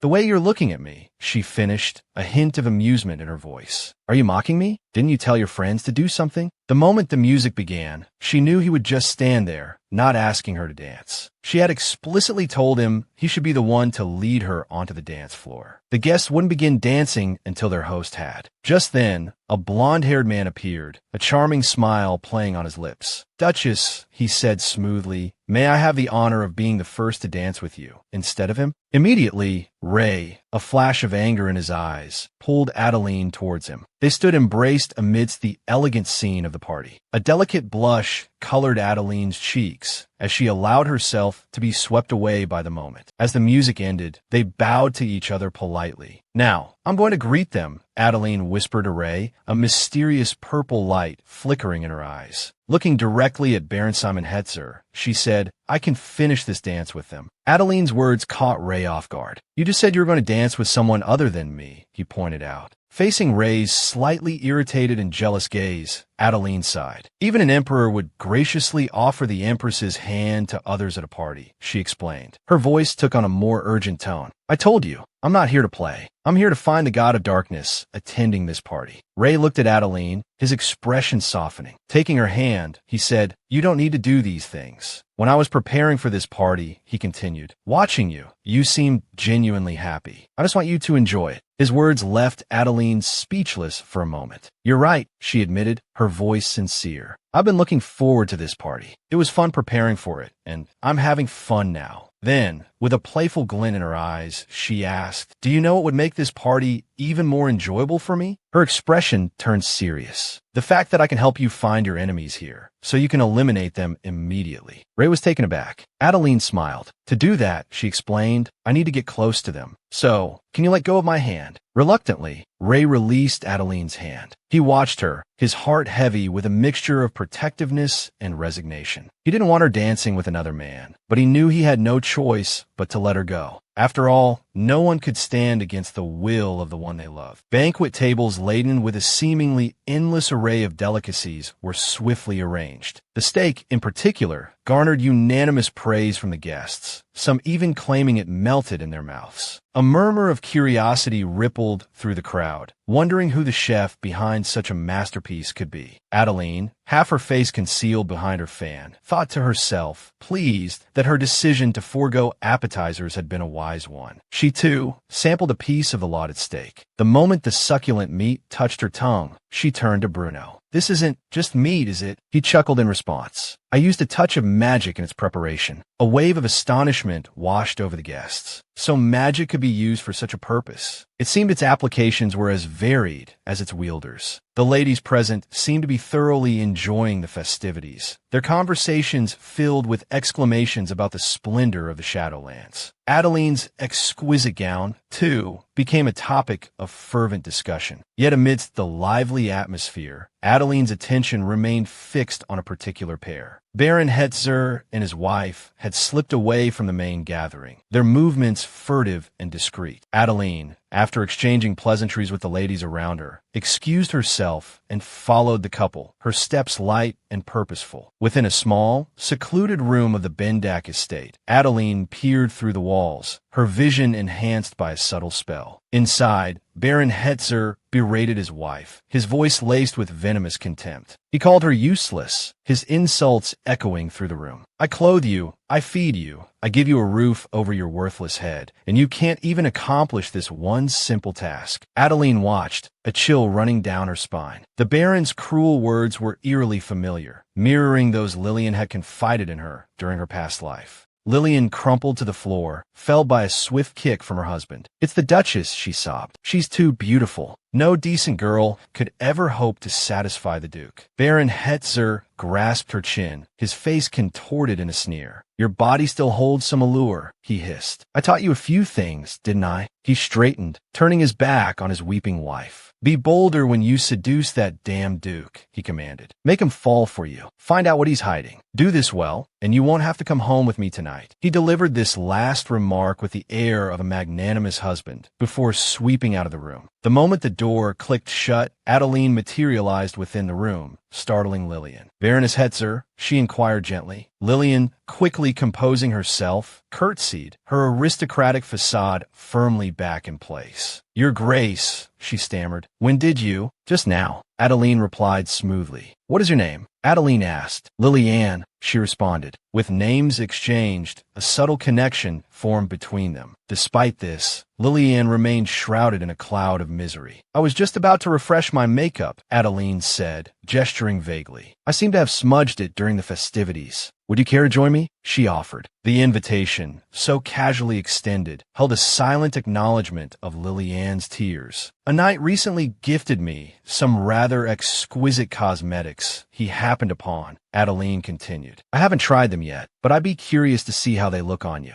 Adeline's gentle words pierced through Lillian's carefully constructed defenses. Tears welled in her eyes. She had expected the high-born Duchess to be haughty and dismissive, yet here she was, being treated with unexpected kindness. Grateful and overwhelmed, Lillian agreed to accompany Adeline. Moments later, Adeline sat thoughtfully in a chair, Lillian by her side. Perhaps, she mused to herself, Lillian was so harsh with me in my past life because I had, however unintentionally, looked down on her. I suspect she might have harbored some affection for the Duke, especially after she suddenly arrived in our Shadowlands. If Simon treated Lillian like that at home, she continued her internal monologue, what would have become of her after my death? If Duke Ray had taken her in? I'm sure she longed for a place of peace, just as I do now in this new life. If only we had talked properly back then, she sighed. Perhaps we wouldn't have misunderstood each other so terribly. While it doesn't excuse Lillian's bullying, this is a new opportunity, as long as I don't repeat the same mistakes. Just then, a deep voice startled her, cutting through the silence. What mistakes are you referring to, Adeline? The voice belonged to none other than Baron Simon. He offered a slight bow, a disarming smile playing on his lips. Baron Simon, at your service, he said smoothly. I wanted to express my gratitude for remembering and inviting us, the lesser nobles of the kingdom, to this magnificent gathering. Adeline arched a delicate eyebrow. Shouldn't your gratitude be directed towards my husband, the Duke? She countered. Baron Simon sidestepped the question, extending a hand towards her. May I have the honor of this dance, my lady? The subtle undercurrent in his tone did not escape Adeline. She recognized the probing nature of his request. A serene smile graced her lips. Very well, she acquiesced. Let's begin with a dance then. However, the cumulative effect of the evening's earlier waltzes began to take its toll, a dull ache throbbing in her feet. The Baron, ever perceptive, seized the opportunity to further their conversation. I've heard many tales of Duke Ray, your husband, he began, his voice a low murmur, but none that spoke of his marriage. Imagine my surprise and delight at seeing you, Duchess. You are truly radiant. As Adeline's gaze met his, a flash of crimson light flickered within his eyes. That crimson light, the telltale sign of a follower of the Dark God. It was the very ability that distinguished the followers of the Dark Gods from the angels. A wave of shock coursed through Adeline, but she maintained her composure, her expression carefully neutral. Duchess, does this dance displease you? Simon inquired, noticing the subtle shift in her demeanor. Adeline shook her head, a gentle smile returning to her lips. Not at all, Baron. You are an excellent dance partner. He chuckled, preening slightly. Perhaps it is the company of such a beautiful lady that elevates my performance. Tell me, Duchess, that breathtaking path through the dark forest, is it a feat of magic? Adeline offered a cryptic smile. A secret of the ducal family, she demurred. There's some magic involved, but it is primarily alchemy. Baron Simon's eyebrows shot up in surprise. Alchemy? Does the ducal family boast an alchemist capable of such a creation? Adeline's smile deepened, a hint of playful challenge in her eyes. Indeed, few possess such skill. But surely, Baron Simon, you don't think I'm lying to you? The Baron stammered, flustered. What? Oh no, of course not. Such a thought never crossed my mind. A sly, almost mischievous smile curved Adeline's lips as she leaned closer, her voice dropping to a conspiratorial whisper. My dear Baron, if the opportunity arises, I would be delighted to introduce you to the Duke and the Count. She allowed her fragrance to drift towards him, a subtle yet intoxicating allure. I eagerly anticipate discussing alchemy with you further, Baron, she purred. The proximity, combined with her captivating demeanor, sent a flush creeping up the Baron's neck. Yes, of course, he stammered. I shall